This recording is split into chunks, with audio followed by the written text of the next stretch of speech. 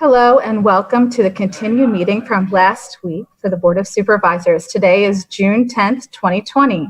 Today you can call in using the number at the bottom of your screen, which is 646-558-8656, and use the meeting ID 8233-860-5799, followed by the hashtag or #.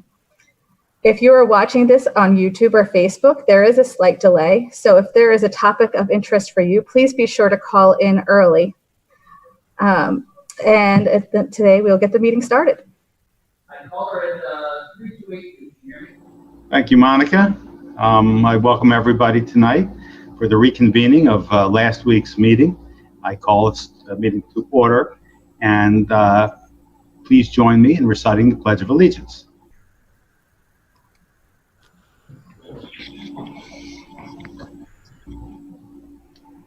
I pledge allegiance to the flag of the United States of America and to the republic for which it stands, one nation, under God, indivisible, with liberty and justice for all.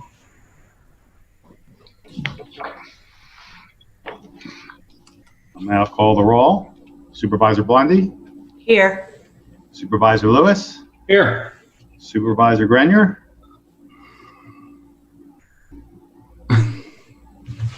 Here. Sorry, cursor issues. Supervisor Grenier? Here. Good. Supervisor McCartney? Present. And I am here. We have a quorum. Thank you. We'll go right to the COVID update. Mr. Ferguson. Thank you. I'd like to turn this over to Monica, who has been sending some emails out to the board regarding updates and information regarding some status of the township as it pertains to Parks and Recreation. Monica, can you go ahead and pick it up? Sure, Kurt. I just wanted to update you. As we know, the information we're getting about COVID-19 is ever changing. We've gotten a lot of new recommendation from the county, the state, from the CDC over the last few weeks regarding a number of things. One of them that I'd really like to address today is recontinuing league play in a very modified way. I'd like to recommend to the Board of Supervisors that we do bring the leagues back. They have all submitted plans to the township and to the Department of Health, the Bucks County Department of Health, and that were approved. And I'd like to get some feedback from the board on that. Sounds planned. Ms. Kirk, do we need to make a motion and actually have a vote on this, or we just need a consent? I would do it in form of a motion just so it's formalized. Okay. I'd like to make the motion. We have a motion. Do we have a second? Second. Okay. Any discussion on this motion?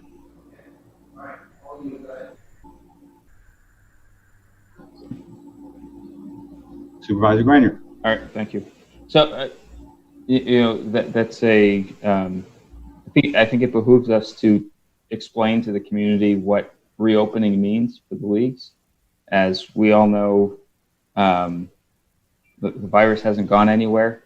There's limited testing, limited tracing. There's no known treatments at the moment, and there's no vaccines. That being said, we all are trying to get back to as normal as lives as we can in a modified way, whether it's working from home or wearing masks to go out wherever we're going, social distancing, but still seeing people and doing things to keep our sanity. So I'm just curious if you could walk through what it means to reopen. It doesn't sound like it's a full-scale reopening and we're going to be right back to where we were, last year at this time. But there's things that will take place to allow that to happen in a, I'll say, a responsible manner. So I think it would help the board and the community to understand that and hear a little bit about some, not excruciating detail, Monica, but some of the details of what would be done if the board would like to hear that as well. Okay, so the general gist, the kind of a review of what's going on is we're looking to bring back small practices without the parents being available. YMS is looking to do more of a camp format. where PAA is more of a practice format, possibly a camp type format in the afternoons. Groups would be smaller than 25. There'd be a lot of responsibility on the leagues by way of monitoring their plans. We as the township can't support in the normal way we would support. We wouldn't be able to do all the same work because our staff has been reduced significantly. We would bring in porta potties. We would ask parents to have their own hand sanitizer and wipes. There'd be no equipment sharing. And that's kind of that we would stay at the 6-foot social distance. But that's really the gist of it. There'd be a little bit of coach training from the different leagues so that the coaches are on par with the program, and they also will be educating their parents.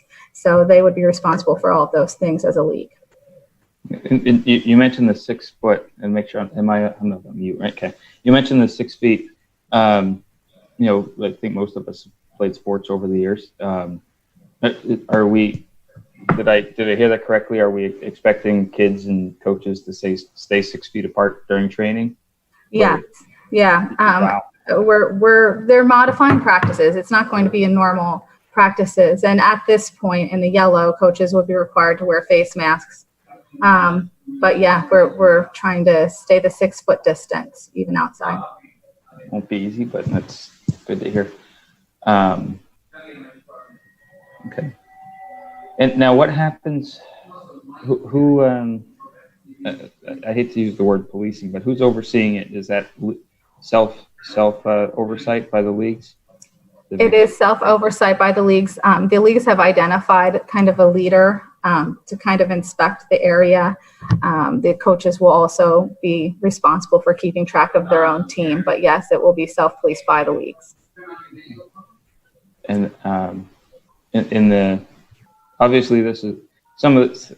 I don't say this lightly. I think we've all experienced that this is a bit of a moving target in guidelines. And generally speaking, I shouldn't say Park and Rec is a moving target. I think anything surrounding this whole pandemic has been a moving target, and guidelines can be confusing, to say the least, across the board, whatever we're trying to do here. Have you built in any controls for, as if things change, if we're seeing things don't work versus do work, and how to address having to be flexible and adjust to different situations? I have to unmute myself. I have been working with the league heads very closely, and I think we all can understand and consider the fact that things are moving on a regular basis. But what we did want to do is set in place a yellow plan. So say if we go into green and we go back to yellow, we can easily have something in place that does work. So we do understand that this is a moving target, and things may evolve as we go, but at least we'll have something that we can go back and forth in between. And I'll tell you, I'm getting texts from the league heads right now saying we have zero tolerance. So I just want to assure you that they really understand that we do this. And in addition, we'll also be hanging up signage to educate and continue to educate patrons and users and coaches. Sorry, I don't mean to take over all these questions here, but when it comes to, I'll say township liability, in case someone, whether it's a child or a parent who's connected to that child or somehow gets sick because of their interaction, or plausibly because of their interaction through one of these programs. I believe we talked before, and you've run this by our solicitor, and I see Ms. Kirk right there.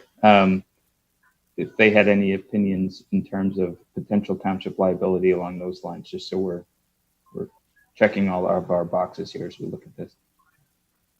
So there is nothing by way of case law to substantiate one way or the other. Again, this is a new arena and it's a moving target. Having said that, with all of the notices and CDC guidelines, and in addition to the review by the Bucks County Department of Health, I believe that everybody will understand that if you're partaking in activities of this nature where there is the potential for close proximity and not maintaining the social distancing. It's similar to when you're just participating normally in the sports where there's an assumption of risk. Having said that, obviously in today's climate, anybody can try to sue for any reason. Whether or not they prevail will be a totally different situation. And again, under the circumstances, while the township may experience claims, I don't think that anybody would be successful in prevailing on those claims. Thank you. I think it's a very fair assessment. Mr. Chair, I don't have, the only other thing I would like to say on behalf of the whole board, I think, is that I don't know if anyone else has noticed some of the chatter on social media claiming that the board's holding this up on purpose for some reason or the other. I don't think any of us have any reason or would ever want to hold anything like this up. The only reason we didn't talk about it last week is because we had to postpone the meeting because of the power outages. And there was no other reason that we would have held off a week to discuss this and go over all these plans. And any information that says anything otherwise is just purely false. And I just want to make sure that it's out there that I am not aware of any supervisor or group of supervisors that have tried at all to slow this down. If anyone is the biggest skeptic here, it might be me, as Monica and I have spoken, and I had nothing really to say about it. So I'll go out on a limb and say that on behalf of the whole board, because I was I didn't like what I was reading there. So I want to make sure that message was out there. That's all I have to say. Thanks, Dan. Any other supervisor have a comment, concern, question? Great. Mr. Chairman? Yes. Can I sneak in real quick? Sure. Our emergency declaration either expired or is about to expire. And Ken, I think Kurt is talking, but he's muted. Kurt, you mute. Can you hear me? Can you hear me right now? Yes. Okay. Ken, before you bring that up, we had the motion and the second on the leagues going without a vote before the chief brings that up. I think. My apologies. Go ahead. No, that's okay. No, that's okay. I think I forgot there was a motion on the floor too. Fred, I think that's something you had the motion in the second. You need to take a vote on. Yes. So we have, is there any more comment on the motion? So Monica, is there any? There is comment. There's comment. Comment. Yeah. Okay. Who?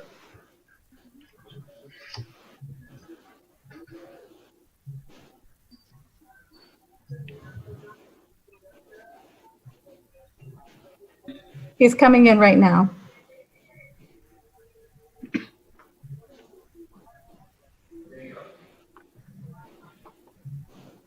Who is it George?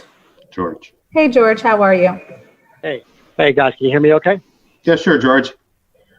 Awesome. I just want to thank you guys for considering our plan from YMS. And I want to stress, like, our goal with this is we're opening up as camps.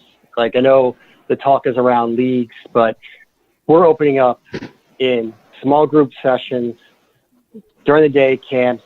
We want to give our parents a chance to get their kids interacting again. And we heard an outcry from our community saying, what can you help here? So I want to stress the design of this program is in no way going back to full league play, full practices. We are running small camps, half days, just trying to get our kids out and get them interacting again. Could be socially distanced, of course. And I can tell you that my board will be there from day one, ensuring that we're going to keep these kids safe, keep no spectators, keep the parents back. We just feel this is really important to get our kids out, because this isn't just about soccer for us, right? I mean, I know we're a soccer organization, but we've had our kids home for 12 weeks, and it's time to let them start to step back into activity and start to step back into a little bit of normalcy as best we can. And I feel like the plan we put together for our camps is following CDC guidelines and all the guidance that we possibly can. And it's going to be a moving target. You guys said that. I would bet that this plan is getting modified a week from now, 2 weeks from now, and as we move forward. And I really feel like what we put together is something that we can grow into over the summer into as we get into further phases into where we can get to league play and we can get to practices. I think that our club is committed to the youth of our community, and we're going to do what's best to keep them safe, to get a back out plan. Hey, George, would you mind giving your first and last name and your address and what your role Sure. is? It's George Schlieben, Schlie, B as in boy, N. I live at 1035 Harvard Drive in Yardley, and my role is Secretary of YMS. Fantastic. Thanks, George. And I think I can speak for the entire board when I say that we agree 100% with what you're trying to do, and we want to see the kids, enjoy themselves safely. And from what I understand, I think you guys have a great plan, and I'm hoping to see them out and taking full advantage of the opportunities that are about to be had. Monica, is there any other public comment? Yes, Noel, the Commissioner of PAA, is on the line.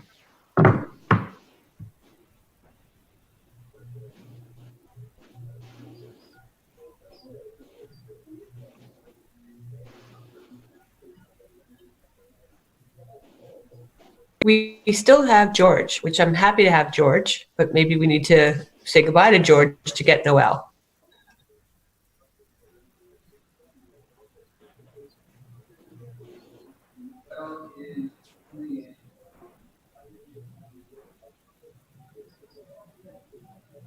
Can we get Noelle on? She's in. Noelle, can you hear me? I guess she's not in yet. She's coming in. Okay. But we still have George.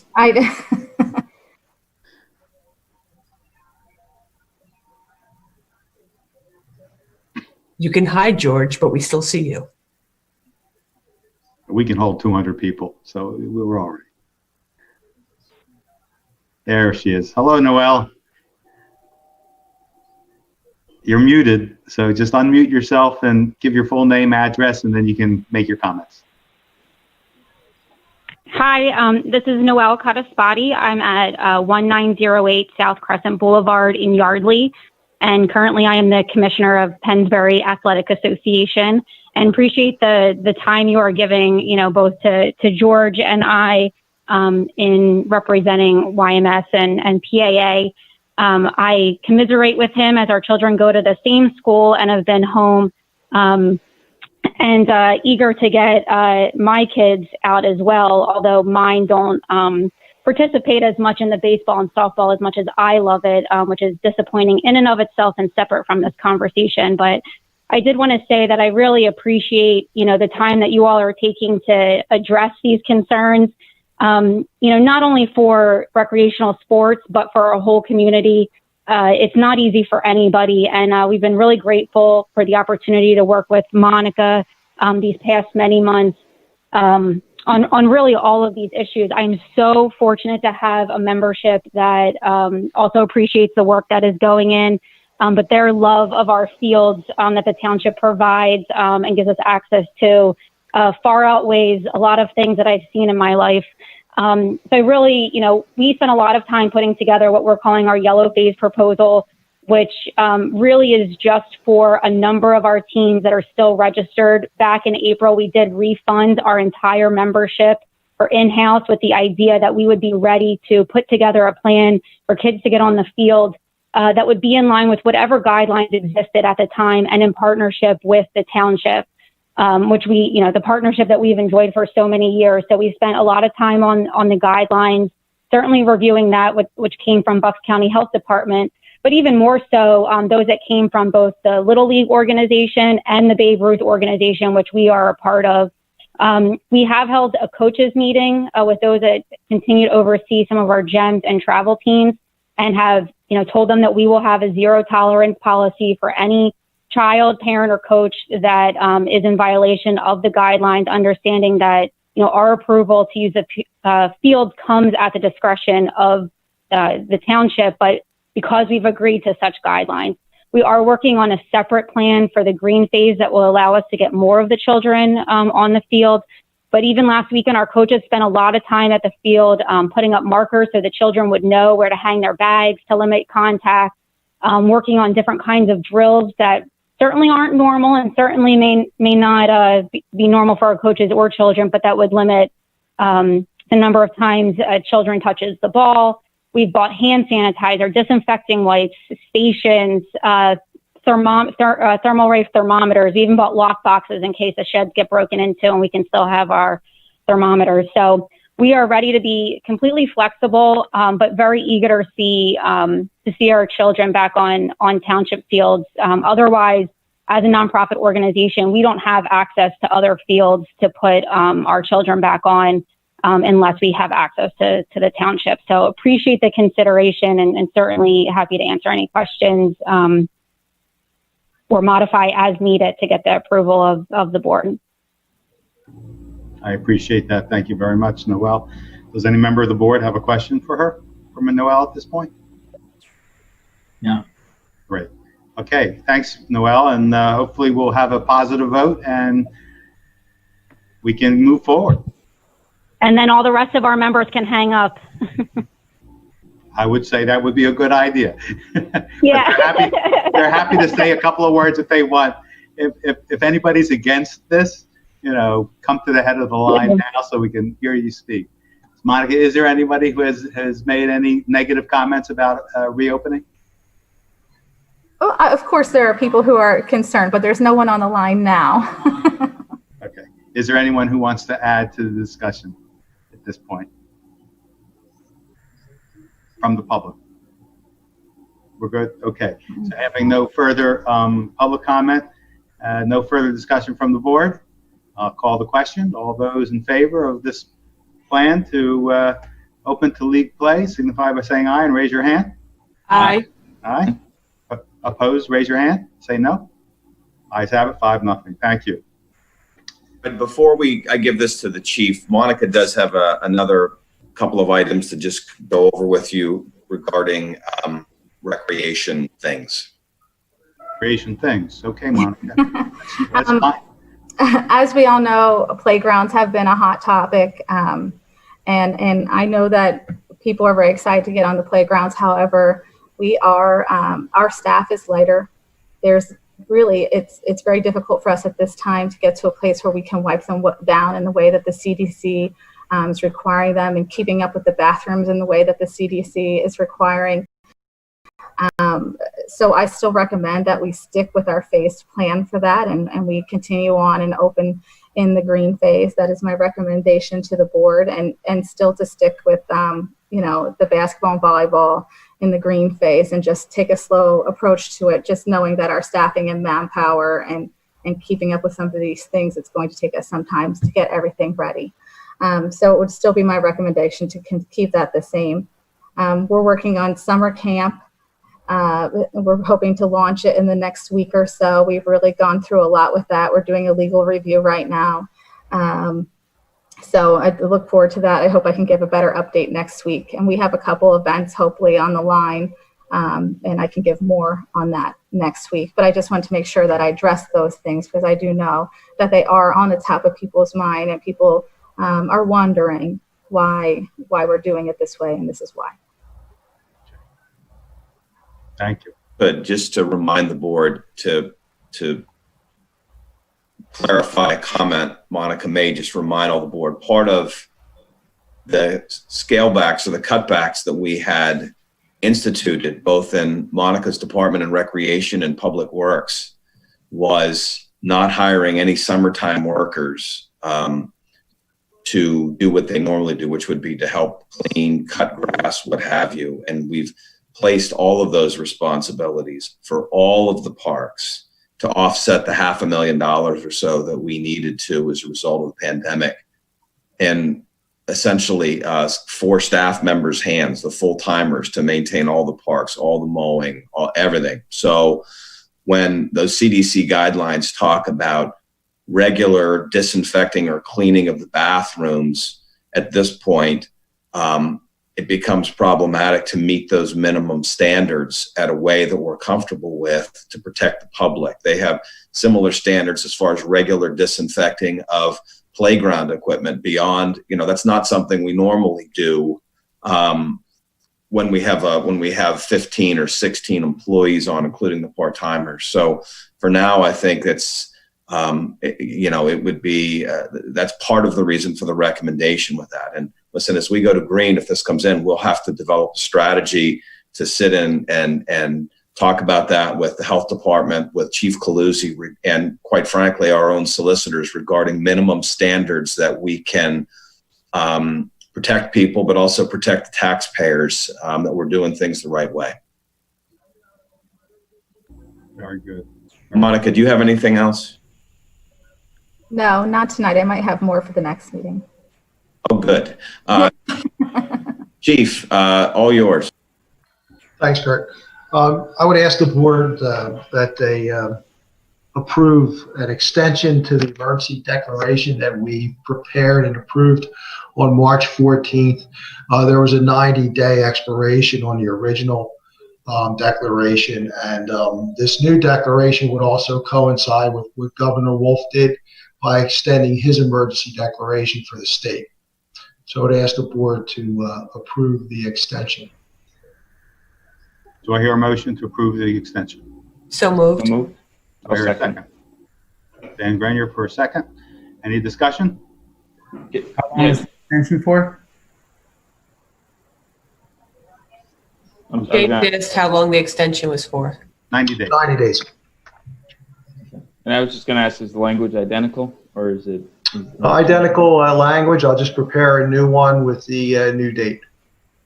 Kurt, what does this do as far as falling in line with what the state of PA is doing as far as, does that change anything from a grant standpoint or, along those lines? No, I mean, frankly, from a, everyone knows I talk about dollars and cents a lot, is from the perspective of extending that, it allows us to continue to apply for reimbursements for expenses that we incur to deal with COVID, whether that's cleaning or, anything that we're doing. So it allows us to continue to apply for those reimbursements. Thanks. Yes, John.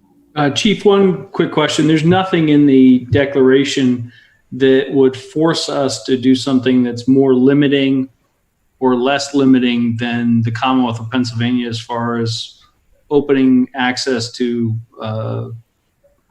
public resources?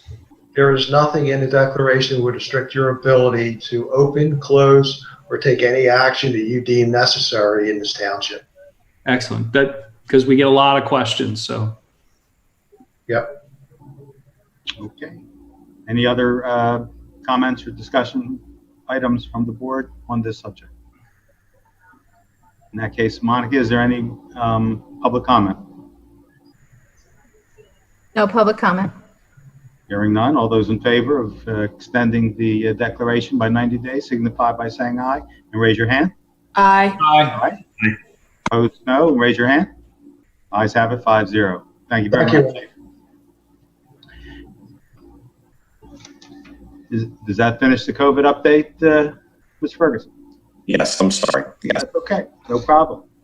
We will go to public announcements. As usual, the park and recreation, digital recreation opportunities are on our website. You can go to lmt.org and find them there. And also, very important, I remind everybody that tomorrow at 7 p.m. we're going to hold a special meeting on the consideration of an advertisement of a zoning overlay ordinance in the OR district. And that starts at 7 p.m. Is there any other announcements or considerations? Yes, Fred. Yeah. The shocking nature of recent events, including the death of George Floyd, the resulting protests and violence. I don't pretend to know the answers, I know that coming together as a community can't hurt. I would like, if possible, for us to join in a moment of silence and to, on behalf of the Lower Makefield Township community, I wish to express our sympathy to the Floyd family. We must do more to bring together our great nation, to deliver on the promises of equal justice for all, and to tear down the walls of racial divide that separate us. And for that, I'm asking for a moment of silence. I agree. And unless there is an objection from a member of the board, let us have a minute of silence.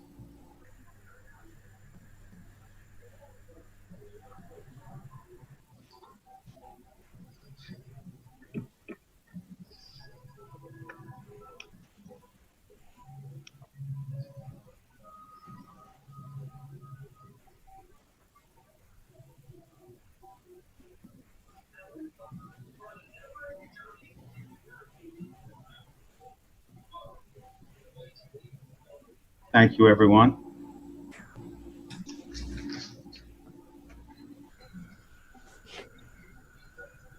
Next order of business will be the approval of the minutes of May the 20th.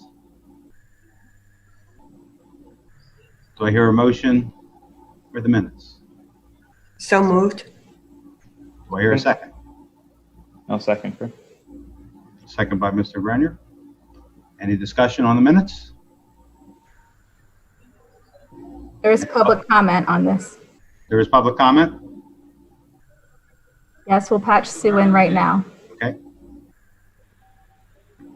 Hi, Sue. Give your full name, address, and make your comment. Good evening. Susan Herman, President of Residents for Regional Traffic Solutions, Inc., P.O. Box 285, Newtown, PA. At the May 20 Board of Supervisors meeting, under the guidance of Solicitor Truelove, the board unanimously approved a motion that basically stated this. The minutes of tonight's meeting should reflect the fact that the May 7 email and attachments from Ms. Herman and RRTS titled Urgent Request to Resume LMT's TTN Review Panel Monthly Meeting is being submitted and accepted this evening as Ms. Herman's and RRTS's public comment at the Board of Supervisors meeting held on May 6, 2020. In addition to the May 7 email becoming part of the public record, we emailed public comment. We both gave it orally and emailed the public comment titled RRTS Comment, May 2020, LMT Board of Supervisor meeting. Dr. Weiss, we respectfully ask that you or your designate read the language in tonight's draft minutes that pertain to RRTS's public comment at the May 20th meeting.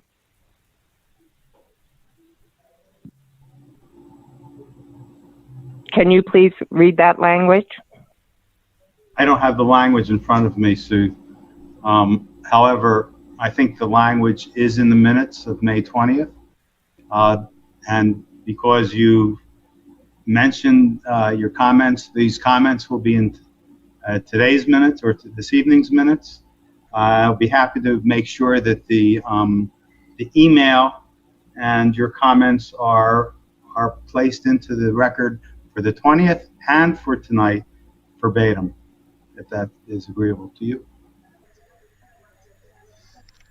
I would also like to know, well, honestly, I'm not really happy with that response. I would have liked to have heard the language in the draft minutes so that in real time we could respond and have the solicitor tell us as to whether they accurately reflect what you made the motion on.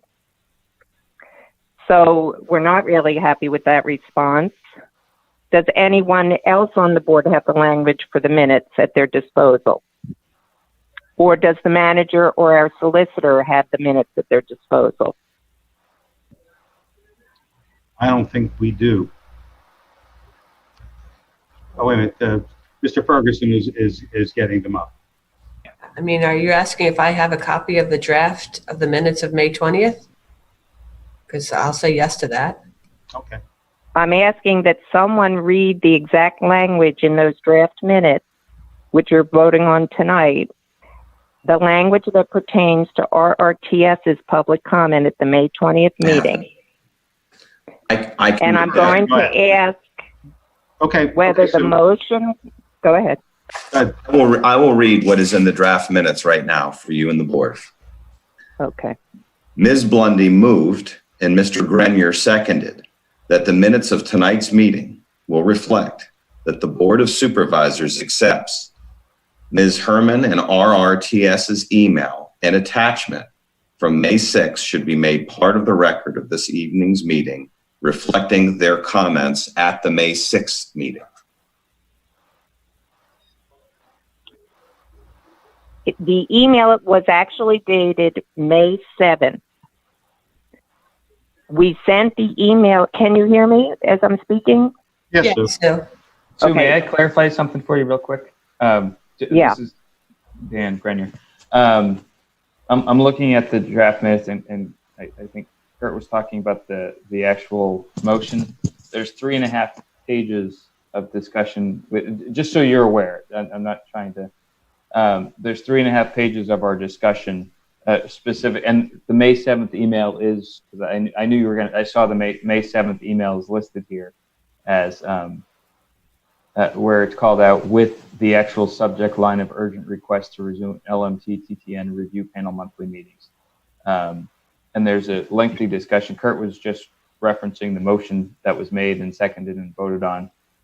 But there is a lengthy discussion in the minutes, which if I read all of it would be here for a while, about doing exactly what you're saying. So I want to just, before you educate us on a few things, I just want to make sure that you're aware that the May 7th email is expressly mentioned in the minutes that we're looking at right now. After that, so go ahead with what you're going to say. I just want to make sure. Thank you, Dan. And how do we review these minutes, confirm that everything is accurate and all the documents reflected are attached as part of the public record? And how do we get to weigh in on that? Because I had asked, could we look at the draft language, and I was told no, that it does not become part of the public domain until after the minutes are approved. So I asked our solicitor, what is the procedure once these minutes are approved for us to address any inaccuracies or problems with those minutes?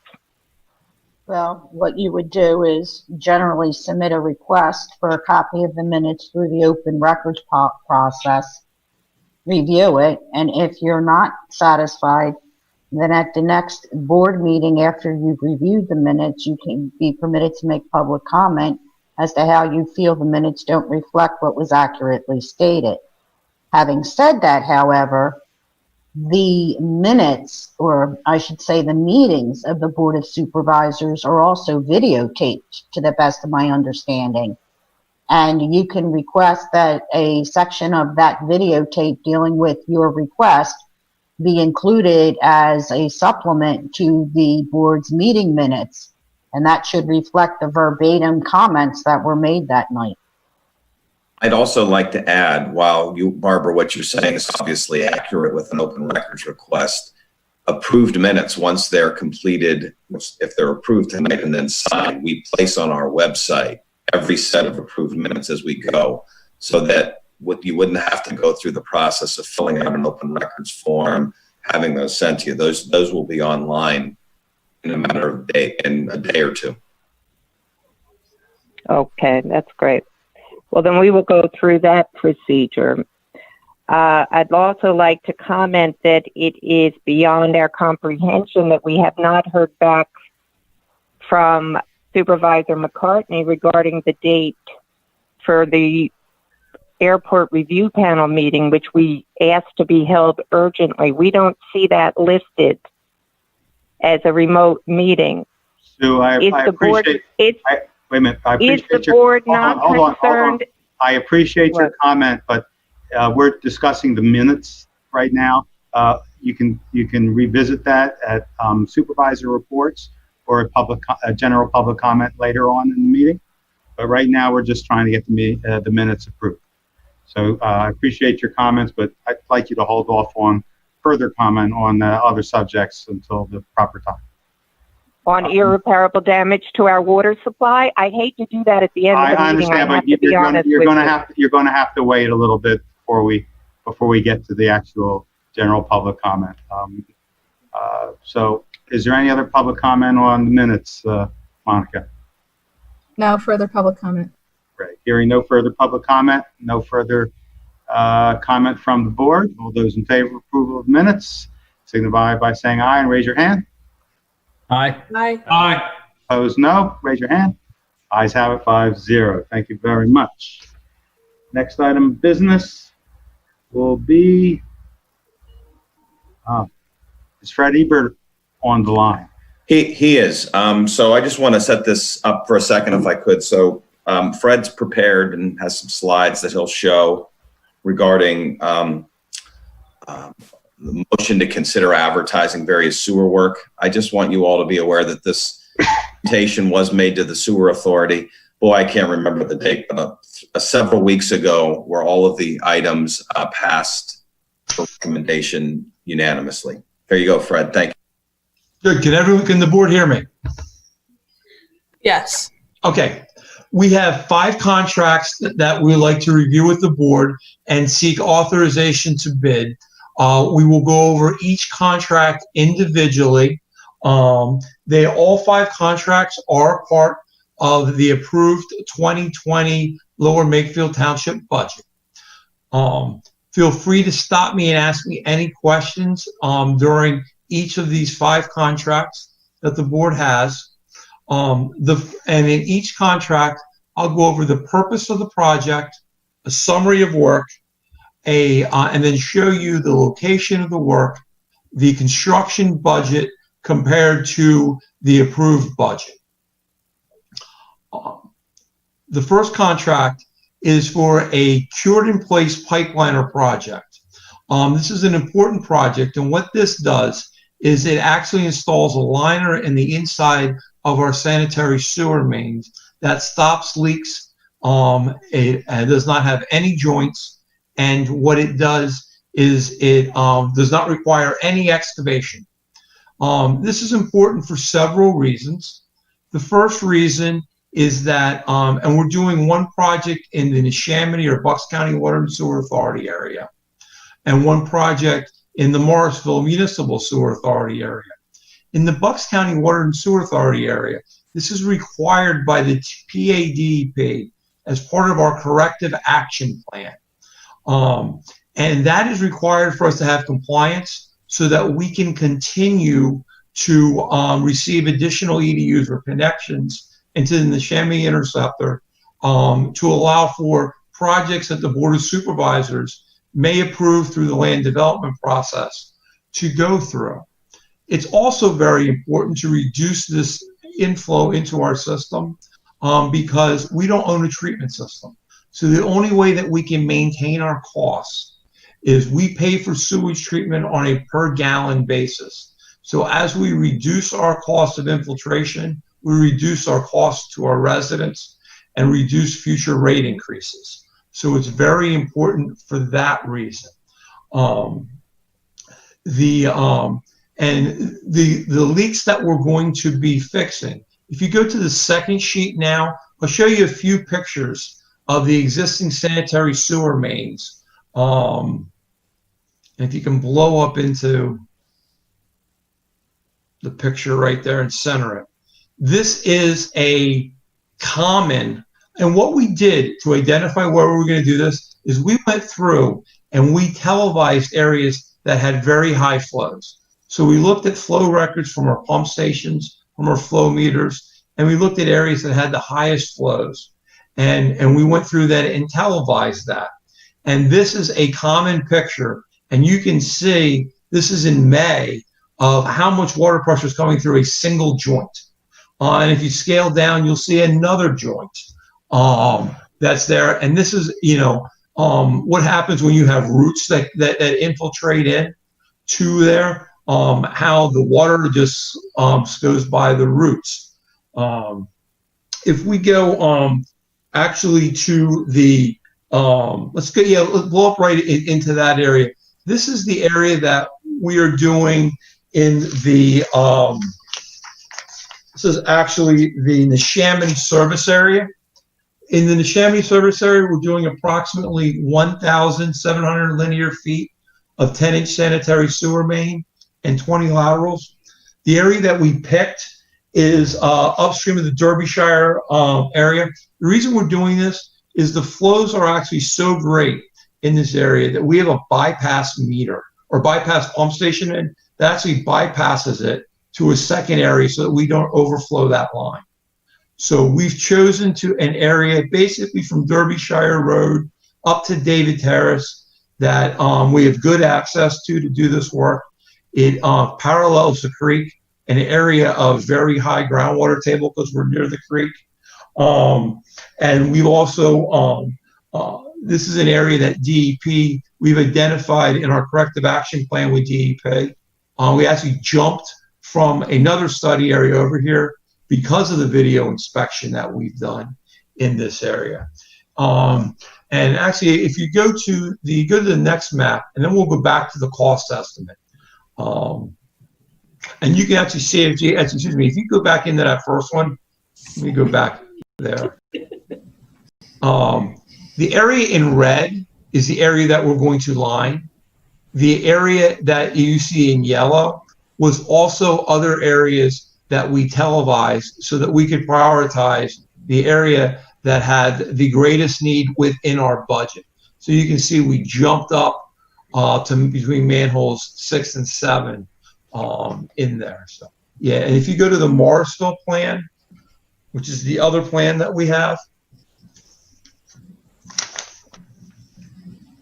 you can see in this area, the area that we chose is upstream of the Silver Lake pump station.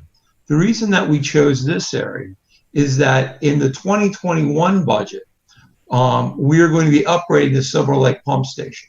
So we wanted to reduce as much flow in this area as we physically could, so we wouldn't be paying money to upgrade this area. And you can see we're basically paralleling Silver Lake, a very area of very high groundwater and a lot of mature trees that go in there. The actual flows, the actual design, and this addresses specifically a hydraulic overload in an issue of DEP at the Silver Lake pump station. Our flows to this pump station ranged in a very wet year of an annual average of 1.2 million gallons a day, a maximum monthly flow of 1.8 million gallons a day, to 2019, still a wet year, but not as wet as 2018, where we dropped down to 800,000 gallons, or almost a 30% decrease. But our annual average flow for this pump station is only 380,000 gallons a day. So we're between 2 to 3 times that. That's how we identify this area. The video that we did in here was actually very hard to see leaks because even during night or middle of the day time periods, normally low flows, when we televised this, we had almost a full pipe. So that's why we chose these areas. If you go to the operational budget now, or excuse me, the construction cost estimate, and you pan back, you will see we broke it into 2 areas, and pan back a little bit so they can see the full screen there. Nope, back in just to the budget if you can get in there. And we can go down. In the Chamonix area, we are estimating our project cost is $171,703. The LTMA budget for this was $175,000. So we are slightly less than that. And if we have additional, or the bids come in very good, we have areas identified where we could expand our scope of work to stay within the budget, if directed by, the administration. And in Morrisville, we have a construction cost estimate of approximately $211,999.22. And our budget for this is $215,000. The total budget for both projects combined is a construction cost estimate of $383,702.35. And the approved 2020 budget is $390,000. So I'll ask the board if they have any questions on this project, and then ask them for authorization to bid if they have no questions. Once again, it was approved, recommended by the Sewer Authority to be completed. I just want to point out, which may be very obvious to everybody, but when you refer to Neshaminy, nobody should think we're actually doing work over in Neshaminy. And when you refer to Morrisville, we're not doing work in Morrisville. These are just portions of the township where the flow heads to those entities, and that's why the use of those other townships is being referenced. That is an excellent question, and let me explain that. In Lower Makefield, we do not have any treatment capacity or treatment plants of our own. So there are two basic service providers. What I refer to as Neshaminy are wastewater flows that are conveyed to the Neshaminy Interceptor, which is owned and operated by the Bucks County Water and Sewer Authority, which then conveys the wastewater down to the city of Philadelphia for treatment.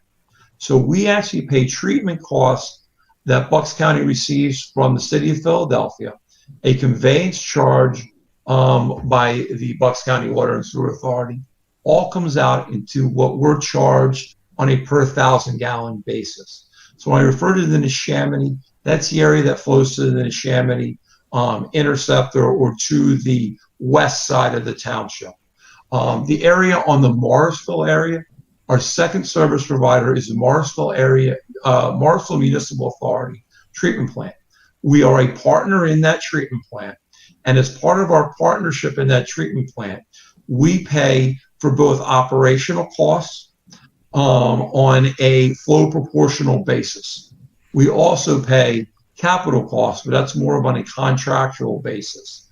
But our actual operating costs are significantly influenced by the amount of wastewater that flows down the pipe.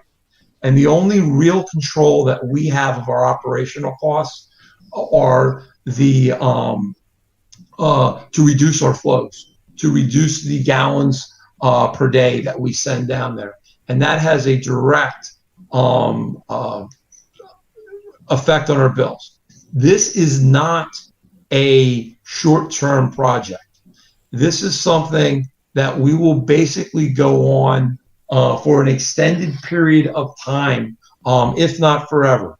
What we're doing here right now is we're installing approximately, in the Neshaminy area, we're only doing 1.3%, or excuse me, 0.83% of the entire system. We have approximately 210,000 linear feet, and we're doing 1,750. In the Morrisville Municipal Service Area, we're doing 0.4% of our overall system. Our overall system has a length of there of over 500,000 linear feet. And that's basically over 100 miles, and we're doing a half a mile. It's 5,400 linear feet. So sorry to expand on your answer, but I just wanted to let you know just the order of magnitude within these programs and why it's so important to start this. So that way we're doing the best thing that we can to protect our ratepayers from future rate increases and to minimize the expenses that we have. This is our single best way. Before we go any further, go ahead, Suzanne. You can thank. Oh, thank you. That's all. So before we go any further, I'd like to entertain a motion to approve the advertisement for bids on this project. So moved. The advertisement of bids. Mm-hmm. Second. Yes. We have, I think it was Mr. Grenier for the motion, Ms. Bundy for the second. Any further discussion on this project? Can I ask a couple of quick questions, Fred? Sure. Sorry, I've got the Brady Bunch view set up. I'm trying to find what box you're in. It moves you around. Hey, Fred. Who's right? Mr. Ebert. Yes, Fred. Couple quick questions for you, just so the community knows what we're doing. Since we're not replacing pipe in kind, we're lining it with cured in place. Can you describe, not necessarily the process, but how long is cured in place material good for? We really honestly don't know because it has never failed yet. So liners have gone through this, but it's an epoxy rated thing. It's a epoxy impregnated sleeve that's cured with air, with hot air, and it goes in. So we have air ducts that use very similar processes and materials that we use a design life of 60 years, but they've been in for slightly longer than that, and that's only because they've only been used for 60 years. So we really don't know the life. So what this is, and that's a great question, Dan, is what we're doing is a permanent repair rather than a grouting which lasts 3 to 5 years or other temporary measures. And we're also doing this from manhole to manhole, so we touch it once in our lifetimes. And I'll add that it's much less invasive than replacing pipe too, so you're not ripping up ground or stream banks or anything else where there's pipe. You're just going in where it's necessary and pumping it into an existing pipe and not creating a disturbance.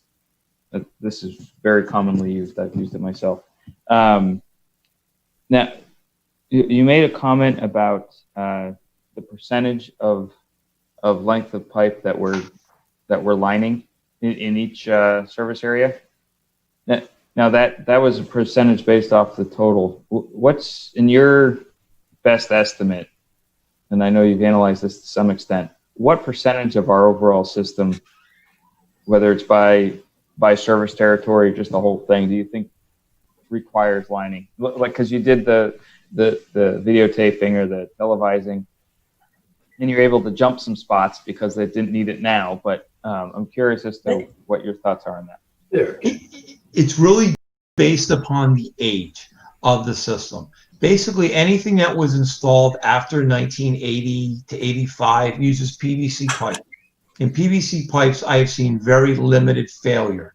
And many times I do not even televise pipes that are PVC, just because historically, and our firm televises hundreds of thousands of feet or watches video hundreds of thousands of feet a year. We don't have that. So the Morrisville area has a much higher area, Morrisville service area, because it's older than the Chamonix. So it's all based upon the age. And I would say that you are somewhere, it's definitely less than 50% because we've had a lot of growth since the 1980s in there. It's somewhere between 30 to 40% of the overall area that is a high probability for that. And that I haven't done an exact thing, but that's about the area. Down in Morrisville, it may be actually closer to 50 to 60%. And up in the Neshaminy area, Bucks County, there's many newer developments that were put in right there. And as you guys all know, Lower Makefield's had a series of booms, over time, going through there, and there's definitely different vintages there. And then one final question, Fred, I swear. You made a comment about plans moving forward, and we're doing this essentially to reduce our I&I and eventually reduce our rates. Have you done any analysis in terms of long-term rates review based on implementing these projects and when we might be able to reduce those rates? No, we haven't. And what I normally do is I wait until we're in about year 3 of this thing and we really know our success rate and we can quantify approximately how many gallons per day that we've taken out of the system so that we know, then educated, because every system is different. And even doing a 1-year project doesn't give you a realistic thing, because the first year I'm hitting a lot of low-lying fruit. But once I go through years 3 and I compare it, the other reason that I do 3 years isn't so much of the linear feet of pipe that I'm doing, is that I'm not comparing a very dry year to a very wet year. Because if I do the analysis next year, I'm going to look like a hero that I reduce all this. The reason is I'm using 2018 and 2019 data as my comparison. just by default, the flows are going to be significantly lower because this year's nowhere near as wet as 18 or 19. So I really need a normalization of flows to do that analysis. But that is something that is definitely done so that the Board of Supervisors can understand what their return on investment is. And it's twofold. It's not only in the reduction of flows, but it's a decrease in the increase that would have gone. It's getting significantly worse. So I can't even quantify how much worse it's getting, but I can see how it's done.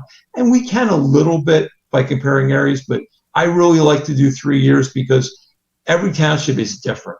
I use Schwenksville, which is a very old community, compared to Lower Makefield, which is a mix. It's much like a Warwick Township in Bucks County or Jamison area, that there's different ages of developments. And that's really where you guys have matured over a pretty significant period of time. It's not a solid, you were all rural in 1980. Yeah.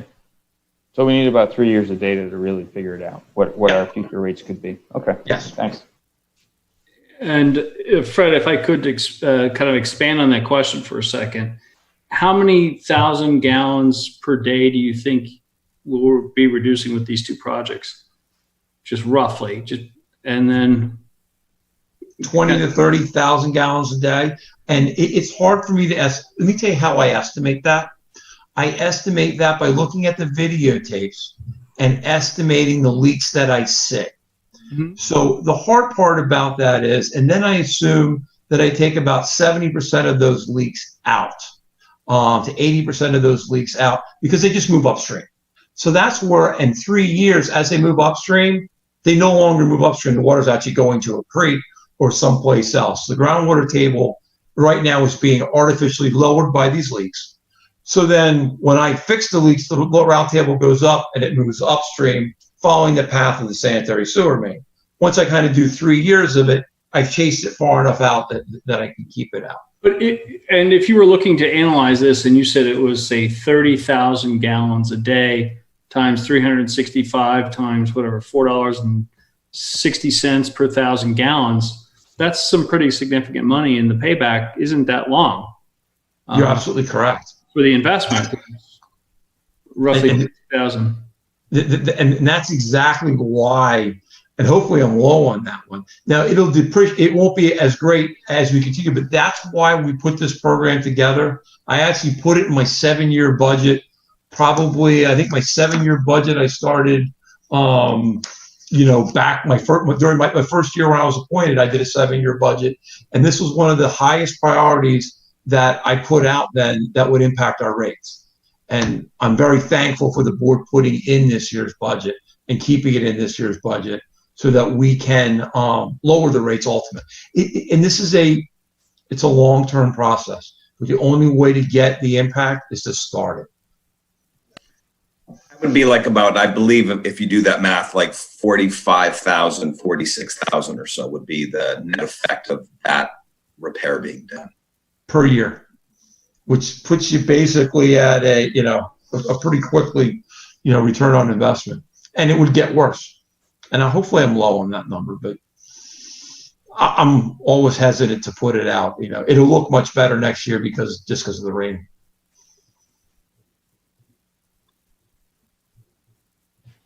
And that's all I had for you, Fred, on this one. Okay. Any other discussion? Monica, is there any public comment on this project? No public comment. Hearing no further comment, I'll call the question. All those in favor of advertising the bids for this project, signify by saying aye and raise your hand. Aye. Aye. Opposed, no? Ayes have it. Great. We'll advertise the bids. Number 2, Mr. Reber. Yes, this is the manhole rehabilitation project. And what this really does is it serves 2 purposes. Is number 1, it stops the inflow or infiltration into our manholes, but more importantly, it provides a structural repair to our manholes. This is done where our force mains discharge into gravity sanitary sewer manholes. When it discharges, it releases hydrogen sulfide gas, which is the odor we smell in wastewater. But what it really does is that hydrogen sulfide gas becomes hydrogen becomes a hydric sulfite or sulfate acid. So it's basically we're basically creating an acid which eats away the internals of our manholes. And the manholes back at this time, the hydrogen sulfide gas attack, many of the manholes were not lined originally. So what this does is it goes in and we basically clean and remove all the deteriorated concrete down. And then we apply a spray-on liner. And this liner has a 10-year guarantee. It's actually stamped with the date that it's done. This has been used for the past, well, we haven't done it the last 2 years, but prior to that, the Sewer Authority has done this and with very good success, and it's maintained more than the 10 years. So what we did was we looked at the Bucks County Water and Sewer Authority area, which is, I referred to before as in the Neshaminy. And there's 4 manholes that can be lined in there and 6. So if we go to the plan view of this,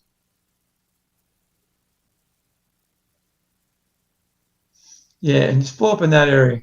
Basically what we do is we look for hydrogen sulfide gas is a result of a long detention time. It's wastewater going septic, which causes that odors. So what we did was we looked at the force mains that were either very long or had very low flows and went in there. And our approach was and we went in and we opened up, the operations staff went in, opened up all these manholes, inspected them, and created a hierarchy of which ones were the worst and needed to be done first. What we then did was we went to the immediate next downstream manhole, because if it attacked one manhole, it'll attack the next one downstream. And our goal is to only touch these discharges from these force mains one time at all. So that's why we're doing the next stream down. And if you go to the lower left-hand corner of the plan, it shows the manholes to be lined, and it basically shows you the pump stations that we're doing. And in the Morrisville area, the Haycock force main is a very long force main that runs basically from one side of the township across the width of the township. It's extremely long, extremely large. Comparison, we have the Stackhouse pump station, which is not a very long force main, but a very low flow. So the detention time there is what leads to that to go up. So if we go to the budget next,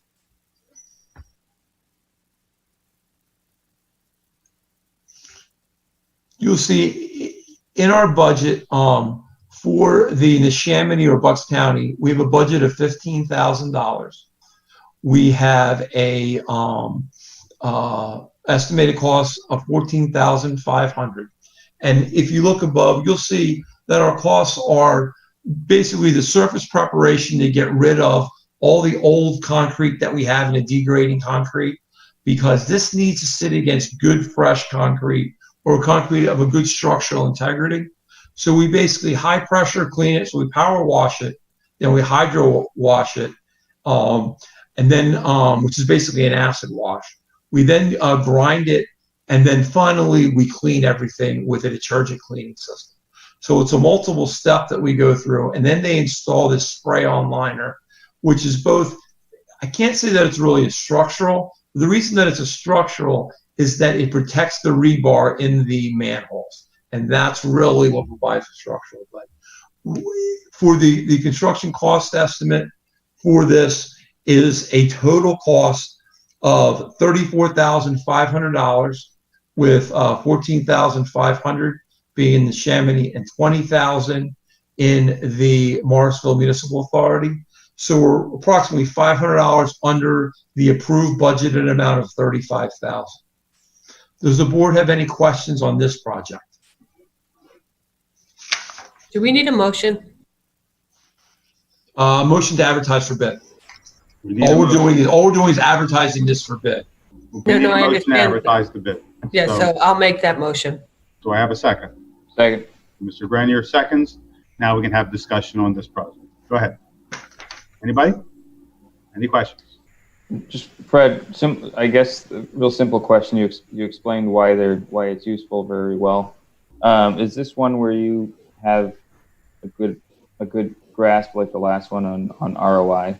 How long it would take to pay for itself? I know manholes are a lot different than a pipe, but this one really isn't an ROI as far as saving operational costs. If we don't do this, these manholes, which are in roadways, are ultimately going to collapse, and then we have an emergency repair. So this is more of a maintenance of it, and we can do this now. If you have an emergency repair of a manhole, you're going to spend anywhere between $10,000 to $15,000 doing an emergency repair, and plus any damage to a car or human life if it's in there. So what this does is it's for basically $2,500 a manhole. You are basically rehabbing and saving yourself an expense of $10,000 to $15,000. Thank you. I'm sorry, Fred, but could you go over it again, perhaps? How many manhole covers approximately do we have? What's their life expectancy? And where are we on that cycle? We have in the Neshaminy service area, we have approximately 1,250 manholes, and we're doing 4 out of 1,250. In the Morrisville area, we have approximately 3,100 manholes, and we're doing 6. Now, all manholes don't need to be done with this type of repair. Once we get all of our force main and structural deficiencies, so that I'm not worried about that, what I would use this line item in the budget for would have much more return on our investment, would be to do a liner on the outside, just the top cover to stop surface water from coming in. I would then use it to install dishes or either raise manholes out of a floodplain or put watertight framing covers. So my approach on the manhole budget is first handle my structural things so I don't have emergency repairs. Then look at any manholes that do not have watertight framing covers in low-lying areas and put watertight framing covers on those, with watertight framing covers or raising them.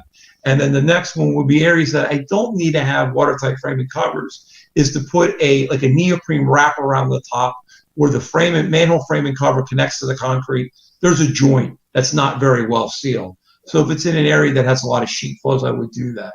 So once again, this is going to be part of a long term. Not that I'm going to be replacing in sanitary sewer mains, I'm going to be replacing them or not lining them. Here, I'm going to be always looking for areas that have the highest potential for inflow coming in, and it's basically along streams.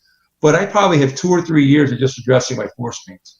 It did not take us long at all to come up with a list. Thank you.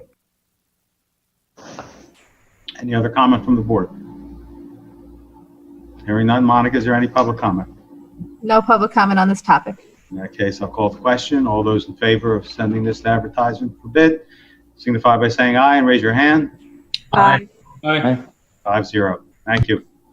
Number 3. Excuse me. Number 3 is the conversion of the Brookstone pump station. It's currently a wet well, dry well style pump station. So if you actually keep on going forward, keep on going forward, keep on going forward. Next one, please. It's a wet well, dry well right now. So what you see on the screen in the area that's hatched is a dry well. It's basically a metal can and it's connected to a concrete wet well.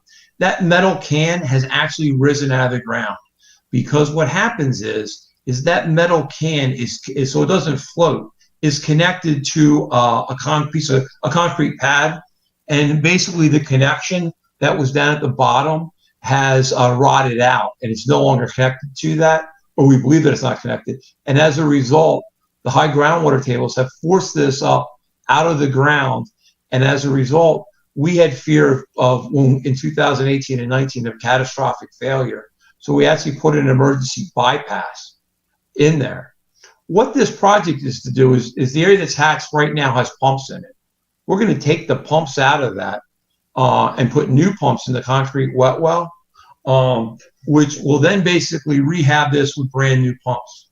The other thing that we're doing on this is, besides converting and getting the steel can that's in the ground, because there was not, the groundwater is fairly aggressive in this area, you could basically go down there with a screwdriver and puncture your way through these the steel can, because it's rotting from the outside in, just because of the aggressiveness of the water. So what we're doing is eliminating that steel can and filling it up, converting it to a new pump station, using new pumps. We're also significantly increasing the pumping rate of the pump station. This pump station was designed under different standards, with lower flows to meet today, and it's hydraulically overloaded. So DEP is requiring us to address in a responsible manner all of our hydraulically overloaded pump stations. So we're addressing this one here, the Silver Lake, indirectly by the lining project that we did on there. So really what our summary of work here is, we're going to basically remove the existing pipe or the existing steel can. Unfortunately, there's an emergency generator at this pump station. Right now, we can run it with run both pumps on the emergency generator. Under this scenario, we'll only run one of the two. If the project comes in under budget, I'd recommend that we increase the generator, but DEP only requires us to run one of the two. The new pump, one of the new pumps can do basically almost 3 times the pumping capacity of the 2 existing pumps that we have in there.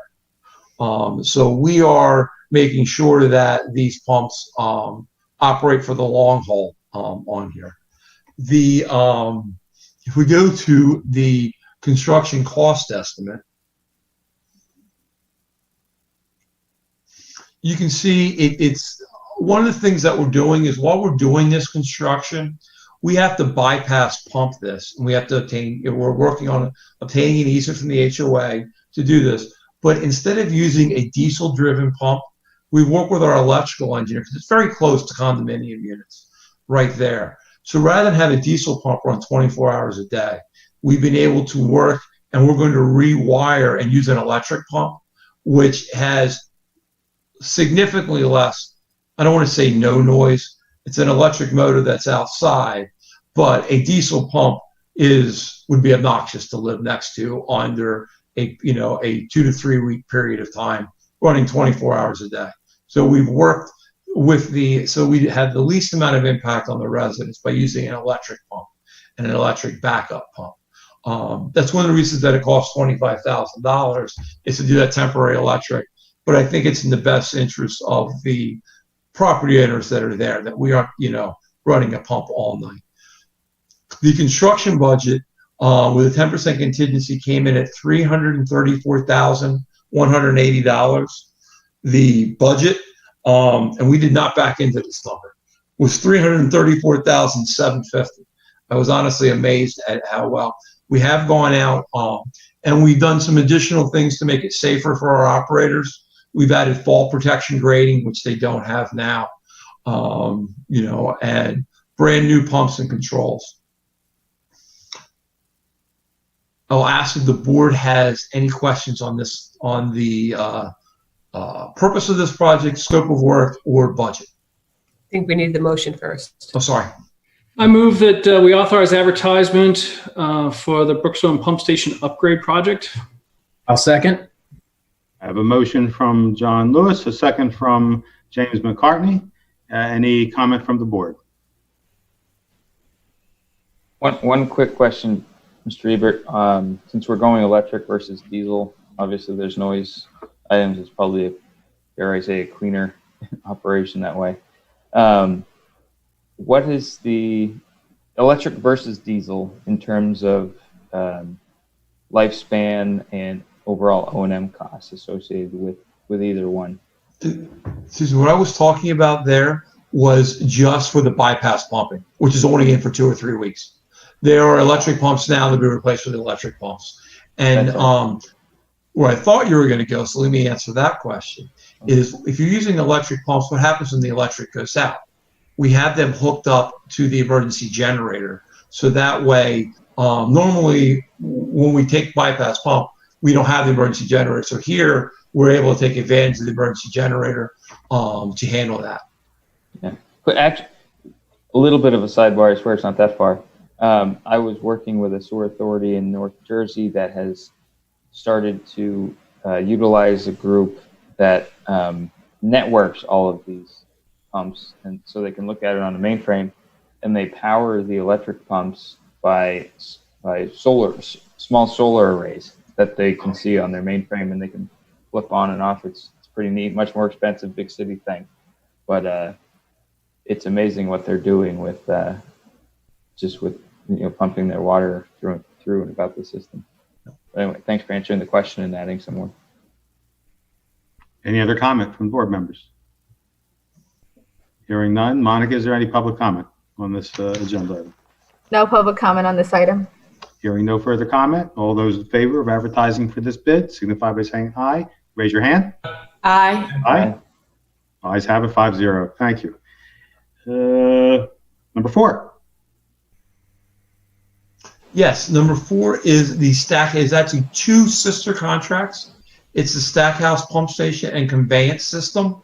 The purpose of the project is to replace the existing. I'm sorry, Fred.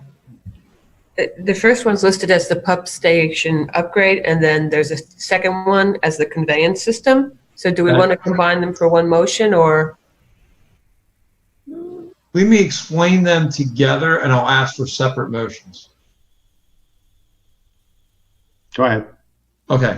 The first contract is SWR 20-4, which is the replacement of the pump station.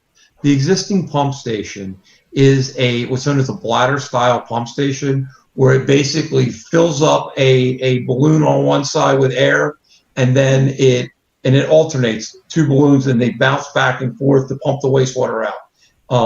It is located, this technology has not been used probably for 30 to 40 years in the wastewater applications like this with this manufacturer. And as a result, it's very hard to maintain parts or find parts. We've actually had to go to machine shops and get customized sheets for this. The pump station is also located behind a house with no vehicular access to it. You could not drive a vehicle to there if you needed to. And it's built into the side of the slope that goes down to the canal. So there is almost no way to dig this out without basically eroding the entire bank out. It must have been built in, and the bank slowly eroded over time. So what we're proposing is to relocate the pump station. If you go to the plan view, flip over to one sheet. The next sheet over. Is that all I have? The next one over. Okay. If you actually can look at where your cursor is, blow that area up. And if you can slide it more to the middle, you can see no, other way. Keep on going over. The existing pump station right there, and if you pan back just a hair, meaning show more area on the plan, you can see how it's built into the toe of the slope that goes down to the canal, and it's located behind the houses, and there are retaining walls. What you see there are retaining walls, so there's no real way to drive down to this existing pump station because of the retaining walls that are in there to stop the remainder of the bank. There is also no emergency power or ability to put emergency power down here. So that if we lose power, now it only services a small number of houses, but if we were to lose power, we would not have there. And then if you pan to the left on the screen at the same scale, keep on going over, you'll see the location of the new pump station. So this is the location of the new pump station. You can see we have an access driveway down to it, a proposed generator, a new control building, the well and valve vault, and we designed it so the generator, the exhaust goes away from the existing houses out in there. So this is going to be a brand new wet well. It's going to a pump station. We applied for a PA small water and sewer grant which we received 100% award on.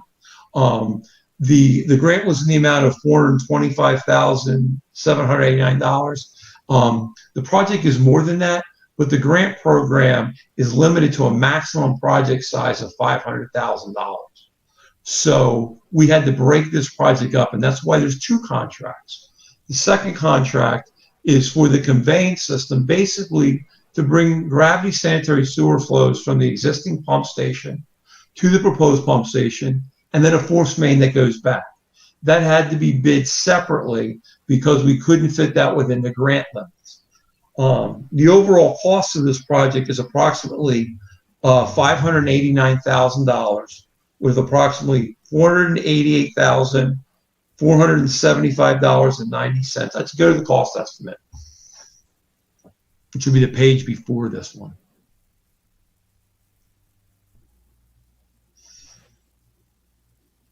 And you can see in there that on this is for the pump station. It's for $488,475.90, of which we have approximately $425,789 in grant monies to offset this. And then I was going to, does the board want to vote on this, or do they want to? I generally described the conveyance, or the second contract is the conveyance. Does the board need any other details? I know you guys have a lot on your agenda tonight. Would you like more details on 2005? How would you like me to proceed on this? Well, we have the description of the Stackhouse pump station upgrade. Yes. Placement. I'll make a motion to authorize advertisement of the Stackhouse pump station upgrade. Second. We have a motion made by John Lewis, second by Dan Grenier, for the upgrade of the Stackhouse pump station. I guess the question that Mr. Eber poses, do we want to go into the conveyance system as well further, or just take this and go to the next agenda item separately? Dr. Weiss, I'll say Dr. Weiss instead of Fred, just so I don't confuse everyone. There are some specifics about the pump station with respect to funding that I wanted to thank a few folks for helping us out on, as well as I just want to get an update, since our sewer authority solicitors here too, just so the board understands where we're at with some land. I'll say land issues or property issues. Ms. Kirk, if you could update us on that as well. So at the present time, we already worked out the arrangements to acquire the land from the property owner where the physical pump station will be constructed. That is all resolved. Right. The conveyance system requires obtaining easements from two property owners. I have been negotiating with both property owners or their legal representatives, and believe I'm close to resolving with one, but at this point still have not yet reached a settlement with the second property owner, although there's ongoing discussions. We have filed documents through the court to condemn the required areas if we need to proceed in that direction. And obviously there is open litigation at this time because of the filings in the court. But I'm fairly confident that we'll be able to work out some sort of resolution with both property owners for the conveyance portion of the system within the near future. So basically, if, the bids for the actual construction of the pump station and the conveyance system, although related, they're not really one. You know, the land issue is separate from the actual bid for these projects. Right. Okay, so we have a motion on the table. Any further discussion on this motion?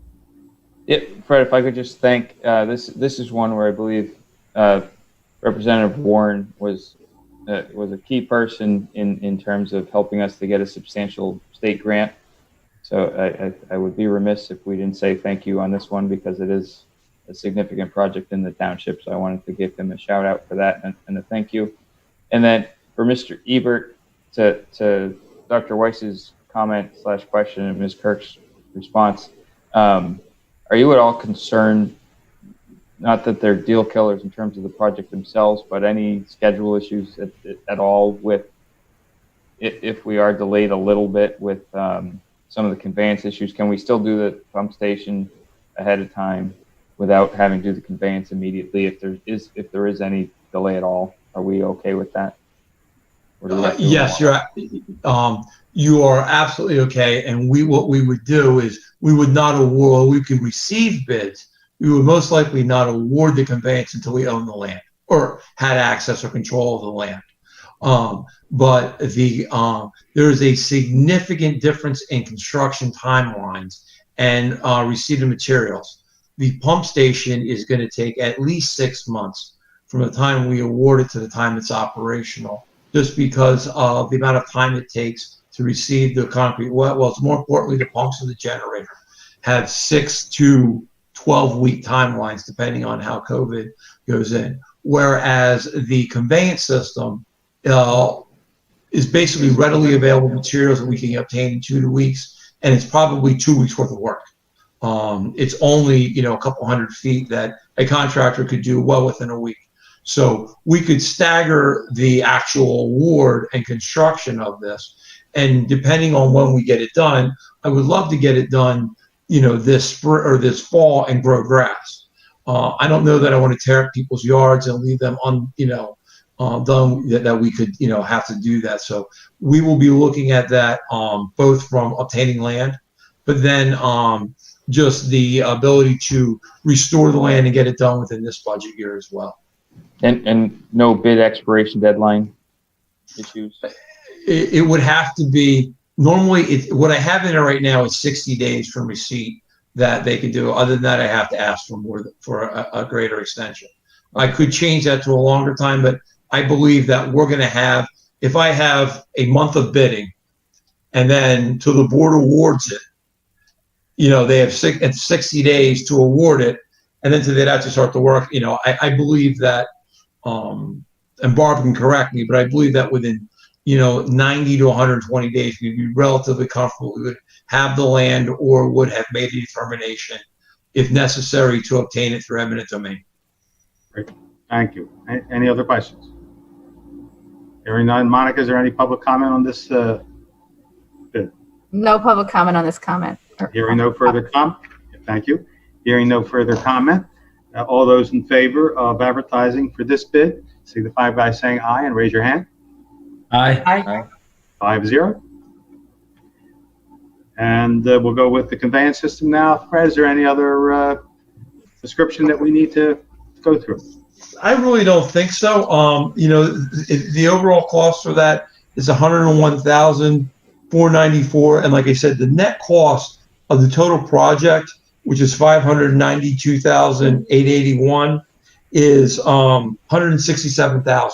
So we're getting, because of the grant, we're basically getting $600,000 worth of work done for $167,000. But all this is the installation of 430 feet of gravity pipe and 493 feet of force main. Very straightforward project. So I don't have any other description unless the board has a question for me. I'll entertain a motion to advertise for this bid.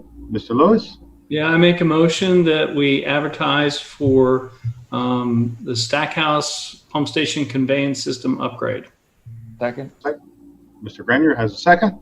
Any further discussion? Hearing none. Monica, is there any public discussion? Public comment? No public comment on this. Hearing no further comment, I'll call the question. All those in favor of advertising for bids for the Stackhouse Conveyance System, signify by saying aye and raise your hand. Aye? Aye. No? Mr. Chairman, if I could, something germane to this. Supervisor Grenier was right to thank Representative Perry Warren for his work on the Stackhouse pump side. It was $408,000 from the Pennsylvania Small Water and Sewer Grant. He also got us another $1 million that went to MMA in 2018. He had a great 2018 for us on this issue. I'm wondering if, given that we continue to have some sewer projects, if it would be a great idea for us to invite both Representative Warren, Senator Sanacero, and Congressman Fitzpatrick for us to sit down with them and see if we can strategize about getting additional grants. The state level, obviously, we certainly have some challenges related to funding post-COVID, but also some opportunities because we have shovel-ready projects. And at the federal level, and this is important, it turns out that the sewer systems are potentially very, very valuable in helping us understand COVID-19. I don't know how much people have been following this particular issue, but and Fred Ebert, you might know about what's happening in New Haven, Connecticut, and Carmel, Indiana, where they're actually using polls from the wastewater system to track outbreaks of COVID-19. So I think in both areas, we have a chance to potentially secure additional funding. I'd like to see if we could sit down with them and potentially set up a strategy to get additional funding for some of these projects that we have going forward. We do have, obviously some challenges in this area. So my motion would be that we send a letter inviting all three of them to work with us on a funding strategy and set up meetings with them. That's an excellent idea. The more we can do with state or federal funds to help us out, the better it can be. So we have a motion on the table to invite our state and federal representatives to help us fund our sewer projects and maybe expand on them. Do I hear a second? I'll second. Bundy, I got a second on that. Any discussion? No, I'll just, not that we need to say much more on it, because I think it's pretty self-evident that a bunch. Yeah, I just think it's a good idea to turn over every stone. It's always a good idea to get more money from someplace else. Is there any, Monica, is there any public comment on this issue? No public comment. Hearing no further comment, all those in favor, inviting our state, federal representatives to a discussion on possible funding for. Can I stop for a second? I mean, if we're asking, we have two senators, right? We want to get them involved too? We can get two Senator, yeah, we get Governor Senator Casey and Senator Toomey involved as well. Sure. Sure. The beauty of your guys' budget is that you guys identified a 7-year capital budget. So no matter what program that they have that comes out, we can look at that budget and see if we have a project that fits one of their grant programs. So that's one of the things that I appreciate the board putting together a long-term budget. So that way when opportunities come up, we can see that going forward. And I think that's something important for the public to hear, is that your long-term plan allows you to take advantage of every opportunity that comes up, because different projects have different high limits, low limits, different concerns, different programs. So I did wanted to say it's an easy task once we have that done. I can never stop saying enough thank you to our state and federal representatives who give us money and help us along the way. So with that, I will call the question. All those in favor of having such a meeting signify by saying aye and raise your hand. Aye. Aye. Opposed, no? Ayes have it. We'll set it up. Mr. Ebert, is there anything else that we need to discuss? I don't think so. You guys stay well and enjoy the rest of your meeting. Thank you very much. Stay healthy. Thank you. Bye.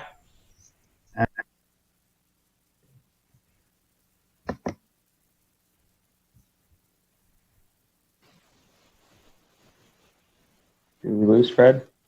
Oh. Fred Ebert. Did we lose Fred Weiss too? I think we lost our chair as well. But we have two lawyers, so that's good. Barb, if you'd like to go, three now. Cocktail, go ahead. I'm here now.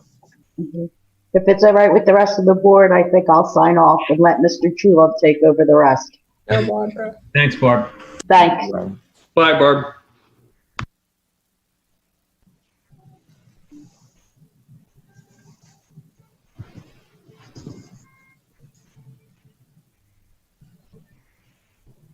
Guys in the back in the room. Yeah. He's back. I'm back. Sorry, guys, little technical difficulties. Suzanne just adjourned the meeting, so. There you go. Okay. All right, we're going to change engineers. Mr. Pockel, you're up. Yes, I apologize to the board and the public. You're going to have to hear an engineer speak for a little while longer. I'd like to provide an update to the 2020 road program. The contractor, James D. Morrissey, has completed a majority of the work. We are going through punch list items now and developing a punch list of work that they need to complete prior to finishing the project. We are aware of several issues along Combine Lane where puddling has occurred. Essentially, they paved a little too high along the gutter line of Combine Lane, and that trapped water from getting it to the nearest inlet. So they have to go in there and grind that down and then seal the top of it so that water doesn't get into it. And so those are items that are on the punch list, and they'll be taken care of. I spoke with the contractor today. They said that they're going to get to it as soon as they can. So we're aware of that, and several other issues on that will be added to the punch list. In looking at where we were compared to the budget for the 2020 road program, we came in under budget. We're projected to come in under budget with all the quantities that have been used thus far. So when we sat down with the township, there was a discussion to basically increase the scope of the road program for the 2020 year, given the fact that we had additional money left over within the budget. And so the first item would be a motion to authorize bid alternate 2. If you remember, when we originally bid the project, we awarded the base bid alternate number 1, which was Silo Road from Combine Lane to Disc Road. And then we also awarded bid alternate number 3, which was Disc Road. And so this would be a motion to authorize bid alternate number 2, which would be to pave Silo Road from Disc Road to Harvest Drive. This was, when we were putting the project together, this was included within the program as bid alternate number 2. And that's an estimated. Andy, hold on 1 second. Andy, hold on. Can you please take that picture off? Yes. Yeah, I want to do those pictures as part of a presentation that I'm going to be doing with those pictures. Okay. I didn't mean for that. I don't know how that popped up. Okay. I'll put my hands up here. So all of those pictures have to do with our 20 and 2021 road program and that I'm going to do as part of my report. Okay. Okay. So the only. Andy? Yes. I don't know if this made its way to you yet, but apparently on Esther Lane, there was some wires sticking out of the pavement. Sticking out of the pavement, that doesn't. I'll email you. Okay. I do know that there was an issue where wires were down, and they were down. I would say on the day that they were paving Esther Lane, but I reviewed it with our inspector. And the contractor's equipment, when our inspector was on site, was at the other end of Esther Lane. He had left the site to go over to Rose Hollow because they were mobilizing to do work over there. That's when he got a phone call to come back to Esther Lane and observe wires down. So I don't know if that's the same issue, but if you can email it to me, we'll look into it. Thank you. So the only other thing I want to say about item number 1 is that it's an estimated cost of $46,892.10.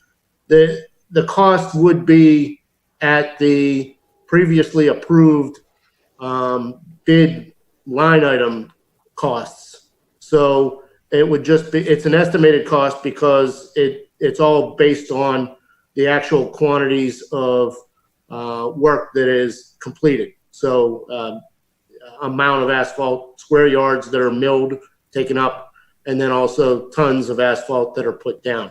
And that's what the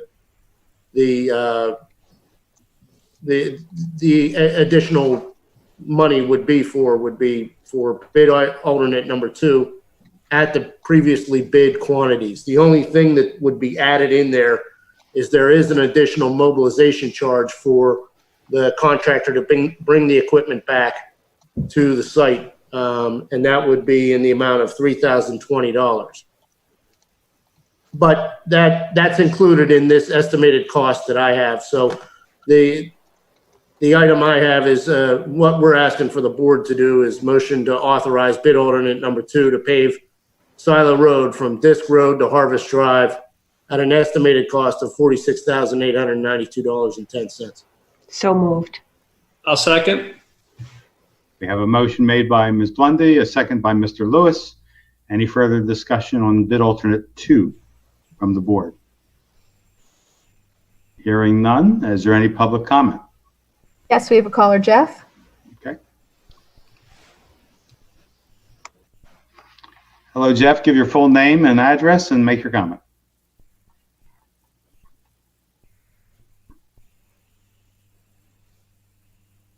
Hello, Jeff. Jeff is muted. All right. Oh, hey, I'm sorry about that. I was muted. Okay. Give your full name and address and make your comments, Jeff. Yeah, sure. Hey, everybody. My name's Jeff Nansteel. I live at 1502 Harvest Drive, which is on the corner of Harvest and Silo Road. And, you know, I know there's a lot of my neighbors on the phone tonight, too, who have thoughts about the repaving of Silo Road.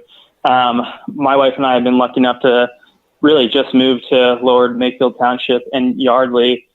And I think what I noticed immediately was all of our neighbors, you know, always outside, always hitting the pavement, you know, walking, biking, kids riding bikes.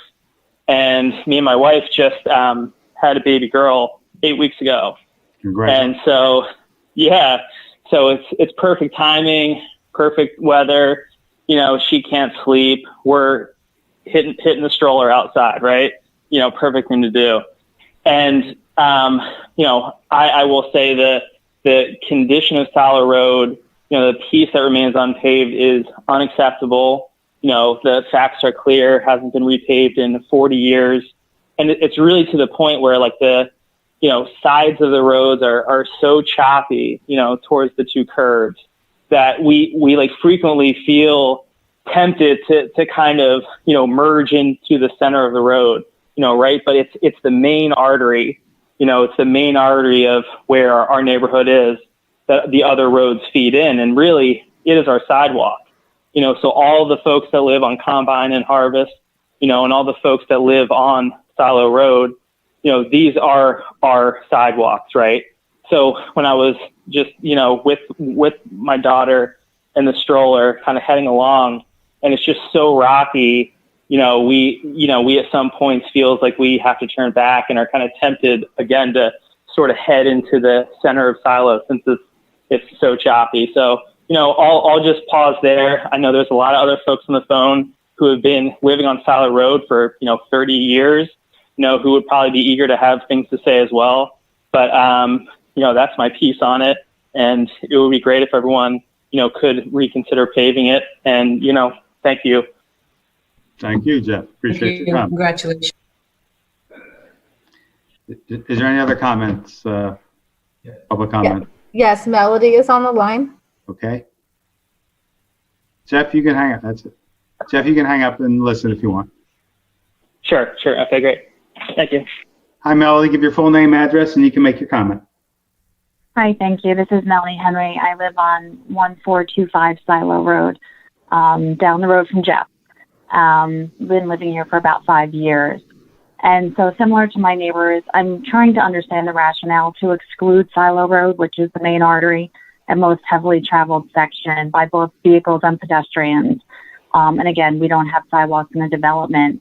And I've seen some email correspondence from my neighbors back and forth to the board, and the decision may have been made some time ago, and I'm trying to understand, did no one question it then, and is anyone on the board questioning it now? Because for me, it just seems illogical and concerning. And the fact of the matter is we're 90% completed with this job, and we need to finish it. And tonight we are voting, or you did just vote on another section of Silo Road from Disc to Harvest, which I certainly support, but the same rationale that would be supporting repaving of that section would logically apply to the remainder of Silo Road. And I don't see any rationale to support exclusion of the remaining of Silo Road. As much as I'm questioning the decision not to repave Silo when it was originally decided, I'm equally questioning what appears to be resistance to complete the job now. And so I don't quite understand that. So I'm trying to understand if there's some reason why anyone on the board would not approve to repave the remainder of Silo Road, as it should have been considered in scope in the first place. Melody, you raised an excellent point. And at this point, I'm going to suspend public comment at this time temporarily, and I'm going to turn this over to our township manager, Mr. Kurt Ferguson, who will hopefully give you some extra insight before we continue with public participation. So Kurt, go ahead. Melody, thanks. You can hang up and listen at this time. Thanks, Fred. So I guess we'll take a trek back since you brought this up. Silo Road, at least the portion that you're talking about, the word excluded to me suggests that it was originally contemplated, or where we were originally going to do it and we pulled it back, which was not the case. This past year, the township developed, I think really for the first time, an active 3-year paving list that assessed a variety of things. Condition of the road is obviously first and foremost. We've also developed a strategy of trying to pave in areas that are proximate to each other to avoid significant restaging costs to go all over town. So this year, the paving was targeted in that way. Silo, in terms of the motion before the board from Disc to Harvest, wasn't in that 3-year paving list, frankly.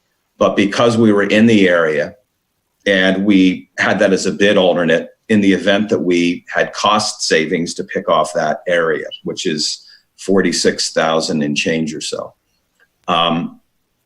While we didn't bid the rest of Silo out, we look at the cost for materials and what have you, paving the rest of Silo would be about $110,000. So while the first consideration, at least for me always, is, the money that we have for this is state allocated. It has, it's a certain amount. It's not like there's extra money sitting there. So we always work within the confines of that budget. But frankly, the decision originally didn't have Silo, at least that portion of it, in the 3-year plan. While I understand that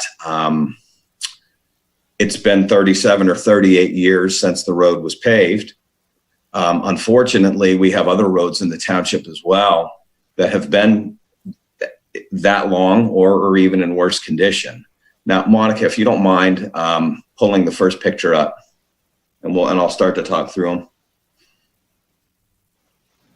We're pulling them up now. Okay.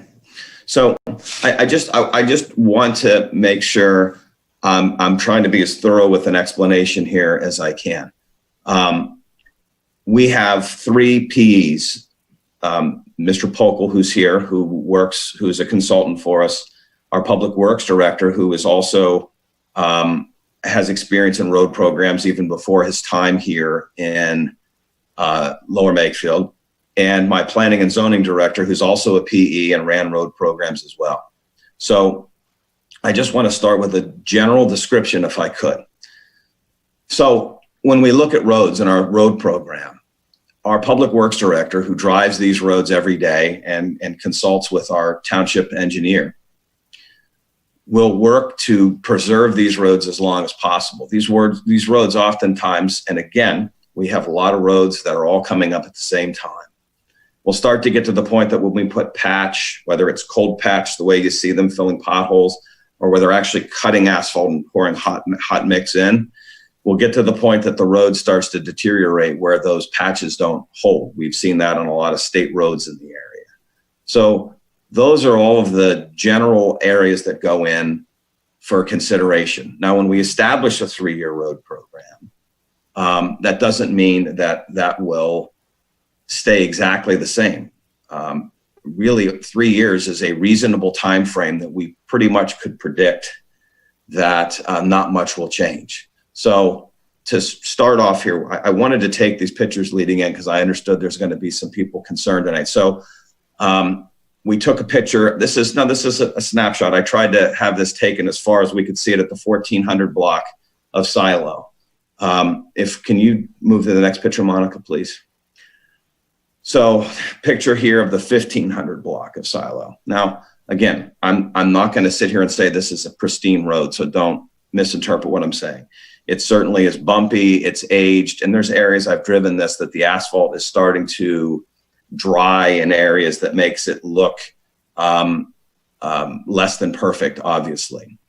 But so tonight, the motion that we do have right now is for this particular section of Silo from disc to harvest. Monica, can you pull that up, please? Next picture. So if we start to see here, now in the end, we had this spot from disc to harvest that we could pick off for $40-some thousand, which we were under.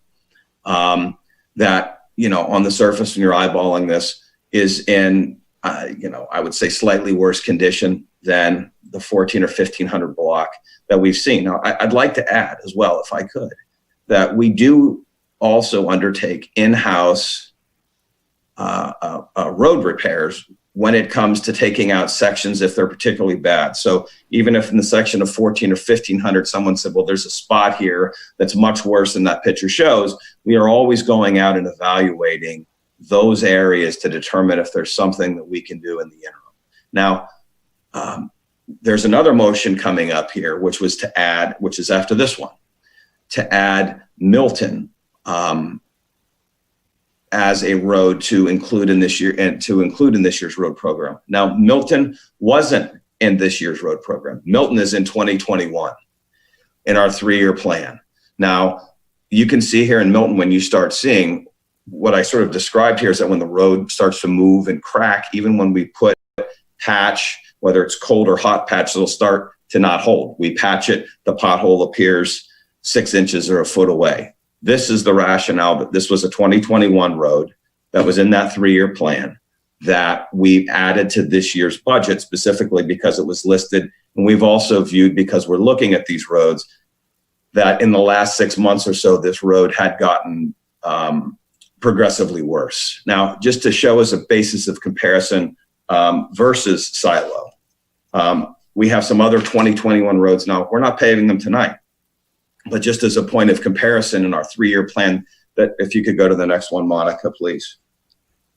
Okay, this is on the 2021 paving list. Here, Friar at Trend. Can you go to the next one, Monica? Next one's Wynwood. Wynwood at Friar. You can start to see the things here we're talking about as far as these roads. The next one, Monica, which is Westover. If we start to look here, the 1900 block at 1900 block of Westover, excuse me. And then the last one, Monica, that we have, I believe, is Westover at Ovington. Now, again, unfortunately, we have lots of roads that have come up all at once. Currently, we have a budget on an annual basis, because this is state money, between $800,000 or $900,000. And to put that in perspective, we have 138 miles of road in the township, and money to pave. It varies depending on the width of the road, 2.5 to 3.5 miles of road. I think we have, is that the last one, Monica? Can you go back? Can you go to the next one, please? So, and here's the other part of Ovington that we would do as well. Now, if we then take that as the last example and go to the next one, Monica, we bring this back to the 1500 block of Silo.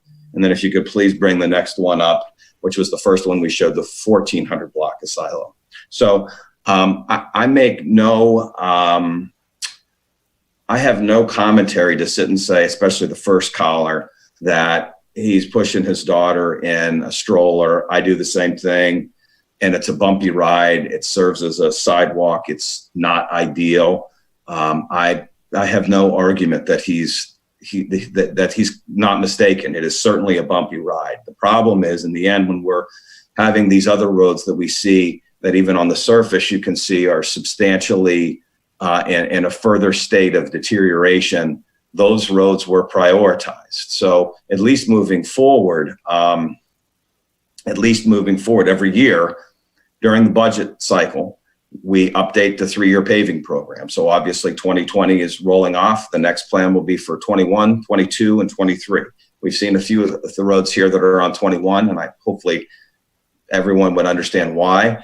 But then Silo and any other roads as well would be reconsidered moving forward. So I don't know if I've answered your question specifically, but at least as far as this goes, I think it explains that first, the part of Silo that we added in was part of the original bid, thinking that if we came under, that we would try to pick that road off while we were there.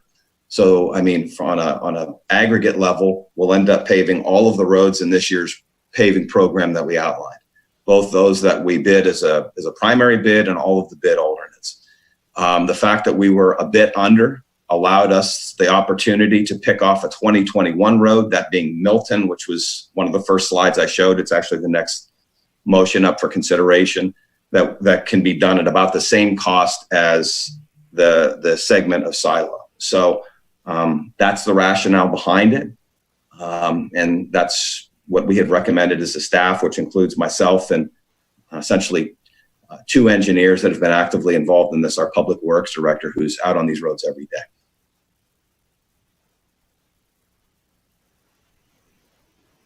That's all I have there. Thank you, Mr. Ferguson. Okay, I will open it back up to public comment again. Monica, is there anybody on the line? Yes, we have Elizabeth on the line. Hi, Elizabeth. Give your full name and address and make your comment. Hi, this is Elizabeth Thomas from 1530 Silo Road. Can you hear me? Yes, I can. Go ahead. Okay, thank you. So thank you for the explanation, Mr. Ferguson. We have seen some of those emails that you've sent us and really appreciate that. In your words, one road was slightly worse condition. And I would have to respectfully disagree that Milton Road is much different from Silo, especially after these storms and over the past few weeks. I'm not sure when your pictures of Silo Road was done, but that does not look like the Silo Road that I live on right now in the 1500 block. All right. So I would have to. Just so you're aware, I took that picture about a week ago. Okay. I went on Milton Road just a few days ago. I drove on Silo Road, and in fact, what surprised me was I had my back turned to the road. I was inside the house, but the windows were open, and I heard a sudden rough noise, and that was a car that turned off of Flail onto Silo, and you could audibly hear the difference from the newly paved road onto Silo Road. It was just like, I suddenly turned around saying, oh, what type of truck is going down? And it wasn't a truck, it was a car. So I understand that there are, no scientific ways of trying to discern what road has to be done immediately. Obviously, some are very obvious. But at this point, I really can't sit back and say for us who saw Hunt Drive and that neighborhood done within the last 2 years, none of us ever complained. For the past 30 years, we have not come to the board to complain and say why our roads are not being done. But when the program got started, to do it in such a method that the main artery that gets used in this development is not being tended to, it's just not acceptable. I'm sorry, it's just not acceptable. We live there. We have lived there for 22 years. My husband sent an email 5 years ago. After that, we left it. We have not come to you. We have not badgered you. We haven't asked you, why does that development get done? Why isn't ours getting done? But once started to live in a neighborhood where right in the middle, that road is left undone completely in a condition that was no way different from any of the other roads, is just not something that I, at this point, going to sit back and say, that's okay, we'll just wait and see. I'm sorry, I just can't do that. It's just not acceptable. And I will respectfully ask the board to really go back, look into everything, and try to find a method in which to do. I mean, I can obviously suggest that Milton Drive can go back to 2021. It's a small section. I've seen all the other roads in that neighborhood. It's a very small section. You know, I'm not here to pick off at somebody else in the township, but at this point, this development needs attention, and I personally will not just sit back and say, okay, when the time comes, I'll just wait and see when Silo Road is going to be done. Thank you, Ms. Thomas. I appreciate your comment. Is there any other comment, Monica? Yes, the next caller is John.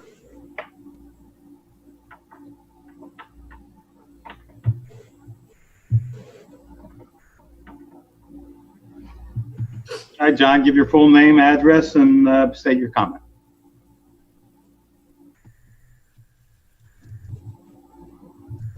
John?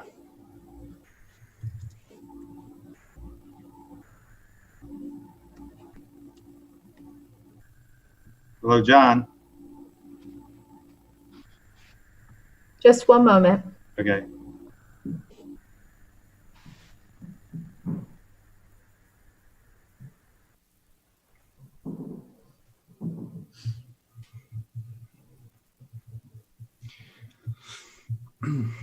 Hello, John? Monica, we can put John on hold and get to the next caller? Yes, we're making the switch now. Okay. The next caller will be Michelle.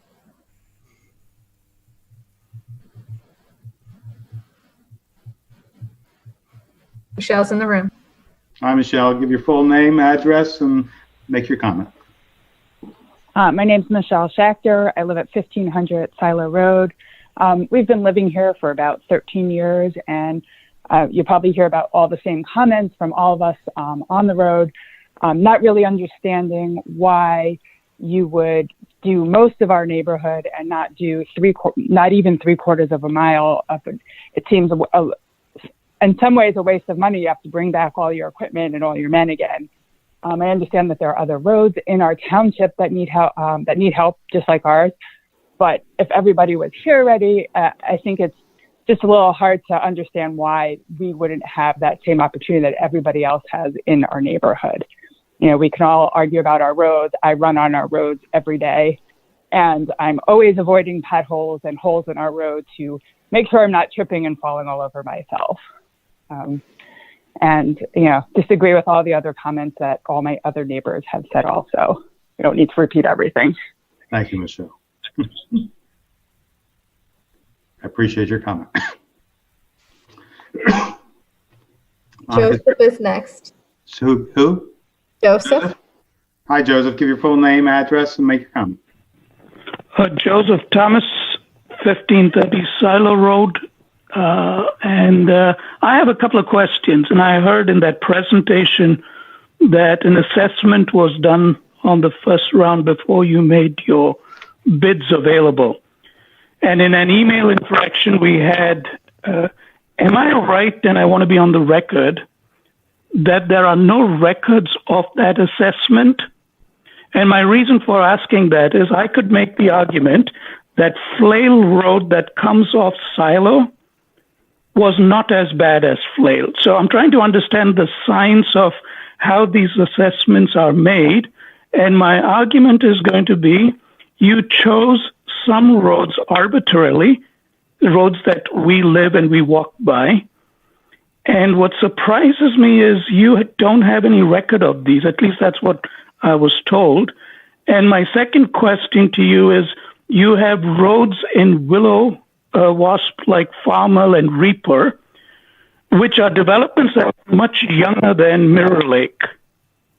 So not only do I not understand the process, but I take issue with the fact that even within the same development, you chose smaller roads cost of the greater Silo Road. Would you help me understand the whole assessing process? Mr. Ferguson, would you like to answer the Sure. question? Sure. I'll start with the second question and then get to the first one. And again, I don't know if this was the literal intent of this question. So there are roads, obviously, that have different ages, that wear differently, that aren't necessarily age-based as far as their decision to be paved. In regards to, and listen, I've been the manager here for 2 years.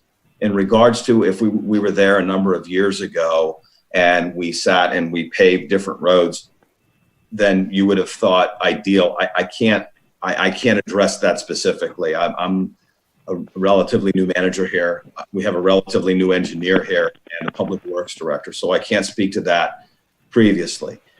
There's not science in picking the roads. There's not science. It's, you know, in the end, there's a variety of factors that we consider, which would be relative condition, which can be a function of age or not. And we also look to try to pave as many roads in an area proximate to each other. So listen, if you were to sit and say, okay, well, I believe my road is on a scale of 1 to 10, a 5, and you're paving a road on the other side of town that's a 6, that's not exclusive to what makes the decision. If that was exclusive to what made the decision, and we picked off the worst roads in town and they were all over the municipality, essentially the paving costs would be dramatically higher because we'd be restaging all over town, which can be an expensive process. So in the end, I can't sit and tell you that there was I don't know what process the previous manager followed. There is not a science to those roads, but what I can tell you is I think for the first time in the budget every year, we put for public dissemination and critique 3 years worth of roads that we would contemplate. We did that as part of the budget in the initial presentation in October, early November through the end of the year. And then in January, where then we advertised that first year of roads. Now, in the end, we also have to recognize that finances do play an issue with this. So, and this is not tax money that's being paid or literally local tax money. This is what's called state liquid fuels money, which is based on the state gas tax on a formula. So there are certain constraints there based upon that funding every year that we get. So in the end, I mean, I'm saying this and it's not as literal as this. It may be determined that there's a road such as Silo that's $110,000 or so, like I mentioned earlier, to pave, that may not get paved that particular year, and a road that costs $40,000 that might be in slightly better shape does. There are a number of factors with that. But as I said, and as I said in emails with all of those that I have communicated with, and I think I've said this in at least one, Silo is obviously going to be considered as part of the 3-year plan. Now, whether or not that means Silo runs up to the level that it ends up being a 2021 road versus being at the back on year 3 of the paving plan, I can't say. However, you know, we will unveil what those recommendations to the board would be in October, early November, with the presentation of the budget. So there's not anything that we're doing to disguise what those roads would be.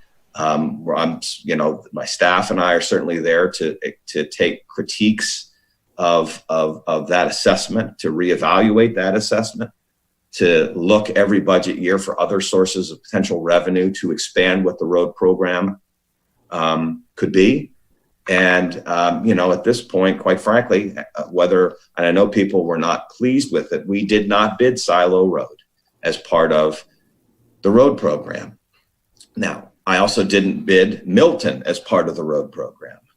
The difference, though, is Milton will cost about $45,000 to pave, and it's going to put us about $20,000 above the allocation that we have, the budget that we have, while Silo would be an additional $110,000 or so to pay, which would push us even farther outside of the framework that we have to pay for these. So all of those factors do contribute to this discussion. And I've heard decisions that, I've had comments or people who have reached out to me that said that they were told 5 years or so this would be done. I first off, I'm not going to dismiss that was the case or wasn't the case. I can't really speak to that. I just would say in the end, again, we will be evaluating these roads moving forward and where Silo falls into that, which could very well be into the next 3-year paving plan. Thank you, Kurt. Is there any other public comment, Monica? Yes, Teresa is next. Teresa, okay. Hi, Teresa. Give your full name and address and make your comment. My name is Teresa Foodie. I'm at 1579 Silo Road. My husband and I have lived in Lower Makefield for 7 years and resided on Silo for 35. We have not been paved since we've moved here. We did not, as Elizabeth said, ask to be paved. And I have to tell you that I am in the block that was paved. So I was happy. I didn't know that the entire street was not paved. When I went walking the next morning after the streets were paved and saw the bottom of disc into Silo, I was horrified and could not believe that the equipment had left and not finished something and left it in the way it was. I'm very happy, and I thank you that you're voting and considering doing disc to harvest. But I'm also wondering why we wouldn't have a complete job when it costs so much to bring the equipment back, and you would take a development and leave such an eyesore and a bad road in the center of the development. If you had not done combine and drill, if you had not done cultipacker, which are on either end of Silo, we might have been a little bit more understanding. But when you take two ends of the development and don't do the middle, it's an eyesore. And even if you get to it in 3 years or 5 years, it's still going to be an eyesore because it's not going to match. So it's kind of like it wasn't thought out. And I am sorry that I feel this way, but it is an eyesore, and it's not good for the neighborhood. It's not good for walking. It's not good for running. It's not good for the kids in the neighborhood riding their bikes. But the common sense part is what I'm having trouble with, that you don't do the center, which is a through road from 332 to Yardley Langhorne Road and used quite frequently. At that point, I'd like to say that I agree with my other neighbors, and I'd like you to reconsider. Thank you. Thank you, Teresa. I appreciate your Fred, comment. may I make one more comment if I could? Sure. So my public works director was just texting me, only just to give context here as well. So he has looked at Silo and he's looked at that area. And as he was pointing out to me, you know, in the end, whenever that is, whether that's in the next year or two, that the roads that we would do proximate to Silo in an attempt, in being consistent with what I said before, that we're looking at an area, we're not going all over, would be Scammell and Highview that are in the area that we would likely stage in that area with Silo as part of a contingent of roads that would be in that wave that we would look at. Thanks, Kurt. Is there any other comment, Monica, from the public? Yes, Mike is the next caller. Hi, Mike. Give your full name, address, and make your comment. Hi, it's Mike Droback, 1419 Silo Road. I've been here 20 years now, and I agree with everything that my other neighbors have said. So I'd just like to pick on a couple things. I don't see Mr. Ferguson in the meeting room on TV anymore, so I hope he's there. The question I have, first question I have is it the contention that the roads that go by the name of Combine, Harvest, Harrow, Cultipacker, Flail, and Disc, all that which have been repaved, were materially different than Silo Road. You want me to answer that, Fred? Well, yeah, I'm asking a question. If during the assessment process, back to Mr. Thomas's question about the assessment that was done, were all of the roads that were done and determined by LMT's process to be repaved demonstrate and indicate that they were materially different than Silo Road was during the assessment? I believe that they would be determined by my staff that they were in worse condition than Silo Road. And what can you provide that demonstrates that they were? I do not have a document that would point to a rating of a road that would provide evidence that you're asking for. What I have are 2 PEs, one that drives those roads every day and actually is in charge of repairing them throughout the year. His assessment and recommendations that those would take priority, and my township engineer viewing those and signing off on those as well. And Mr. Packel, did you want to add some? Maybe a little bit of what we look at when we drive down a road and assess it as far as the condition of it. There's more than just kind of, there's more than meets the eye, so to speak. We look at a number of failure systems within the roadway when we do an assessment. So there's transverse and longitudinal cracking. So that's cracking that is a line along the road or across the road. There's alligator cracking that looks like an alligator skin. That is cracking that is worse than longitudinal cracking, because it gives an indication that there is a problem with the underlying structural stability underneath the surface, whereas longitudinal cracking just shows that there's a crack within the surface. There is raveling, which is the aggregate from the roadway is starting to peel off of the surface. There is settlement or rutting.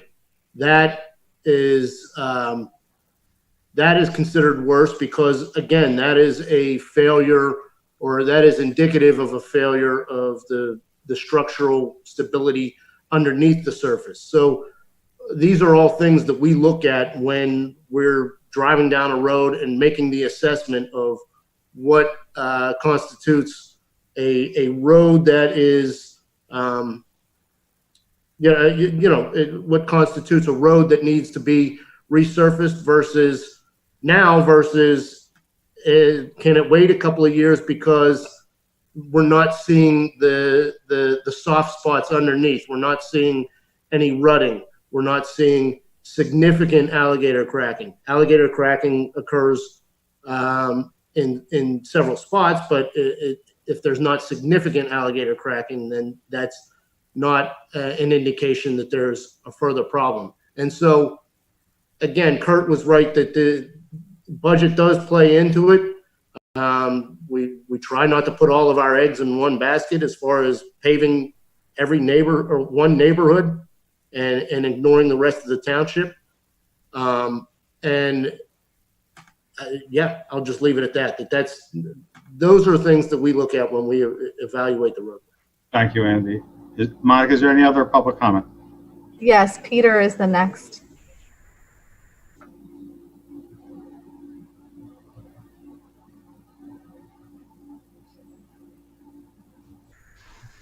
Peter's coming in. All right, Peter, give your full name, address, and make your comment. Hi, Peter Kakias, 1413 Silo Road, Lower Makefield. So I too have been here since the very beginning, and I'm not going to repeat what you've heard on and on, but I do have some questions first and comment on what I've heard.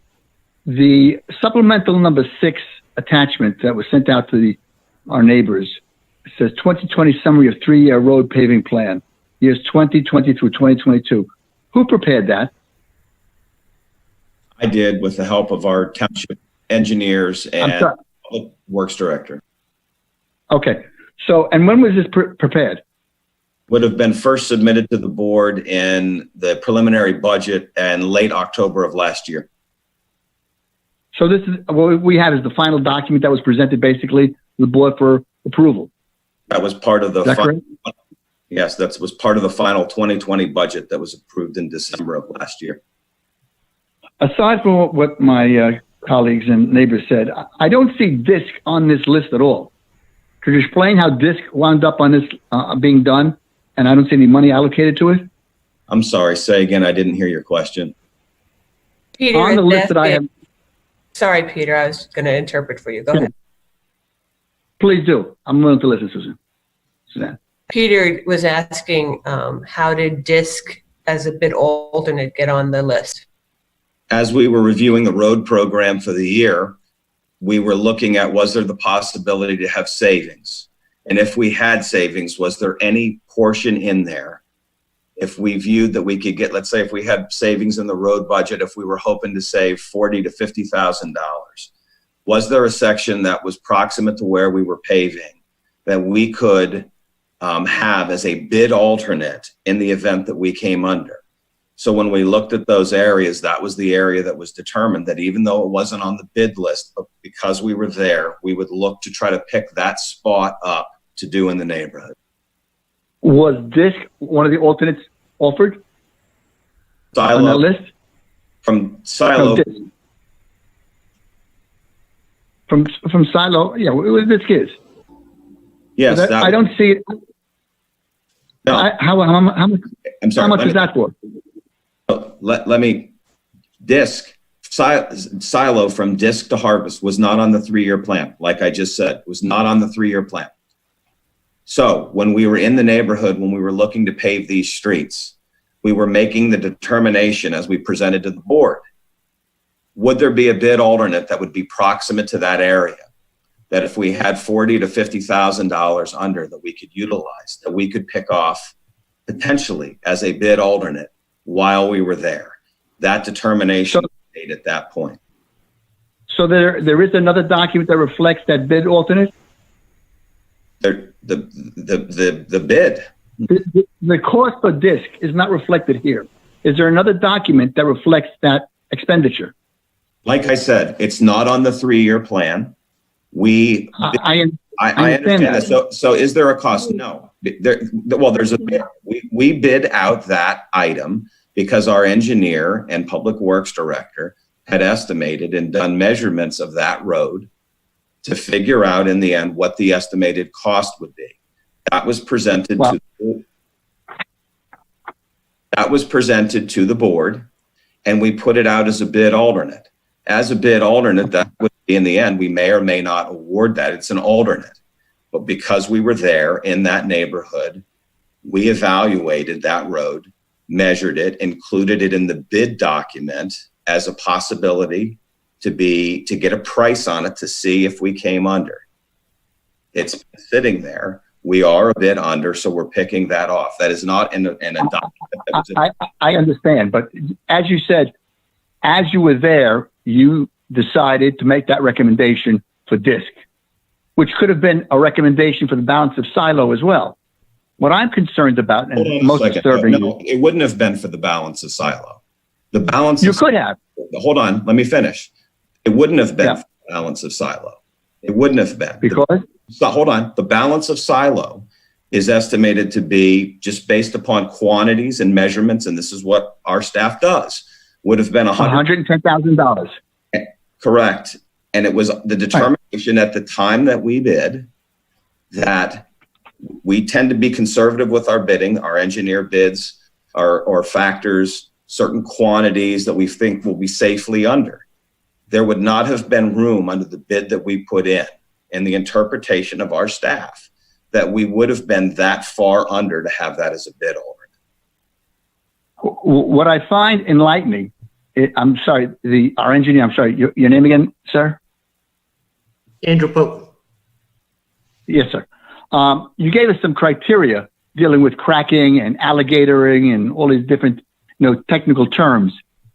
But I would think that there is some either federal, state, or county standard that says a percentage of a road that has these conditions merits a rating of 1 through 10, for lack of a better word. Without some objective criteria, it becomes a beauty contest. I drive by, and for me, Silo Road is a disaster. For you, it's not so bad. So it opens up the whole question of the process where there's not disclosure and transparency as to what's going on. And when we wait here for over 30 years, it really becomes a question. And then to add injury is to say staging is a criteria. Oh, we agree with you. So now you're telling us you're coming back for the second stage and we're going to pay an additional fee. If we want to be cost efficient, do the main artery. The ancillary roads had less wear and tear and have some objective criteria going forward. And the last comment I'll make is, or next to last, is on none of these plans that I see here is Silo Road mentioned, the balance of Silo Road whatsoever. When we had a meeting with Mr. Lewis, he was in favor of putting Silo Road balance on the next go-round, meaning for the 21. And that's something I've heard no discussion about. All I've heard is possible. And lastly, in order to look for the funding, which is the key here, I'll ask a question. On the lawsuit that we have going on now on Sandy Run Road, has there been any thought of settling that case and or factoring the potential gain to help? Peter, I'm going to stop you. I'm going to stop you here. We're going to get a fast answer to your question on the motion at hand.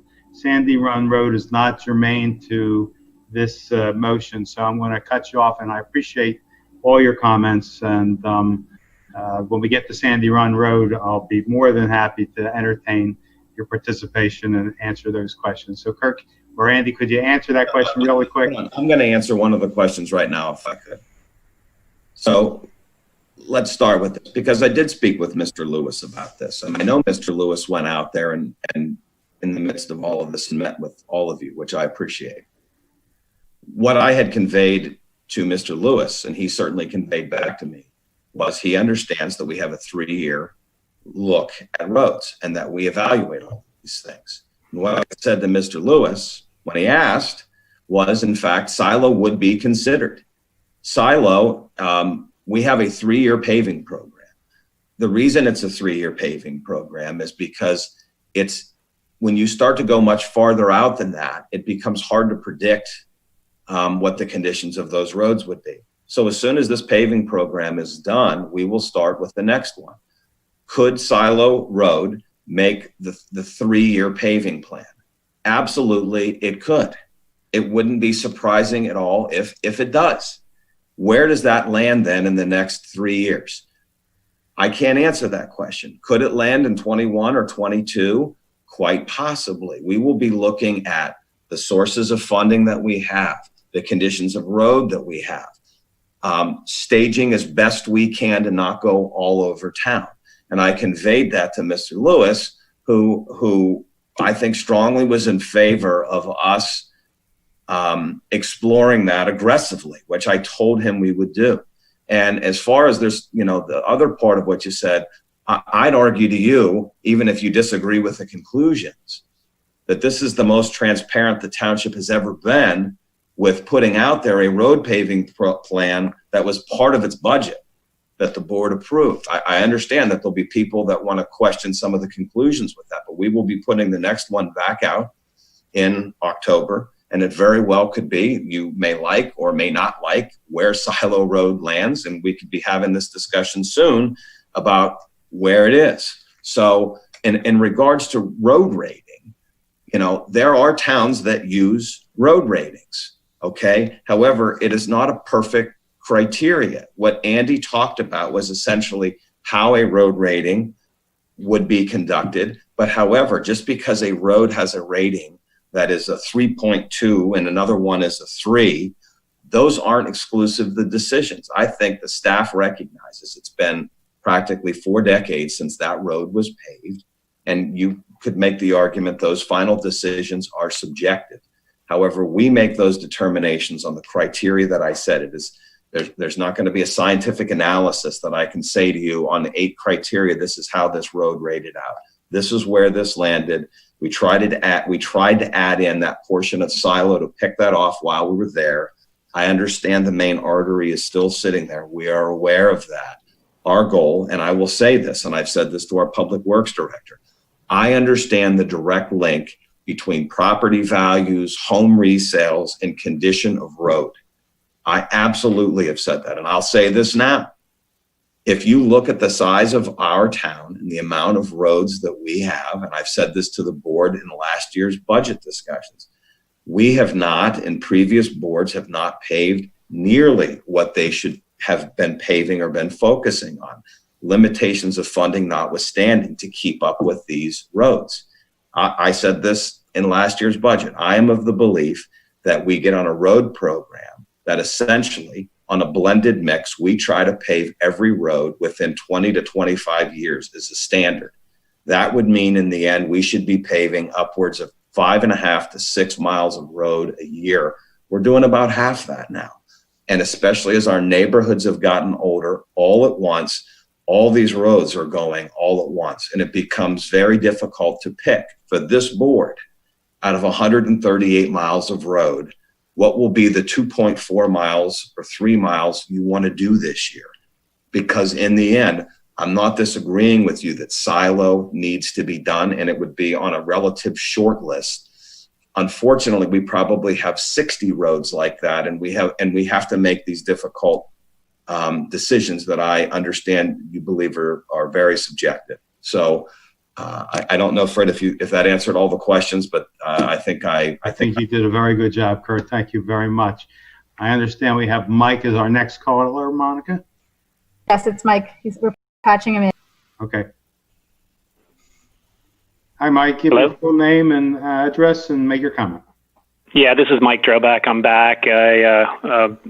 Somehow you guys cut me off and didn't finish my comments. So I just want to be clear on what I was asking there. So it's the contention of the process that the quality of the likes of combine drill, harvest, flail, harrow, and cultipacker were materially different than silo at the point of making this decision. Is that correct?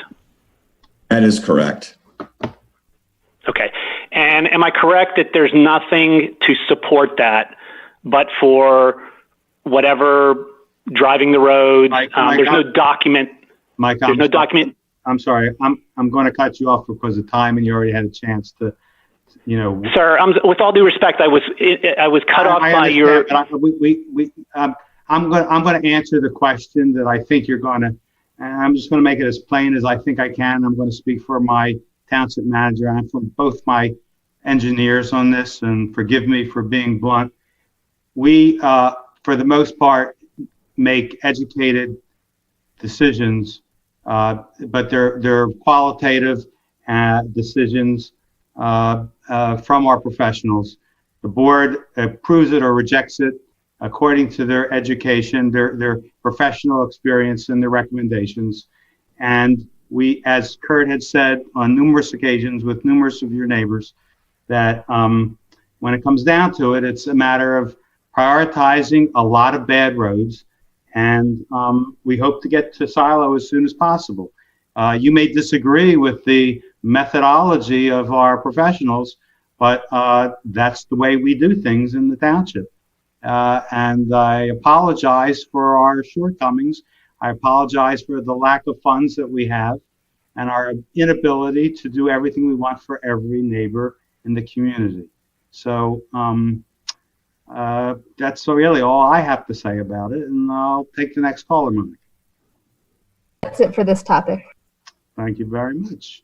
So I'll redirect back to the board. Is there any? I move to call the question on bid alternate 1. Pardon me. Bid alternate for Silo Road. Yes, pardon. Bid alternate 2. Yeah. I hear a second. I'm just calling the question, but yeah. Yep. Well, I'm not going to even call. Just hearing no other comment. All those in favor of accepting bid alternate 2 signify by saying aye and raise your hand. Aye. Opposed, no. It's 5-0. Bid alternate 2 is approved. Mr. Chairman, I move that we authorize the paving of Milton Drive from Sutphin Road to Moon Drive at an estimated cost of $47,020. Do I hear a second? I want the board to understand that the contractor has included that if this is not awarded, that they believe a surcharge of $8,300 is in line because it would only take them about a half a day to do Silo Road, the previous section that you just authorized. And so if the board votes to not award Milton, it would be an additional charge of $8,300 because they would have to pay their crew for a whole day, not a half a day. Understood. We have a motion that's seconded. Is there any discussion by the board? Any discussion by the public? Any comment from the public? Monica.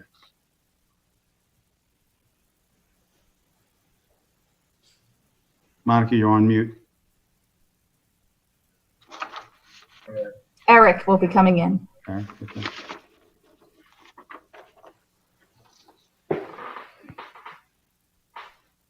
Eric is in. Hi, Eric. Give your full name, address, and make your comment. Hi, Eric Halpern, 25 Milton Drive.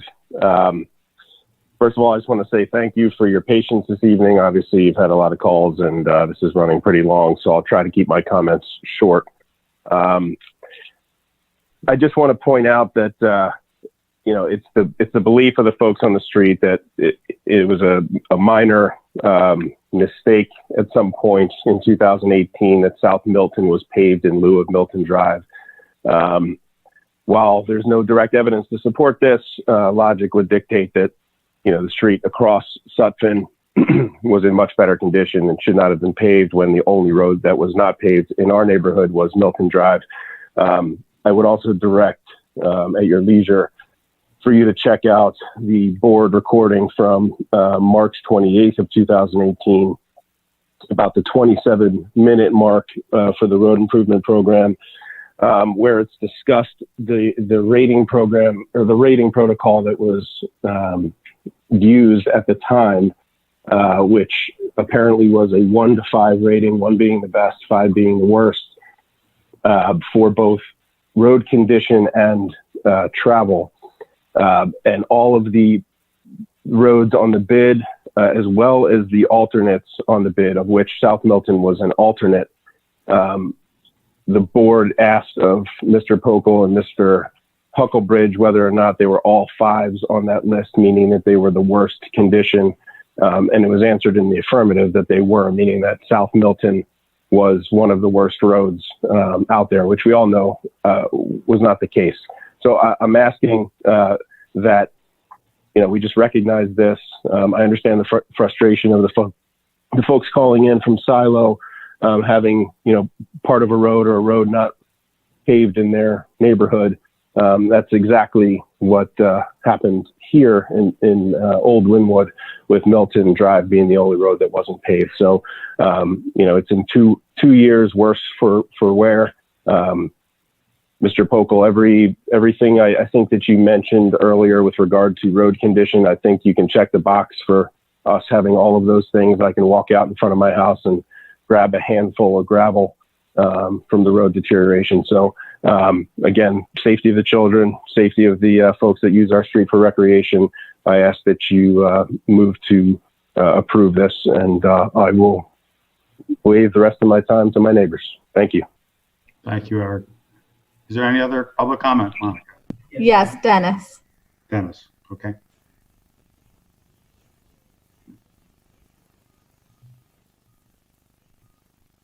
Hi, Dennis. Give your full name, address, and make your comment. Thank you. Dennis Stedman, 10 Milton Drive. I've been on Milton Drive for 32 years. For better or worse, I'm one of the old timers as the neighborhood turns over. As a senior citizen, we have to hold hands on Milton Drive for fear of tripping. Layers are lifted and gravel is common. It's a trip hazard. I watch my neighbors with their baby strollers and little kids on bikes, and it's certainly a rough ride. Milton Drive is a great place, but it's overdue for paving.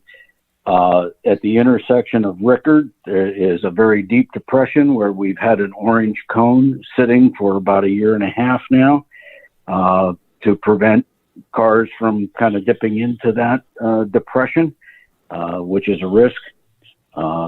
We are a neighborhood without sidewalks, and it's just in my opinion, a safety hazard. And I really appreciate the board's increased attention to paving in recent years. The budgets have grown, and that's important, and we greatly appreciate that.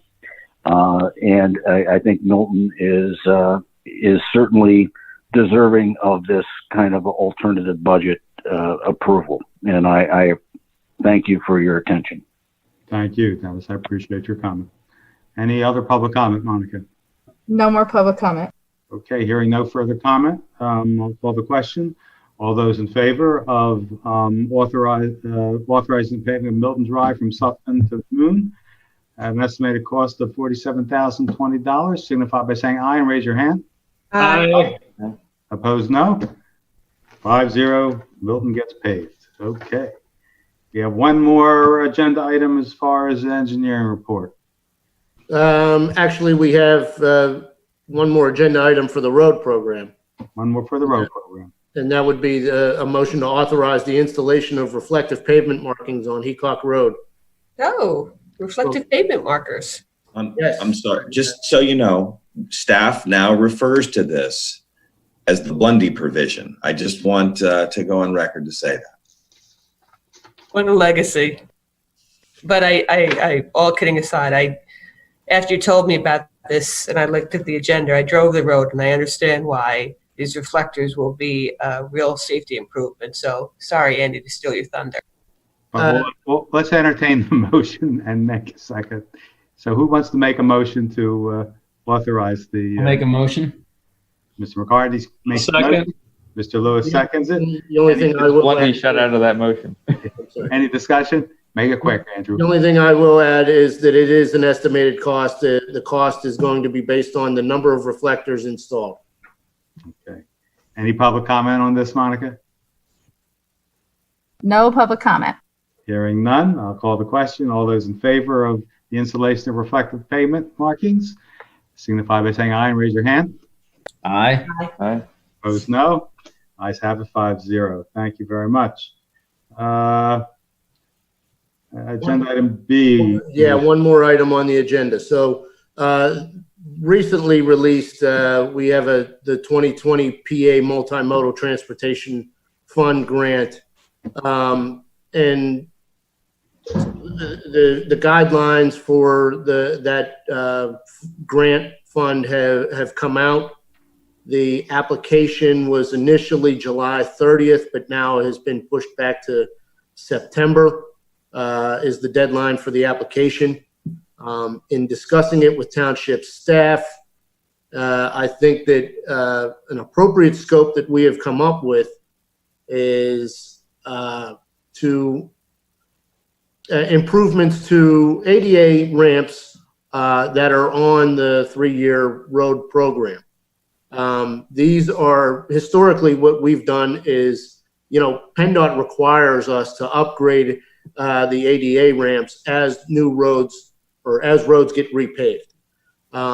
Historically, we've incorporated that into the road program. It's covered by liquid fuels funds.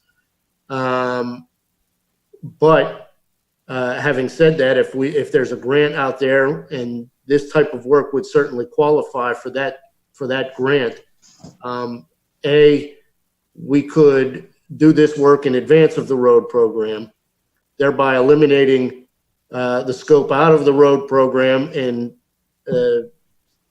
right now, the contractors that bid on the road program are asphalt paving contractors. They have to sub out any type of concrete work, handicap ramps, ADA ramps, And so you pay a little bit more of a markup on concrete work by going through the road program. If we can pull that out, do that all at once, and get grant funding for it, I think that's a win-win for the township. And just in looking at the road programs for the next, for the remainder of the 3-year balance, I think the estimated cost to do all of the ramps would be $150,000. Add on to that engineering, inspection costs, administrative costs that you're allowed to incorporate within the grant application. It would be an application for about $165,000. Andy, if I could interrupt for 1 second to put that in perspective for the board, if we get the grant, my guess is, and Andy, don't hold me too precise to this, that because we're taking that out of the road program, getting that grant would enable us to pave about another half a mile of road.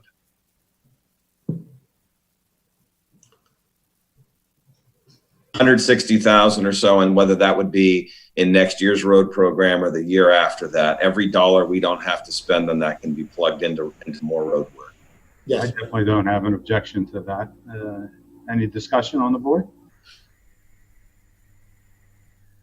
No. That's something we need to make a motion on? No, not at this time, because the application deadline is not until September.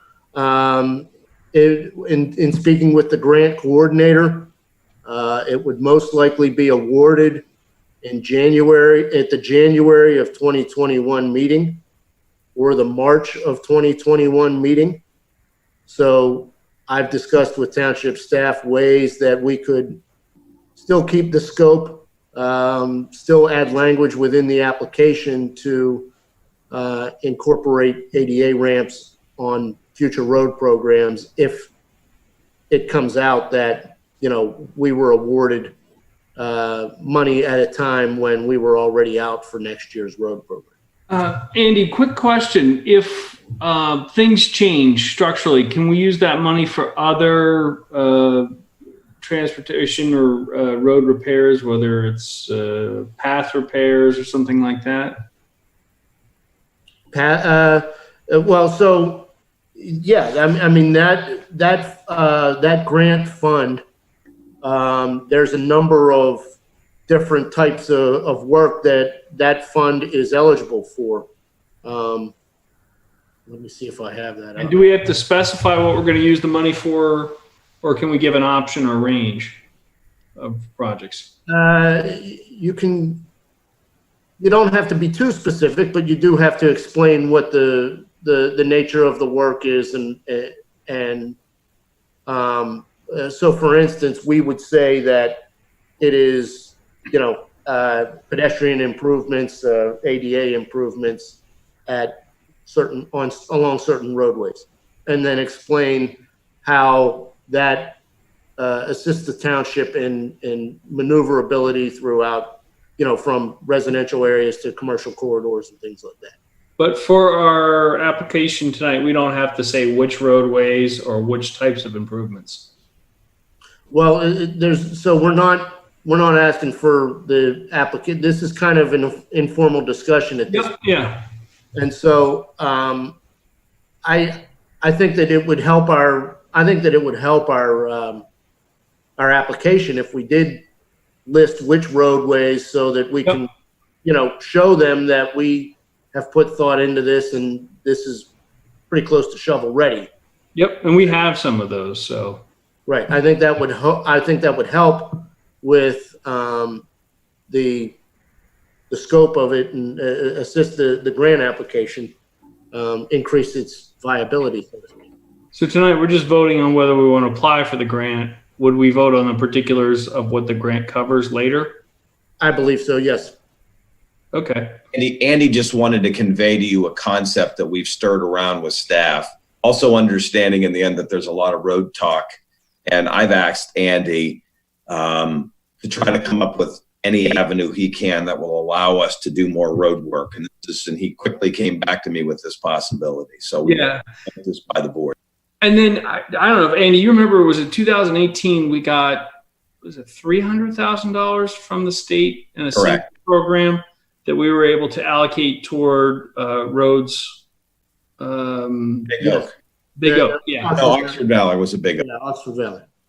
Oxford Valley, okay, yeah. And I don't want to keep giving him a shout out because, Perry's a nice guy, but we've already thanked him twice.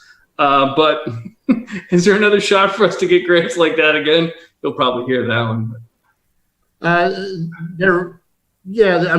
There is always the potential out there for that was kind of unique in nature in that Oxford Valley Road was kind of a main thoroughfare right into the heart of the pool complex, the township building, the softballs, the community center. And it was a road that just didn't required more than just repaving. It required a full reconstruction. And that was DECD one, right? So, okay, we need to go on that one. See if we can find another one. Any other comments? Great. We can now go to agenda item number 9. It's the Pennsylvania American Quarry Road Booster Pump Station waiver of land development request. Yes, I have this one, Mr. Chairman. I spoke with Mr. Majewski today. He's probably the staff member most well-versed with this particular project. He sent a memo actually to Kurt.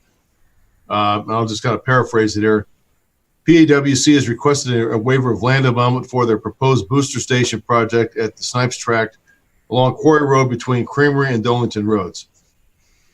It has an existing below-ground station that has reached the end of its useful life, and PAWC is planning to replace it with an above-ground station to be housed within a 30 by 13-foot building. The project will also require an expansion of the existing easement to be for the access and installation, use, maintenance, and repair of the water distribution facilities contained within by the owner and the signs of said facilities. Those are Jim's words, not mine, by the way. Just want to make sure. The request was discussed at the September 18, 2019 Board of Supervisors meeting, and then there were subsequent meetings. October 24th, 2019, the Sewer Authority Board voted 3-0 to vacate the unused sanitary sewer easement.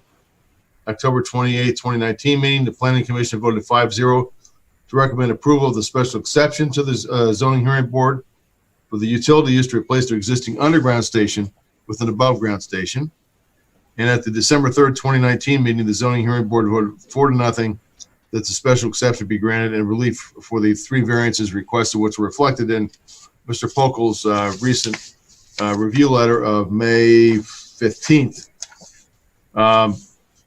PEWC submitted plans and the stormwater management design, and the May 15th review letter that I just mentioned states that upon review of the submission, RVE has no further comments to require revisions to the plans or stormwater management calculations. Therefore, provided all of the requirements have been met, we recommend approval of the proposed improvements. There's no stormwater management implication for this project. There's no traffic implication. Jim is in favor of, he recommends a waiver of land development based upon the entire record of information.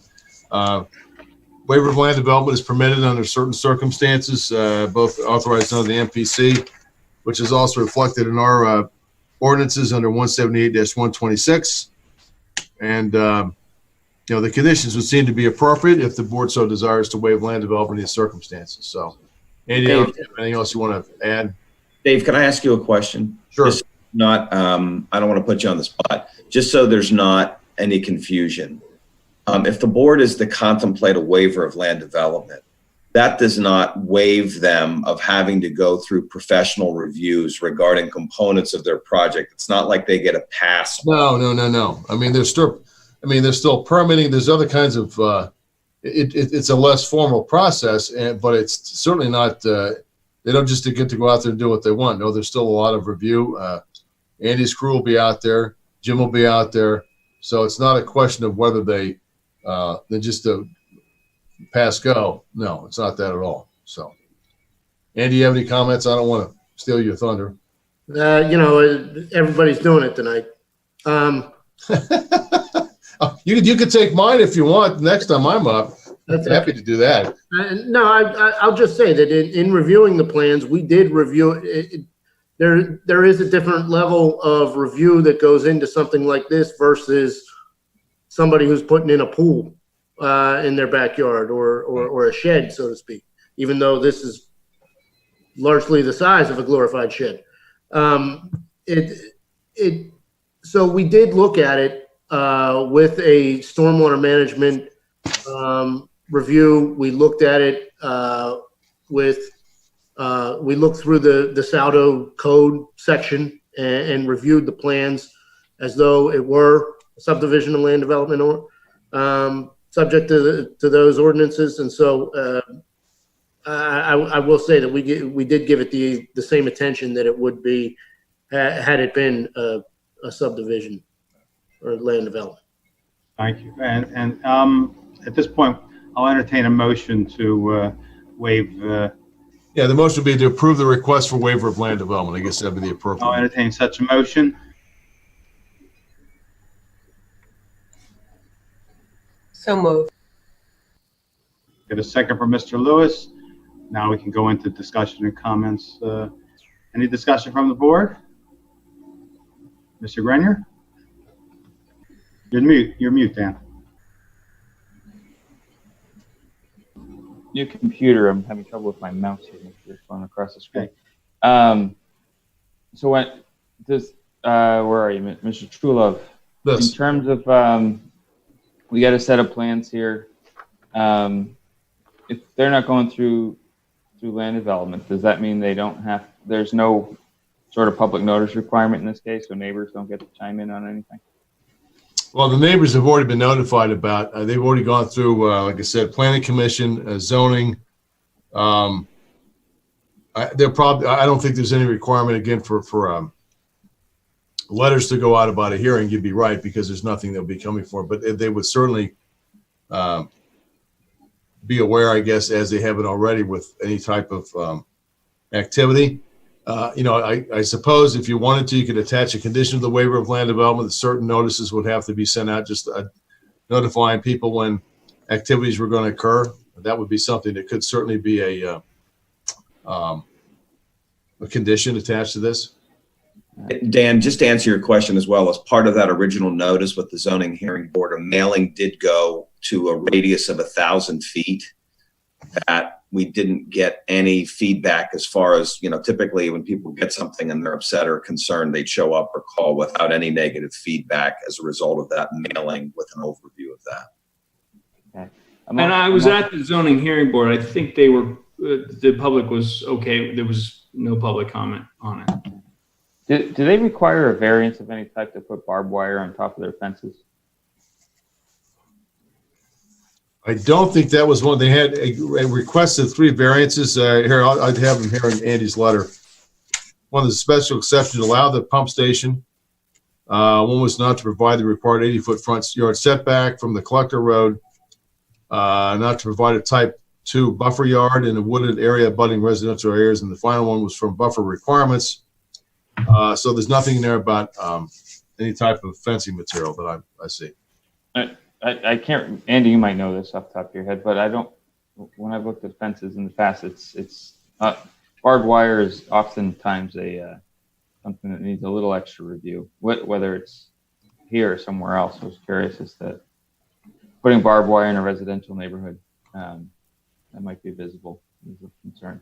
I'm not in favor of waiving land development and review. I think this is in a high visibility area. In a high visibility property where we have some thoughts on future development, and I think it deserves the clear oversight of the board so we understand what's going on here. So I'm not against the project per se by any means, but I am against waiving land development in this case. Any other comments from board members?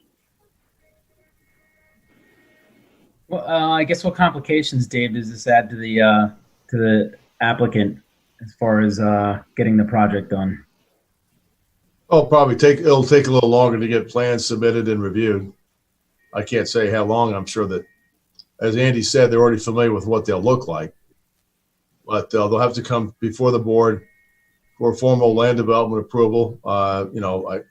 My guess, purely guess, they would request preliminary and final land development approval, so it wouldn't be two, but I can't guarantee that.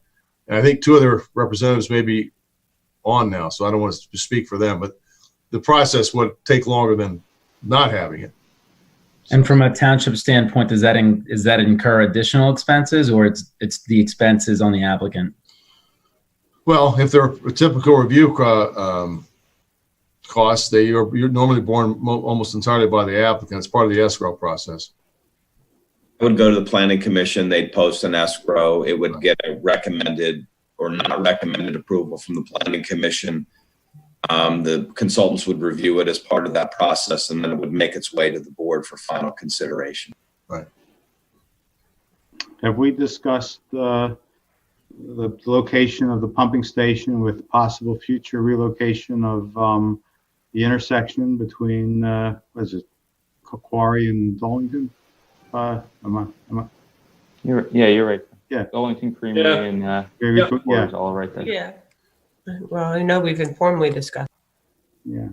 I mean, I guess the only objection I would have to waiving it would be, if that intersection became a concern in the future. Otherwise, I'm ambivalent one way or another. But I think that it was when we reviewed it and discussed it with Jim Majewski, that the location of this is further west than what the future extension of the roadway would be. And I think I know this project has come up for us in the past, and I just, you got to forgive me, my brain is fried at this point. When we were discussing the future development of the rest of the property, I know the stormwater, the basins were a big controversy, because they were originally designed to be in that area. I think, if I'm not mistaken, that it was corrected and to be on the basins being on the opposite end of that possible development in the future is a better placement for it anyway. Do you remember, Dan? Yeah. So the original basins for the Snipes development were in the. I'm looking at one of the plan views. I can't tell what plan sheet that is. I think it's drawing C100 if you're looking at it. That just happens to be the one I'm looking at the moment. We're between the proposed, kind of sandwiched between and maybe even overlapped a little bit, the proposed eastern limits of this portion of the parcel where their footprint would be, and almost all the way over to Dollington. And it was that area, based on the test pits they got, infiltration rates they were seeing, was pretty rocky, and their infiltration rates weren't very good at all.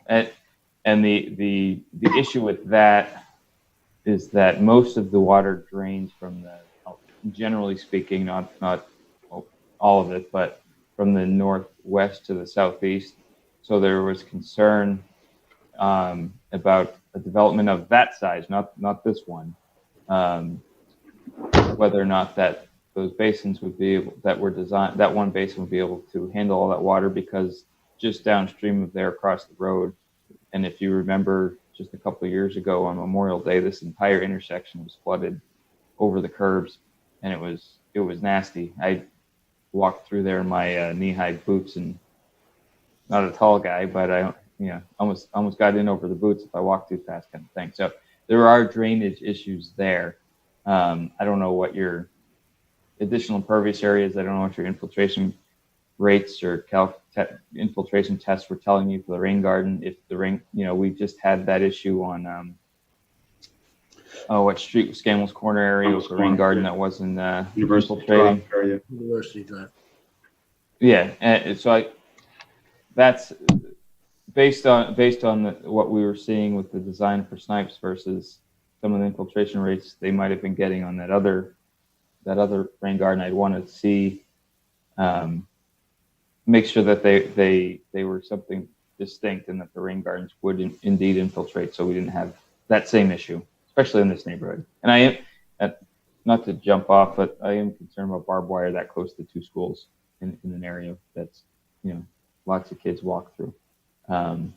But generally speaking, though, I think these are questions that the land development process covers well, and we can get through them. It's just a quick conversation like this is difficult to cover those issues in any detail, in my opinion.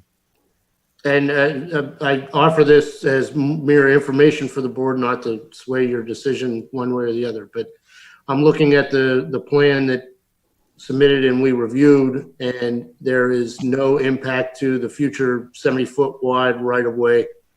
It is in the right-of-way is indeed further west than the property or the area where the pump station would be.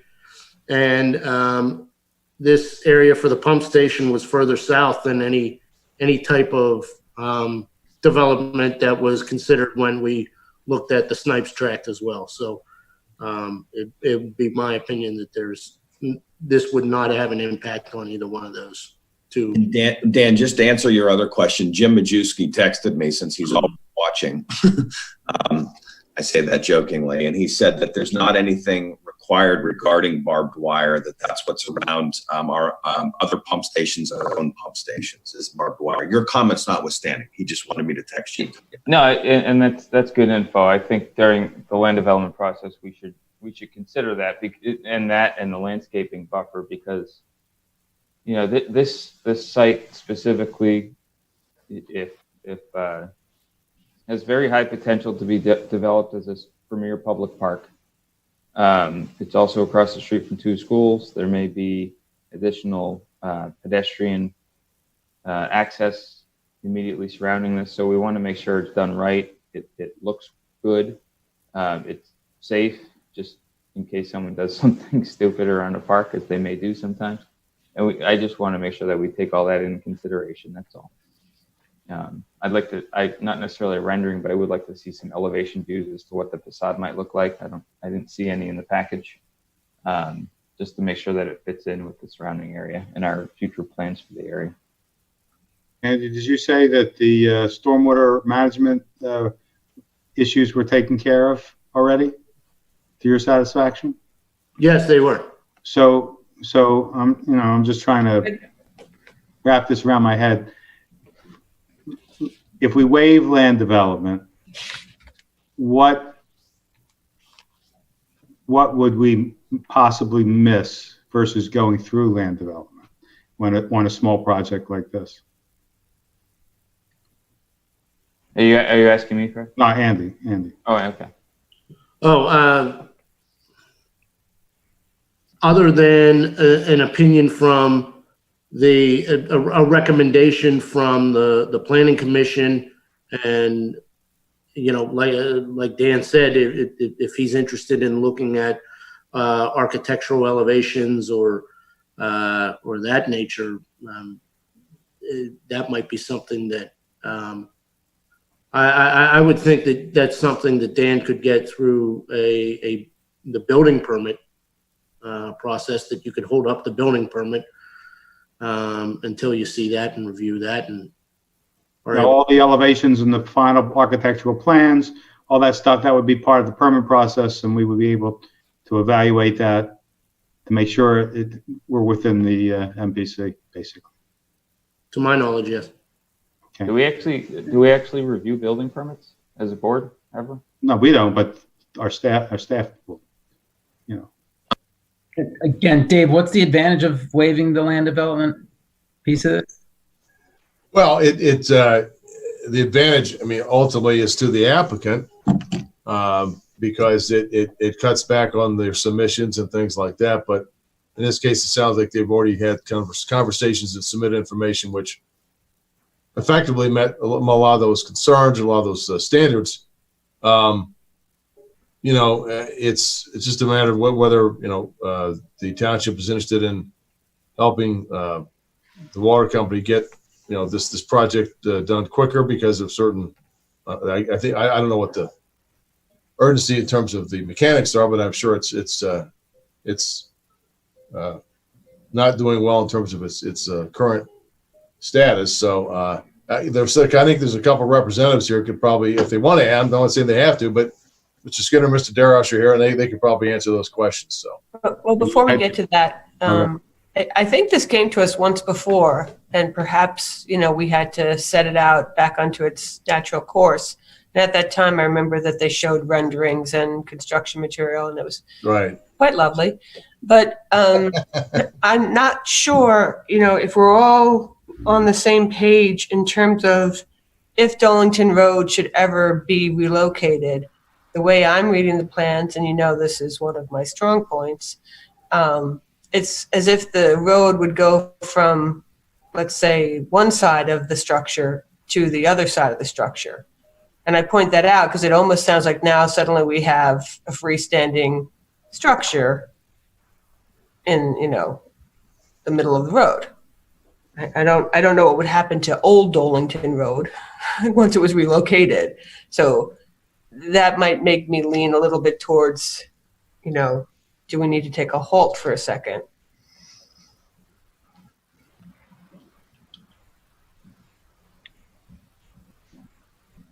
You're mute, Dave.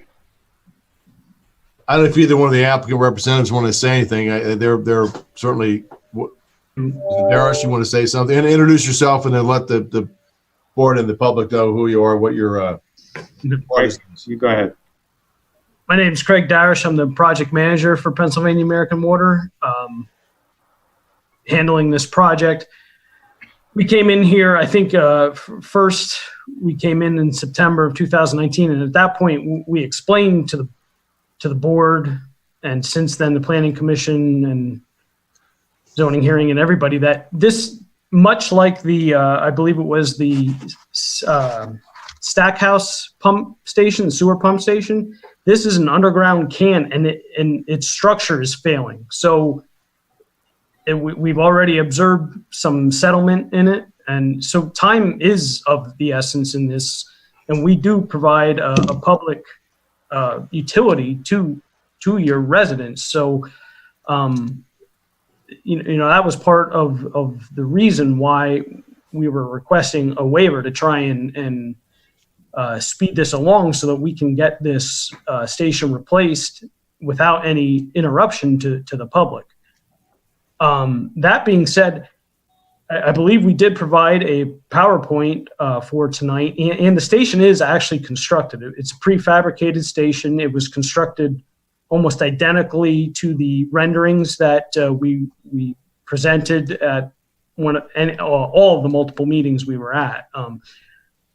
We have bids in hand. We're ready to construct this project. All we need is the township's okay, and actually the township to approve the additional easement we requested as part of this project.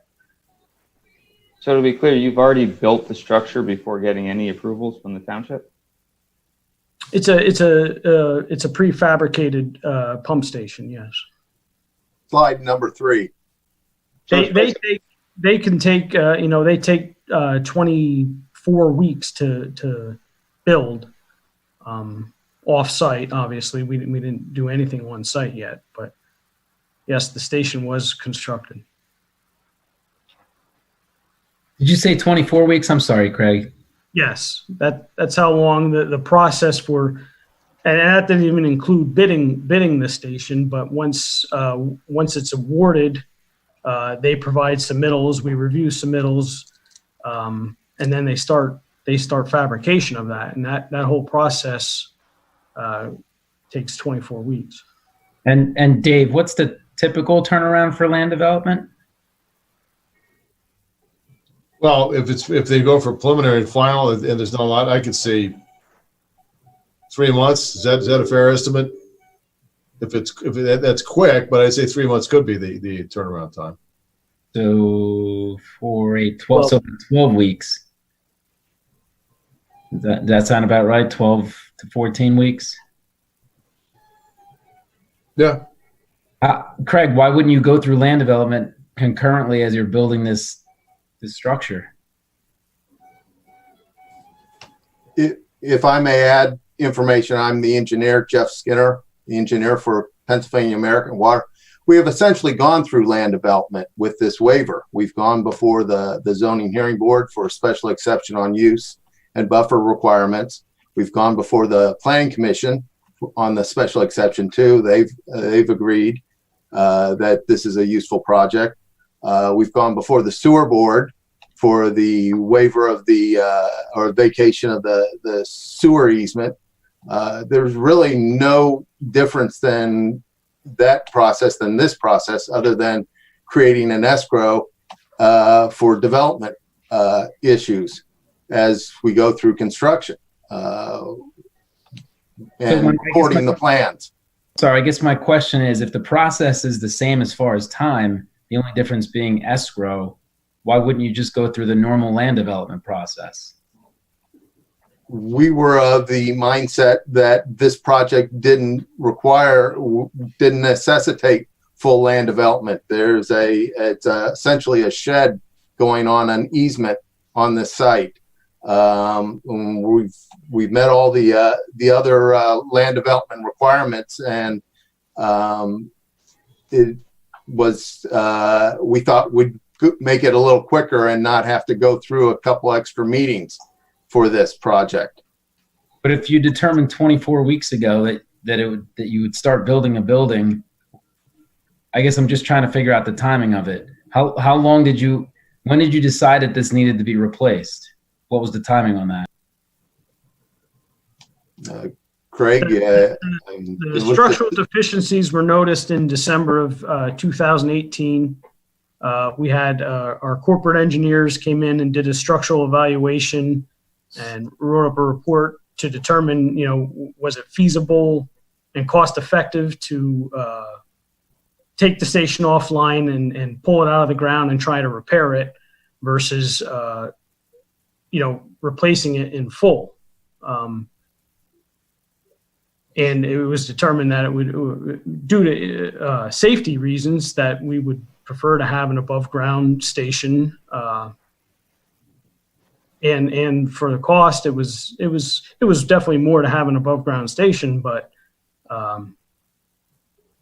the repairs were very costly, and at the end we still have a station that was underground, not as safe as we'd like it to be, and it's 25 years old. And do you know when the township notified you that you needed to go through land development for the project? We started this ball rolling, I think, in September, Jeff, right? When we first started meeting with the township? Correct. At that time, we came to this board and were requesting a waiver of land development. And this board recommended that we go and get all the other issues taken care of and then come back before you to discuss that matter further. I see. And we got the planning commission approval, we got the zoning board approval, we got the sewer board approval, and essentially the building is the building, and the land development process doesn't change that. It just changes how it's situated on the site. So the PA American took an initiative to have this building ready to go, so that when this approval came through, they wasn't another 24 weeks waiting for the building to get done. This station is not directly across the street from the schools, but it does serve both Quarry Hill and Afton schools. So should the existing pumping station go down, there could be an issue to servicing water in this area. Craig can speak to that better than I can, but it is the time is of the essence. Yes, it is the sole feed for that whole zone. So, James, Dan, I was just going to ask you, Dan. That was my follow-up question. So, do you remember last year giving these guys directive to get approvals from? If you look at the schedule, I would say this week is about 24 weeks from your zoning hearing board approval. So it looks to me like you gave a brief intro to our board, went to the sewer authority, which I'm the liaison to. I was there, where they said, why are these guys here? And they said, okay, we'll get rid of this. We're not worried about the easement, so they can move forward. Went to the planning commission less than a week later, went to the zoning hearing board about a little over a month later. And then I'm guessing that you ordered the fabrication of your building without coming back to the township to asking whether or not we were actually going to go through the land development process, and just assumed that you were going to get a clean pass, fabricate your building and move forward. So that was a bit presumptuous on your part to not re-engage the board back in December after your zoning hearing board meeting. There's been, roughly almost probably 6 months now since that meeting, your zoning hearing board clearances, where you had plenty of time before then to have this discussion, go through the land development process and get your approvals in a timely manner. So it's not on this board that you didn't do anything since December with the township. You just got your stormwater letter a month ago, less than a month ago. So there's, all of this could have been done much sooner if you would have started it sooner and not just waited till you got your building prefabricated and just assumed that we'd be okay with it. So I'm a little upset with presenting this as an emergency, but you've been sitting on it for about 6 months before coming back to the board. With all due respects, we were also following through with the stormwater requirements of getting perk tests and running that analysis. And we submitted that information back in January or February. And the engineer issued a letter in March, but it took 2 months for it to make it to my office.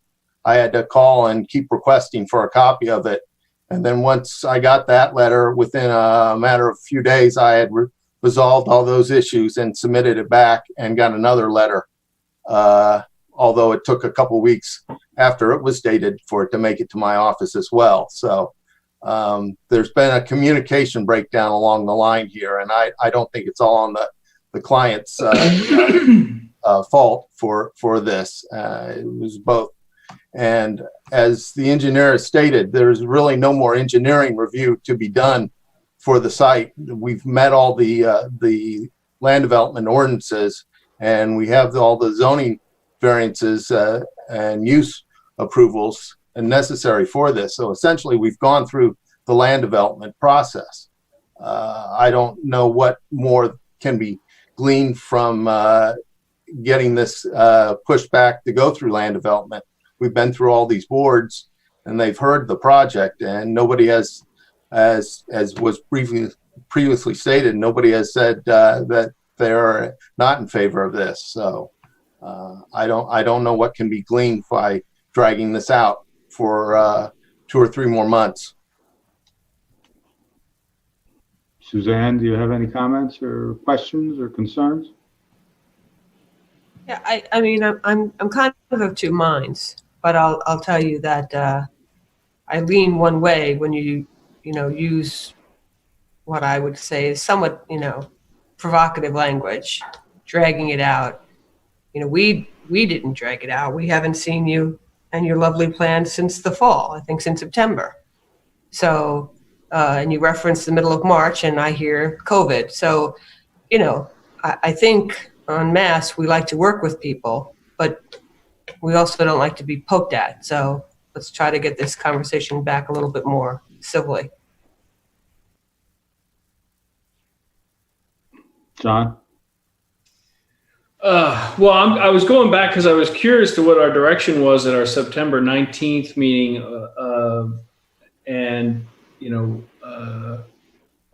We had suggested at that time, we didn't give any, as far as I can see going through the minutes, we didn't give any direction, quite the contrary, that we would waive land development. And in fact, I'm going through,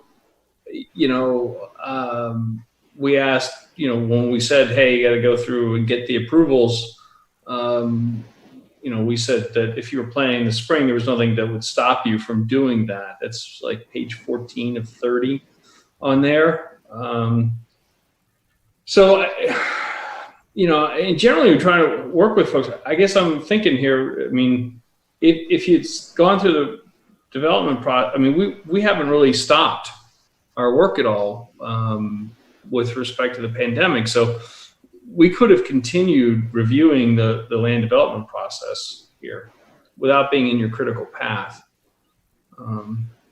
Just sort of my perspective in going back to the minutes of that, because I forget this stuff too. It's been months. I apologize. I've gotten a little frustrated here. It's been a long day, and I apologize for getting frustrated about this. We were under the mindset that we needed to have a clean letter from the engineer before we came back before you to proceed with this request, and that's essentially what we've done. And yes, it has taken a little while, but here we are. We have a clean letter, and we don't know what else we could be doing to this project to make it better for the township. It's a utility that's necessary to be maintained, and it's unfortunate that we have to put barbed wire around it, but because, as previously stated, pump stations and stations like this need to be protected, and it's unfortunate, but that's the nature of where we are in the world today. So I don't know what else we could be doing to make this more palatable for you. So I'm just going to review things. I remember we got the easements taken care of. We got setbacks taken care of. We have seen the preliminary plans, what the shed or the building basically looks like. I know we had options on things like siding and roofs because the Pennsylvania American wanted to make it look almost like a small residential building that would fit in with the neighborhood. I think those issues were taken care of already. Building height is not an issue. Traffic is not an issue. It's already been settled. Andy, you stop me if I'm overstating what's going on. I'm just trying to figure out, because it's been a long time since we've actually talked about this project. Is there any further process that should go before another board, or the zoning hearing board or the planning commission, that would say, yes, we must have land use, this go through land use, in your opinion? I mean, what am I missing that would require us, other than just to check off boxes to say we already saw this and we approve it as a board of supervisors? What am I missing?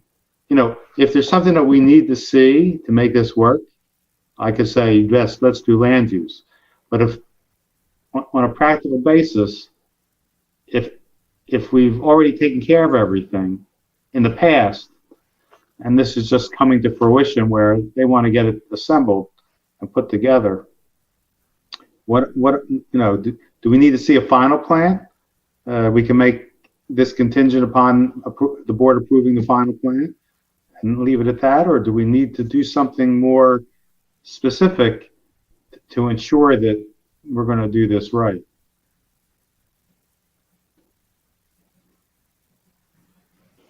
Andrew, do you have an idea? You're mute, Andy. I'm sorry, I was muted. To my knowledge, you summed it up. I don't see how there's another. I don't see that there's any other items that we would be reviewing by going through this process. Would it be fair to say that contingent upon seeing and approving a final plan, Dave,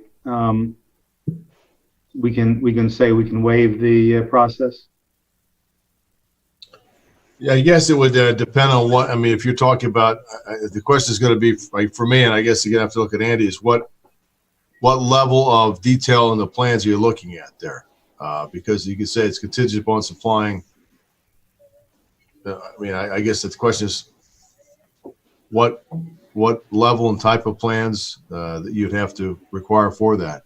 Just to ensure that the stormwater management and pervious surface is all taken care of within special, the accepted parameters. I think, I'm sure they've been addressed, but we can see the final package before they actually, haul the building onto the site and dig the pipes. I'm just asking the question. I'm not. No, I get that. It would depend on the type and level of detail you want, and there are some other engineers here that could probably answer that question. Well, so to my knowledge, when you say final plan, I was thinking more of an as-built plan, which is what they would be developing anyhow as they're building it, and that would really just confirm that what is constructed is in accordance with what was reviewed by me and the building and planning staff. And Fred, an as-built plan is as-built. It's after the fact. It's after the fact. That's not what I'm not putting your words in your mouth, Fred, but I think you're looking more like, and Dave, tell me how this would, if we have the option, anyone who's doing a site plan review in town has the option of doing a preliminary final site plan combination process, right? You don't have to break it up to sketch plan, preliminary, final site plan. Sure. You don't have to go through that whole process. The expedited process typically is preliminary, final combination. And I think that's what I would be looking for. I wouldn't want to make you go, you're well past sketch plan, obviously. I think you're well past preliminary. So just allowing the board, because of where this is, what this is, to go through exactly what Fred's saying, but it's technically the land development process, do the preliminary final all in one shot. That's not a 9-month process by any means.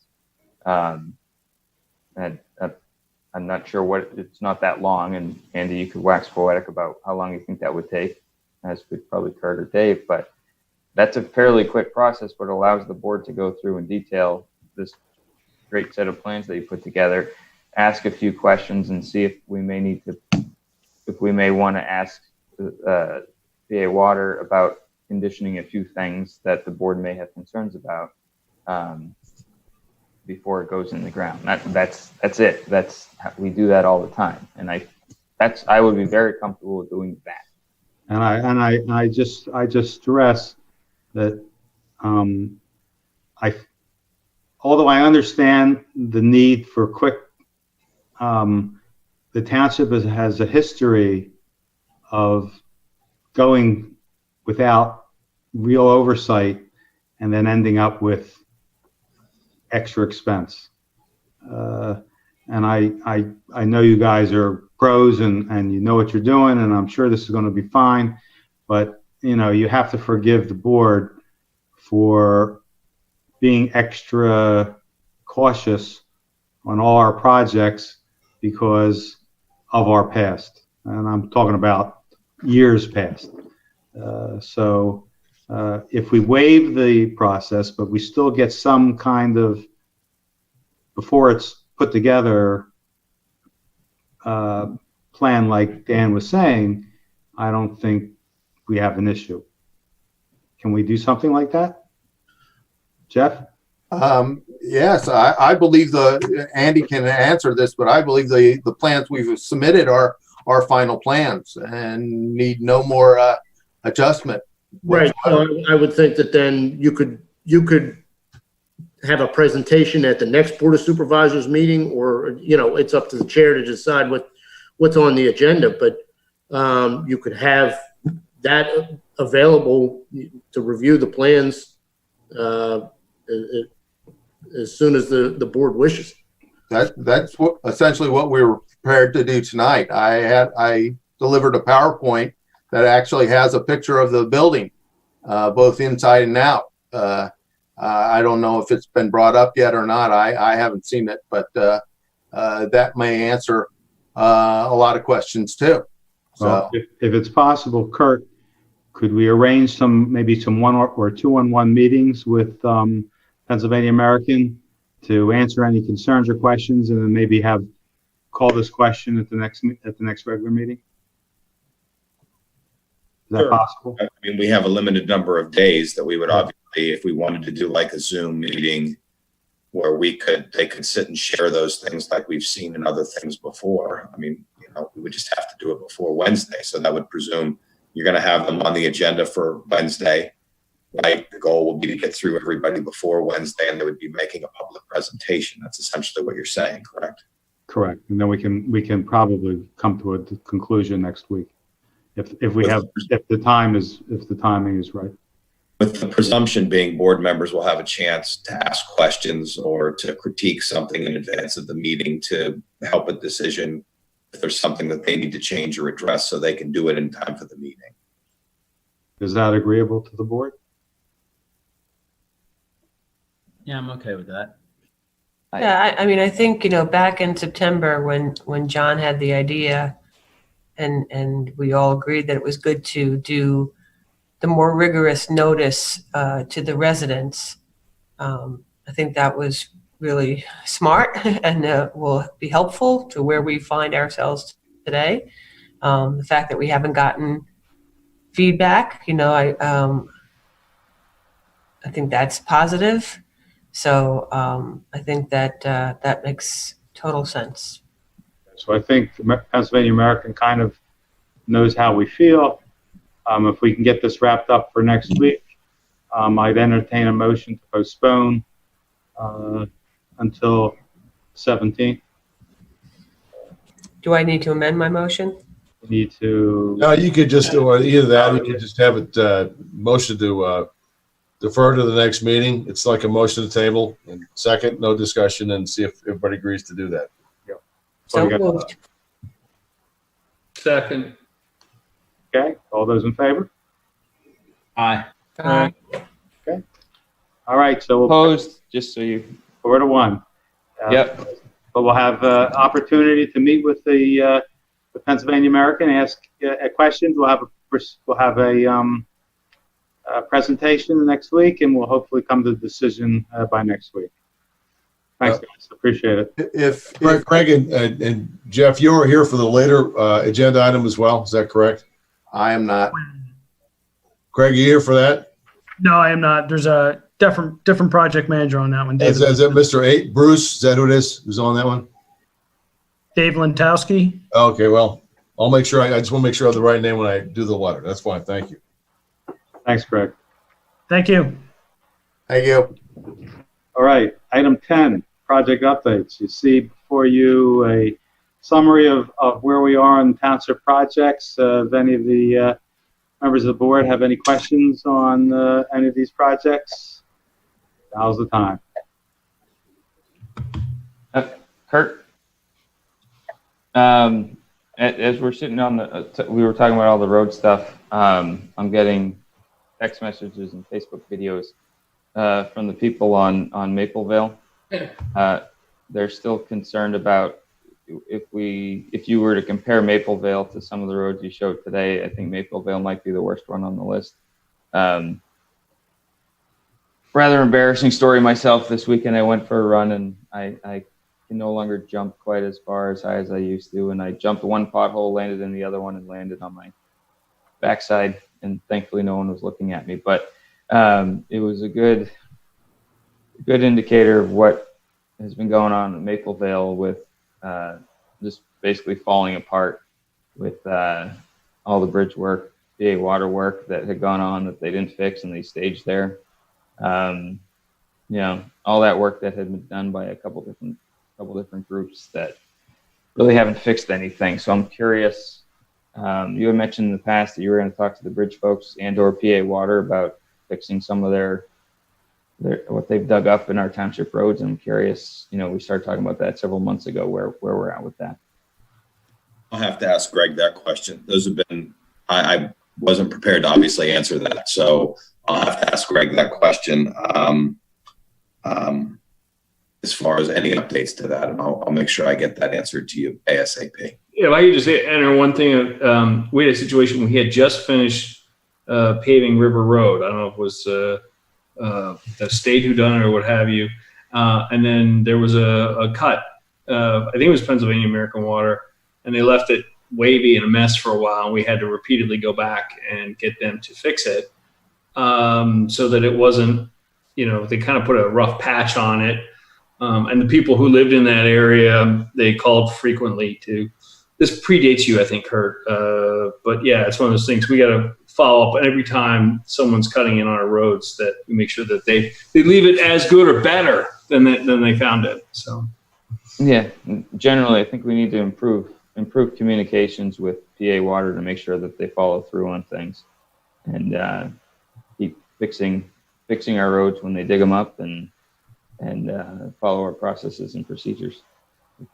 Well, one of the things that we have as a process and procedure is that we do attempt to coordinate when we're going to pave a street as well, to not sit and pick a road that we would pave in the spring when there would be a planned upgrade to a water pipeline in the fall, that we wouldn't be paving a road.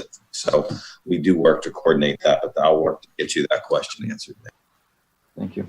And while you're at it, Kurt, you want to go through your manager's report, item 11. I do want to go to projects for something real quick, because sure. Items. Okay. So the first thing is, I had provided a report memorandum that was provided by our traffic engineer in regards to item F under project updates, which is Big Oak Road and Makefield Road turning lane. As I discussed before, there was a period of time, even in the budget, that it was the Big Oak Road project was listed as including a turning lane, which caused a lot of confusion. And what happened was, over a period of time, we had made an ARLI application that included hardware upgrades to the lights, timing, what have you. But that was going to be something that was explored by the previous traffic engineer. And over time, as that languished, it just sort of got incorporated that was part of the project. And as I had discussed before, and I know Suzanne has asked about this, that was not part of the project. Our traffic engineer has spoken with PennDOT and looked at the site himself and determined in the end, and even done some traffic analyses in there that shows that intersection is not performing too badly at all. It's like a B. However, in that memo that you'll see from him, he talked about approaching PennDOT first, because they're going to be paving there, about restriping that area that would give a lane to get around on Big Oak, and the possibility of giving a left turn off of Makefield. There's a left going the one way, but not the other, that we could essentially restripe and look at doing that at little cost, that we could either see about getting it part of the grant, or if not, having that as part of our next, whenever that road comes up for paving. So if you want to look at that report, that will be something that we talk about on Big Oak Road with PennDOT now, to see if they'll do it as part of their paving. The other item I mentioned in my report would be, I would intend to bring to you at the next meeting, as I had outlined, a grant possibility that I had, and I also sent you the letter in the packet. I had essentially put a letter together for this group through called WalkWorks through the Department of Health, that will provide funding for us to create an updated bike path plan. Now, as we know, we have a lot of those pieces in place as far as where we have a lot of the status of that goes into that report we have as far as the existing pathways. But I'd like to sort of get a sense for the board of putting this grant application together. It's the application's due July 2nd. So we have a meeting next week, June 17th, and then we actually have a meeting July 1st to assess the board's interest. It essentially will identify and prioritize projects that will close gaps within our existing trail system, which then, frankly, allows us, when we go for grants, if it's part of a comprehensive or an updated comprehensive plan, gives us a greater means for success in doing that. So I don't know how you all feel about that, but that's a grant possibility for us to undertake that moving forward. I would be in favor of that. We love grants. Okay. Hey, you have on the agenda. Sorry, on that program, I see the woman, the email address for the Walkworks and the woman's address is University of Pittsburgh. Is there any other than your alma mater? I'm sure that's. Andy and I will wear a Pitt hat when we apply. There you go. No, I just think I'm curious what the connection is, if any, to Pitt. I don't think that there is. I think that this is who it was assigned to administer, quite frankly. Okay. I was just curious if there was any additional requirements that might stick out because it's an academic institution. You need to say yins. Yeah. Well, yeah. And if you consider, I didn't go to Penn State, but I've heard Penn Staters would likely say, Dr. Weiss could confirm this, if you consider Pitt an educational institution as a. I love buying pop at Pitt. Okay. Anyways, so I have hold on. I have one item for you to consider. If you'll recall, and I placed this on the agenda on May 6th, we approved the purchase of a dump truck that cost the net cost of which was 80. I'm sorry. Let me pull my head. I got the wrong report up here. The net $1,225. Yeah, $81,225. We do have it in the budget that would be financed over 3 years. I put proposals out and got two banks to respond for a 36-month lease. The lower of the two is TD Bank that did the loans or the lease to purchase for us last year at a rate of 2.45%, which is below what we had estimated. And I am asking for approval so we can get that done and get that process underway. I'll entertain a motion. So moved. Second. Mr. Grenier makes the motion. Mr. Lewis seconds it.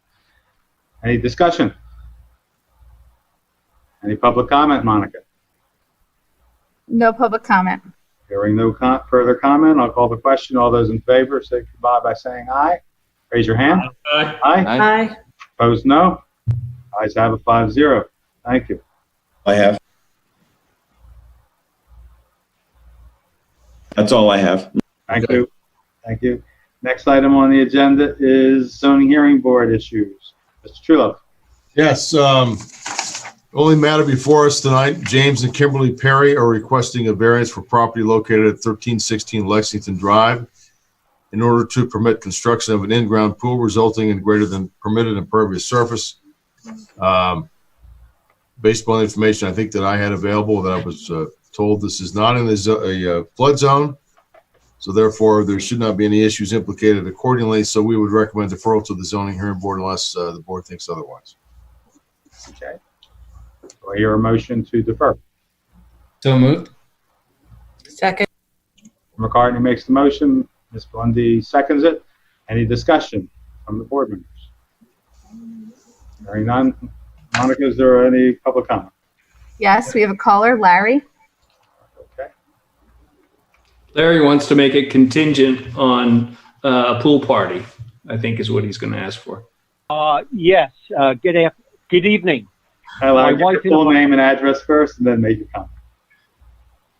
Larry Miller, 1326 Lexington Drive.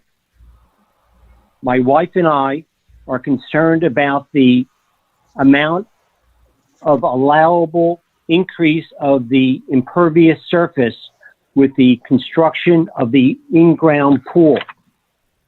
We would like to know what additional mitigation will be done to alleviate the water flow and prevent water flow onto the other adjoining properties.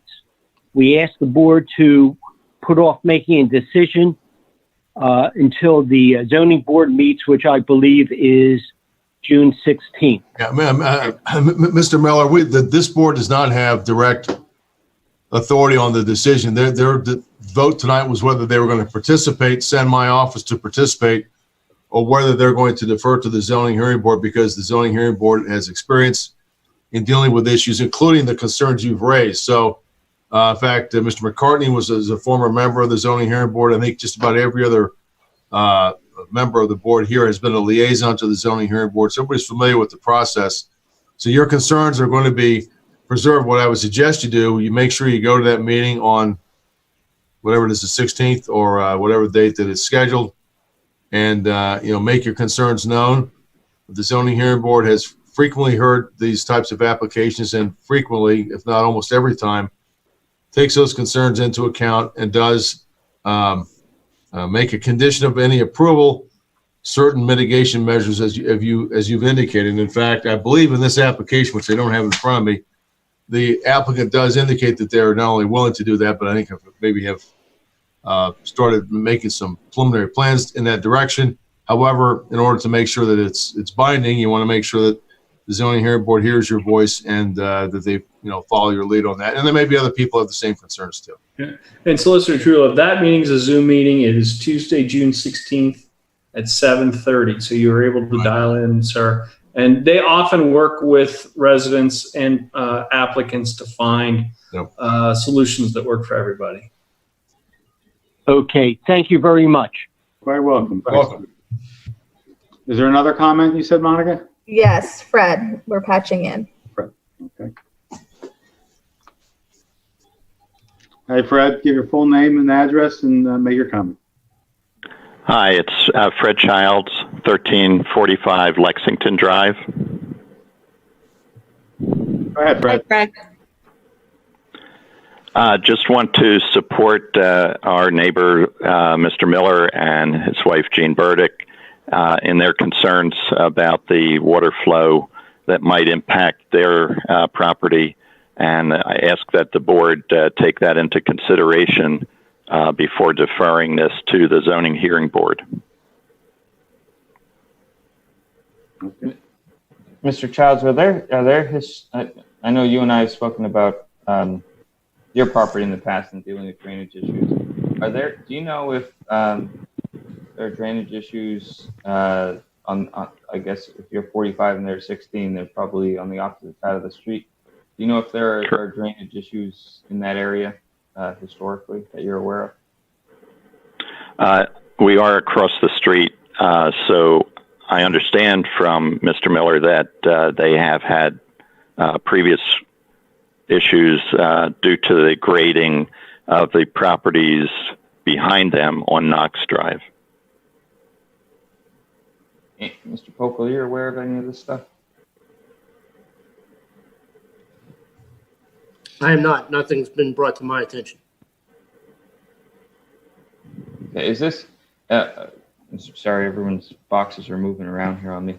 Mr. Trulov, is there an engineer that takes part with the zoning hearing board? I know historically we've kind of done both. Or is that Mr. Majewski goes to a lot of Somebody who's actually a member now? Jim Majewski serves as the township representative. Yeah, Jim goes to the meetings, yeah. Okay, I just want to, I was hoping he'd be there so he could chime in on some of this. Okay, yeah. Thanks, Fred. Okay, thanks, Fred. Thank you. Thanks, Fred. Have a good night. You too. Any other public comment, Monica? No further public comment. Okay, hearing no further comment, I'll call the question. All those in favor of wishing to defer to the zoning hearing board signify by saying aye. Raise your hand. Aye. Aye. Aye. 5-0. Thank you very much. It is deferred. Next item of business will be zoning inspections and planning. Yes, members of the board, I have a draft letter ready to present to you and to the applicant, but I don't know if the applicant has a representative here now. They're coming in. Okay, there we go. Just want to make sure I'm.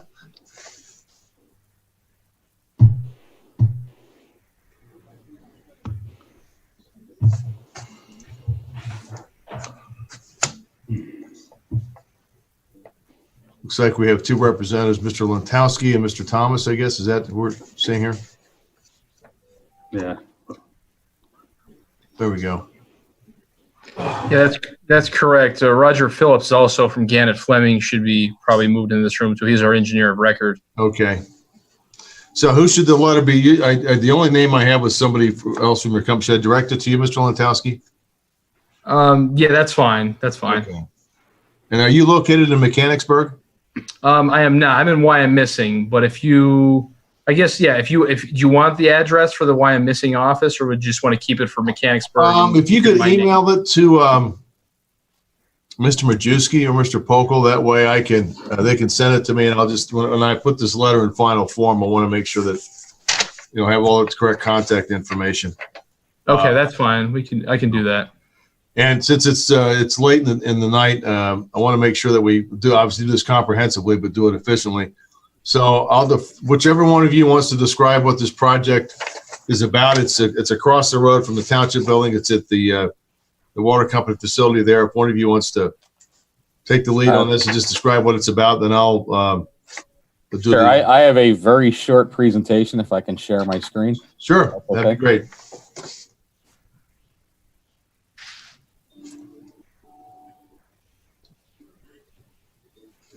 Okay, can everyone see the screen? Yes. Yes. And everyone can hear me okay? Yes. Yep. Yes. Great. So this is for the Pennsylvania American Water Company water treatment plant, which you're familiar with, which is right across the street from the township building. They're embarking on a disinfection improvement project. And what does that entail? That entails updating their disinfection systems in the treatment process to coincide with updated federal regulations and to increase safety and reliability of the disinfection system. And what that involves is the installation of an ultraviolet disinfection system and the conversion of chlorine gas to sodium hypochlorite, which in layman's terms is liquid bleach, basically, which will replace the chlorine gas that's at the facility now. This project has gone through zoning hearing, where it was granted an extension of a existing special exception for the use in a residential zone, and it has also received a variance for the increase of impervious coverage from 24 to 29%. It has also received the recommendation of the Planning Commission on May 19th. So this is an aerial of the existing facility. The green areas that you see on this map are what the improvements will be. There'll be a carbon storage and feed building that'll be constructed.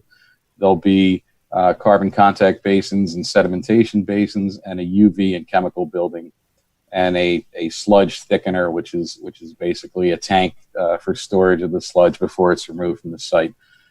There's no off-site improvements required or proposed for this site.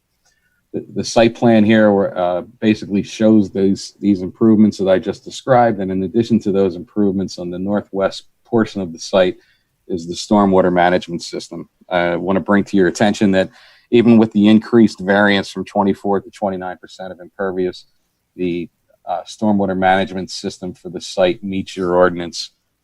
We have a clean letter from your professionals where we meet all of the ordinances with regard to the land development process.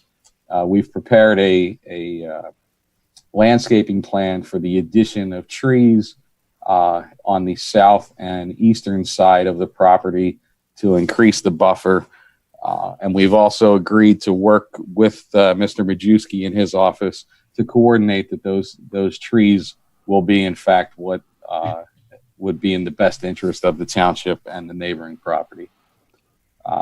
This is just an elevation of one of the buildings that's being constructed there. The architectural treatments will be similar to what is there now with the brick and the concrete look of the building.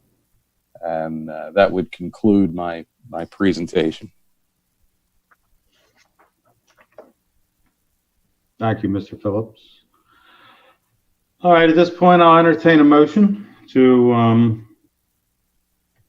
cite the final land development plans. And if I could add one more thing, I'm sorry.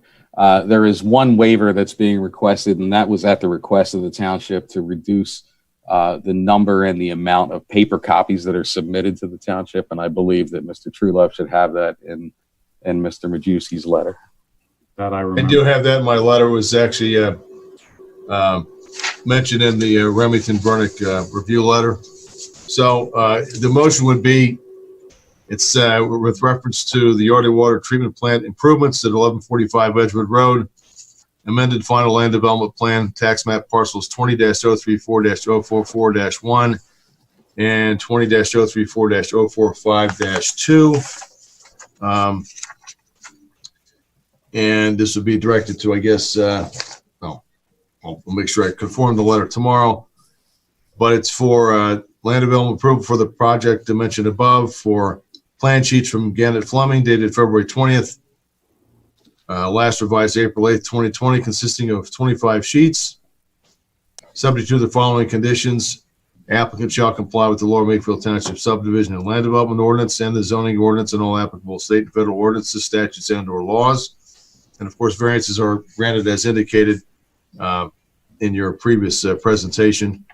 Where applicable, receipt of all permits, authorizations, and/or approvals from all agencies with jurisdiction, including but not limited to the Pennsylvania Department of Environmental Protection and the Bucks County Conservation District. Next, compliance with the Remington and Vernick Engineers April 21, 2020 review letter and any supplements the same, including all conditions set forth in the letter, which conditions were reviewed during the meeting.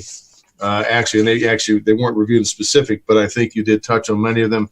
In fact, you responded to that letter, I believe, sometime later. Well, if not, at least you'll comply with those conditions. At least I'll ask you to do that at the end of the reading this into the record. Compliance with Safe Engineering May 12, 2020 review letter regarding traffic issues. Compliance with a May 12, 2020 review letter regarding sewer and related issues. Compliance with the zoning hearing board decision dated February 4th, 2020, granting variances, which you mentioned, and what you're noted in the Remington and Vernick review letter that I previously identified, dated April 21st of this year. And then the waivers are requested as listed in the Remington and Vernick engineers letter, specifically waiver of section 178-23.b to not submit 25 sets of plans and reports. Instead, submit the following: 7 full-size plan sets, 15 11 by 17 size plan sets, 3 full-size copies of the traffic control markings and sign plans, 3 copies of all reports, and 1 electronic copy of the plans and reports, which I think actually is more than 25 sets of plans. And of course, if the applicant shall pay required and appropriate fees associated with the project.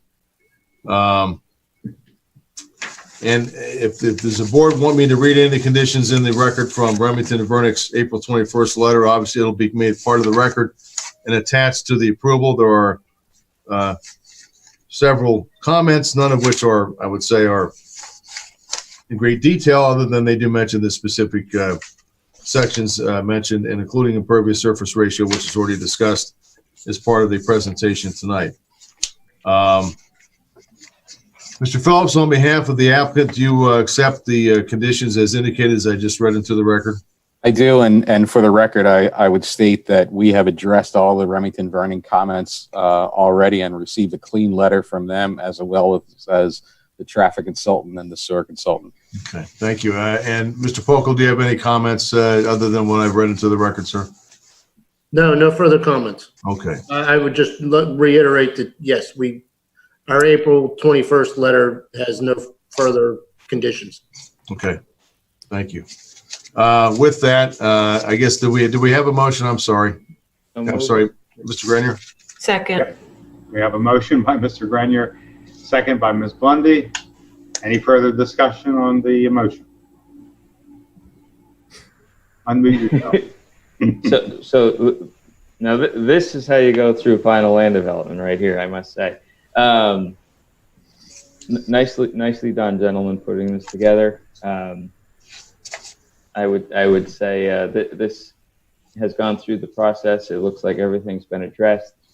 I'm sure we'll be getting some questions from our residents about the change in the disinfectant procedure, just because we always do when something comes up.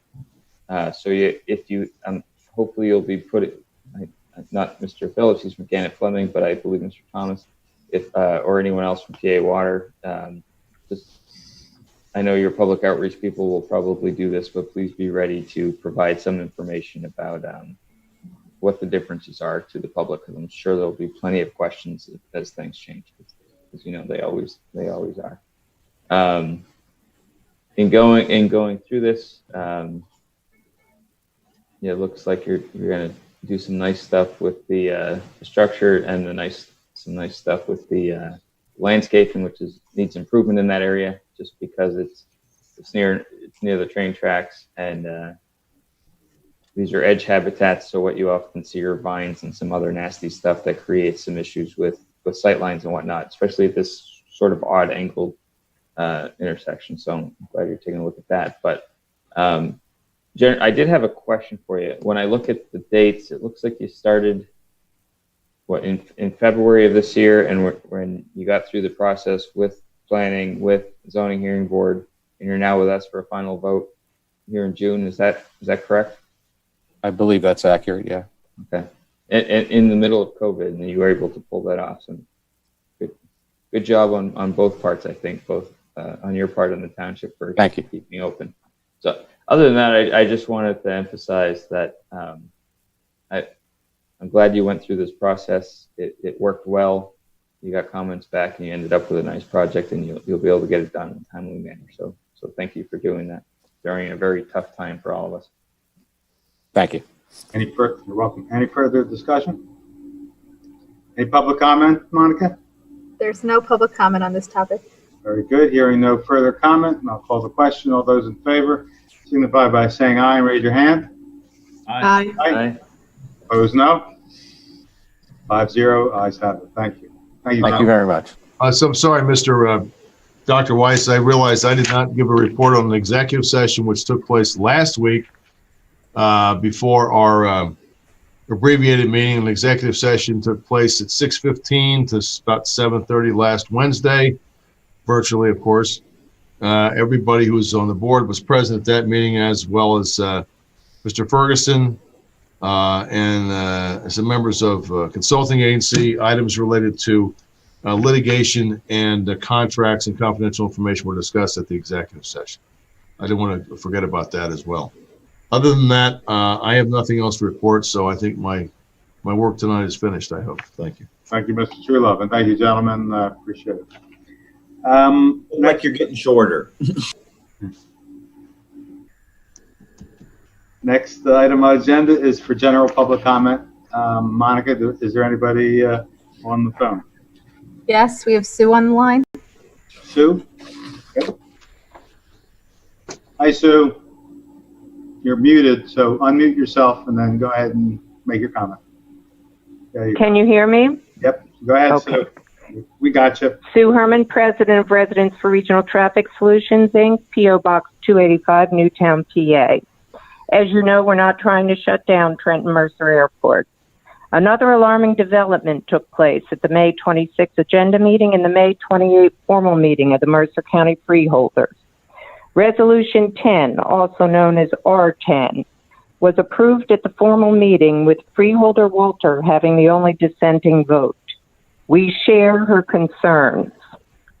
Resolution 10 was, quote, county executive authorized to submit a grant application with the FAA for on-airport obstruction removal, design and permitting at the Trenton Mercer Airport. FAA grant approximate amount $480,000, end quote. At the May 26 agenda meeting, Ms. Walter asked that R10 be considered separately from the others, as she would not be voting in favor of it. Her concerns, quote, need flood hazard approval, unable to solve problem on site. Wetlands and riparian zones are being disturbed enough that we have to buy credits off site. We have damaged the ecosystem if we have to buy credits off site, end quote. At the May 28 formal meeting, these disturbing things transpired regarding R10. Freeholder Walter stated, quote, "I don't think this is precise enough for us to move forward on," end quote. The freeholders were unable to or refused to tell the public the name of the environmental assessment or project that the obstruction removal was associated with. It is unacceptable that Chairman Kuntz merely kept saying it is the FAA's desire for obstruction removal. Obstruction removal in this case is tree removal. Despite the public asking for maps and specifics about the exact area for designated tree removal, the freeholders and administration did not tell the public exactly where the tree removal was to take place on airport property. And finally, freeholder Simino voted yes to R10, while stating afterwards that, quote, "If I had seen the maps for R10 tonight, it may have influenced my vote," end quote. As you know, Congressman Fitzpatrick's November 2019 letter to the U.S. DOT states, "The Department of Defense monitored groundwater wells around the Naval Air Warfare Center, Trenton, and found that the majority tested near above the EPA LHA for PFOS and PFOA. Given the health risks associated with PFOS and PFOA exposure, it is critical that the environmental assessment for any project at TTN take these risks into account," end quote. Tonight, we reiterate our call for action to the Lower Makefield supervisors and Pennsylvania politicians up the line through the federal level. We ask that you place this topic on your Board of Supervisors meeting agenda in the near future. The topic, Trenton Mercer Airport Public Education Discussion. We ask that during this agenda item, you A, educate residents about the toxic effects that unleashed PFOS and PFOA contamination will have on our water supply and the health of our families, and that you B, have Pennsylvania politicians up through the federal level attend and outline the strategy for preventing such toxic contamination to our water supply. We'll submit tonight's comment in writing in an email to the board and ask that you include the email and attachments in the public record for tonight's meeting. As directed by Dr. Weiss, we will send our comments from the May 6th and May 20 Board of Supervisors meetings along with tonight's comments to the LMT Environmental Advisory Council. On behalf of the residents of Lower Makefield Township, I can tell you that your indifference regarding this topic is unconscionable, and that we will not sit quietly by as our water gets poisoned while you do nothing. So we respectfully request that you put this topic on an agenda in the near future. Thank you. Thank you for your comments, Sue. Quick question, and James, or Fred, you may know. Is there? Can't hear you, Dan. Daniel garbled. Dan? Can you hear me now? Now. You're real garbled. Real garbled. How about now? Oh. Kurt, you're also muted. Kurt, you're muted. Can you hear me?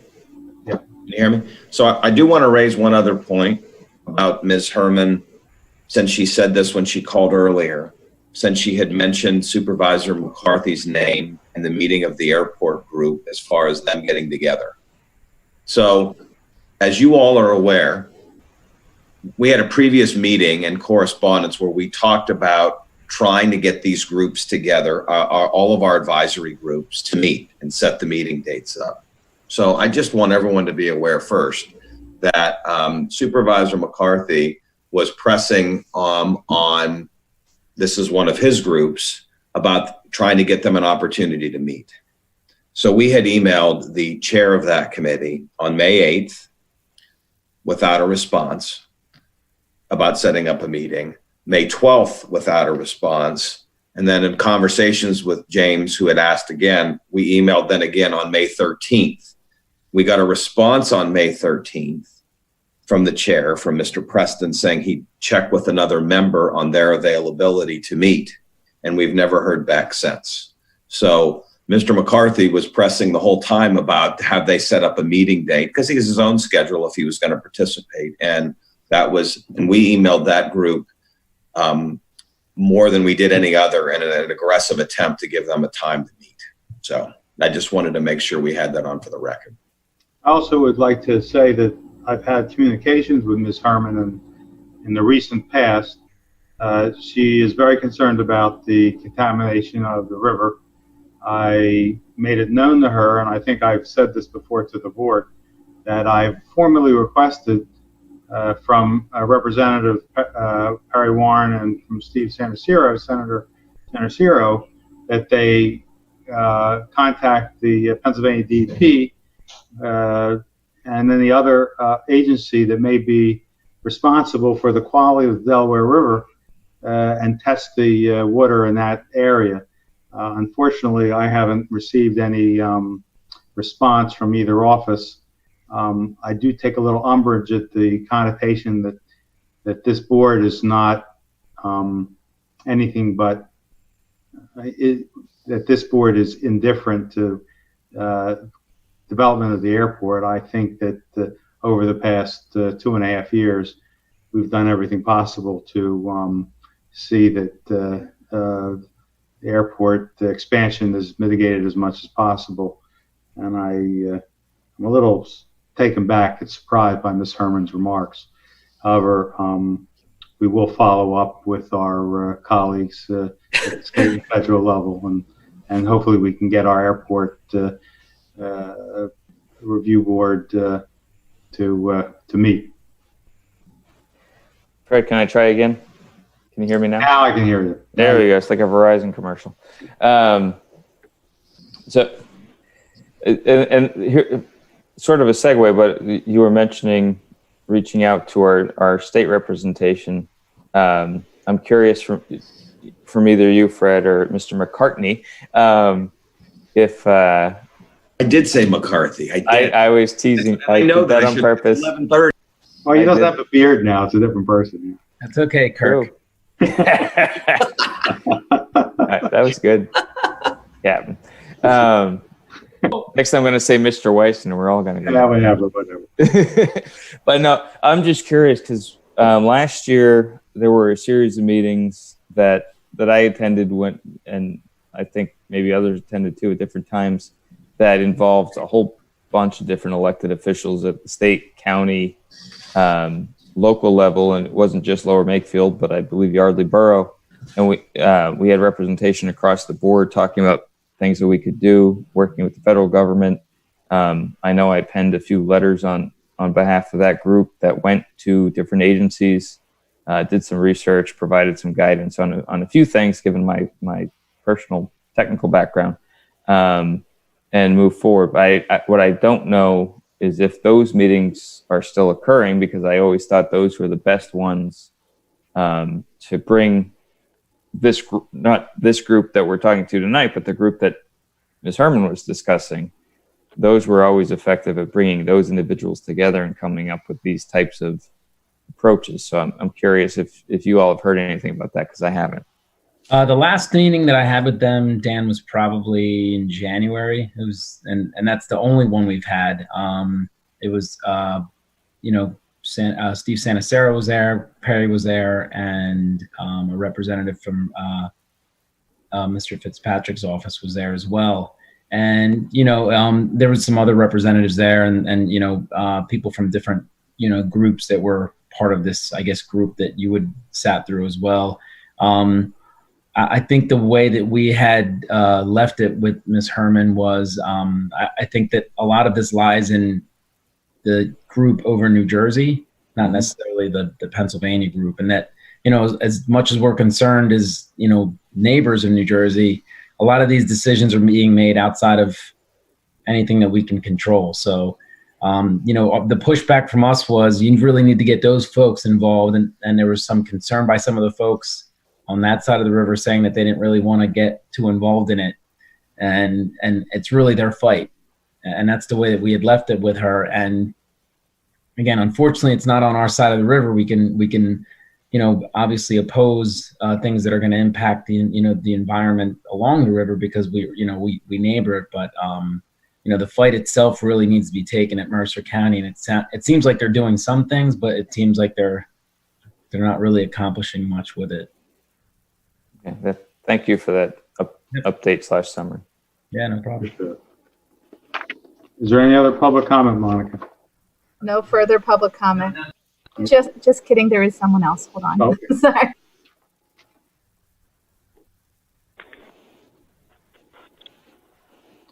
Hi, Lee. Give your full name, address, and give your comment. Okay, thank you. Chairman Weiss, members of the board, this is Lee Pedowitz at 247 Truman Way.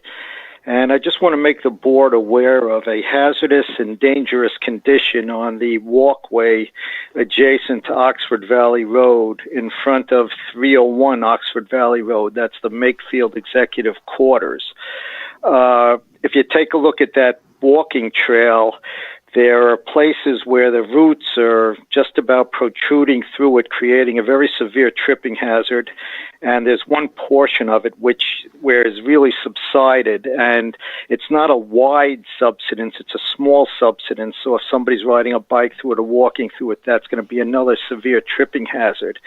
And in fact, I've been doing a lot of walking along Oxford Valley Road, and I've seen 2 people trip in that area, and unfortunately one person ended up with a sprained ankle. And then another time there was a child riding a bicycle, and she ended up falling off her bike, and luckily she wasn't hurt.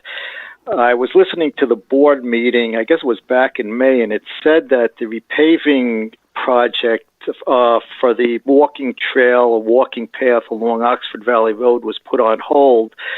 So that kind of set me back a little bit, and I started looking into it a little bit more, and I see that there's a project plan to repave the walking path along Oxford Valley Road, but I think it's really Heacock Road, south of the railroad tracks along Heacock Road, Oxford Valley Road, whatever you want to call it. And when I was walking there today, I noticed that there were markings on the walking path.